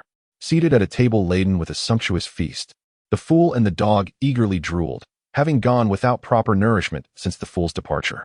The elder gestured for them to eat freely, and they devoured the food voraciously, as if starved. In no time, the table was cleared, and the fool paused to say, "I heard you are nearing death." The elder, slightly perplexed, inquired, "Who told you that?" He then chuckled, "How is it that you still appear so youthful?" Scratching his head, the fool replied, "I do not know." The elder shook his head and sighed. "Ah well, to see you and De Huang once more before my departure is a blessing from the heavens." Observing the elder's frailty, the fool remarked, "The scholar said that if you consume De Huang, you will attain immortality." The elder, astonished, asked, "Which scholar? The one who claimed I am close to death?" The fool nodded. The elder sighed again, self-deprecatingly stating, "How absurd. I almost believed your words, a mere fool's words. Ha ha ha." The fool, feeling somewhat lost, heard his stomach rumble and said, "The scholar suggested that if you do not believe, you should try this first." He then produced a black pill. Hesitant, the elder accepted the pill, and the fool urged him to consume it. The elder, half convinced, sniffed the pill, finding nothing particularly alarming, and swallowed it. Instantly, he felt a surge of vitality coursing through him, as if he had regained decades of youth, an exhilarating sensation that momentarily captivated him. Opening his eyes, he fixed his gaze on the fool and inquired, "What is this?" The fool replied, "The scholar said it is made from De Huang's precious essence, capable of prolonging life. However, for your condition, you must consume De Huang to achieve immortality. Please, hurry and eat De Huang," the fool urged. De Huang wagged his tail, seeming to urge the elder as well. His eyes sparkled with a desire for life, and the elder was about to command his servants to prepare De Huang for slaughter when a gentle breeze swept through, carrying a withered locust tree leaf into the room. Landing before him, he slumped into his chair, waving his hand as consciousness gradually slipped away, his arm falling limply. At that moment, the memories of the elder, the fool, and the dog surged violently into Mu Chen's mind. After an indeterminate period, Mu Chen awoke, his eyes fluttering open. This time, he was solely himself, distinctly aware of his own memories while also retaining the experiences of what had just transpired. Mu Chen spoke, "The scholar who conversed with the fool is you, isn't it? This feels like cheating." The refined scholar smiled but remained silent, vanishing from the grand hall. Suddenly, a voice from the system announced, "Level 10, the Suing Hall has been cleared. Reward, 2,000 star points, attribute points, 5. Congratulations on passing the first layer of the trial realm. Reward, 20,000 star points. Attribute points, 20. Your star level has increased to level 10, and the star store will undergo an upgrade." Mu Chen opened the star store, star level, LV 10 star points, 41,400 available attribute points, 25 consumables, space crystal, a one-time item that can close a space portal. 500 points. Item, Communication Stone, a communication tool that disregards spatial interference. 500 points. Updating. He opened the attribute panel and allocated all 25 attribute points. Strength, 55 stamina, 50 speed, 50 intelligence, 1 luck, 1 in Luo City, at the headquarters of Ingwe. The MC was engaging the audience while Wenmeng stood expressionless on the stage, beside the self-satisfied Ma Tian. The MC announced, "Now, let us welcome our groom and bride to the stage." As music played, the spotlight illuminated the newlyweds as they stepped forward. The MC excitedly declared, "Next, let us invite the officiant, Mr. Ma Jingru, the leader of Ingwe, to deliver a speech." Ma Jingru ascended the stage, surveyed the crowd, cleared his throat, and said, "Today marks the joyous occasion of my nephew Ma Tian and the granddaughter of Admiral Wenmeng. On behalf of the Ma family and Ingwe, I express gratitude to the Wen family for raising such an exceptional young lady. Today, the groom and bride will unite as husband and wife in your collective witness. As your officiant, I hope you will honor your parents after marriage, live harmoniously as a couple, and uphold the honor of both the Ma and Wen families." With thunderous applause from the audience, Ma Jingru descended the stage and took his seat, his thoughts unknown to all. The MC continued, "Groom, regardless of wealth or poverty, health or illness, in times of need, will you remain steadfast and committed for eternity?" The MC then asked the bride, "Do you wish for this man to be your husband? Through sickness and health, in poverty and wealth, or any other circumstances, will you love him, care for him, respect him, accept him, and remain loyal to him until the end of your days?" Wenmeng glanced at her grandfather and father, seeing their stoic faces, and felt a wave of disappointment wash over her. She then looked towards the entrance of the hall, finding no one there. The MC inquired again, "Do you both wish to testify to their marriage vows?" The audience responded, "We do." Just as the MC prepared to present the wedding rings for the exchange ceremony, the hall's doors were kicked open. In the glare of the lights, the identities of the newcomers remained obscured. Han Fuguwei, Yin Xiaoming, Xiao Qinan, and Zhang Yuling stood at the entrance of the hall. Han Fuguwei, with a slightly effeminate voice, proclaimed, "We do not consent. Recently, we have been preoccupied with wedding preparations, taking photos, obtaining certificates, renovations, engagements, and planning the ceremony. We are truly overwhelmed, though we currently have only a few supporters. We hope you will continue to support us until my updates. I apologize. Content is being typed. Please hold on a moment. Once updated, kindly refresh the page to receive the latest content."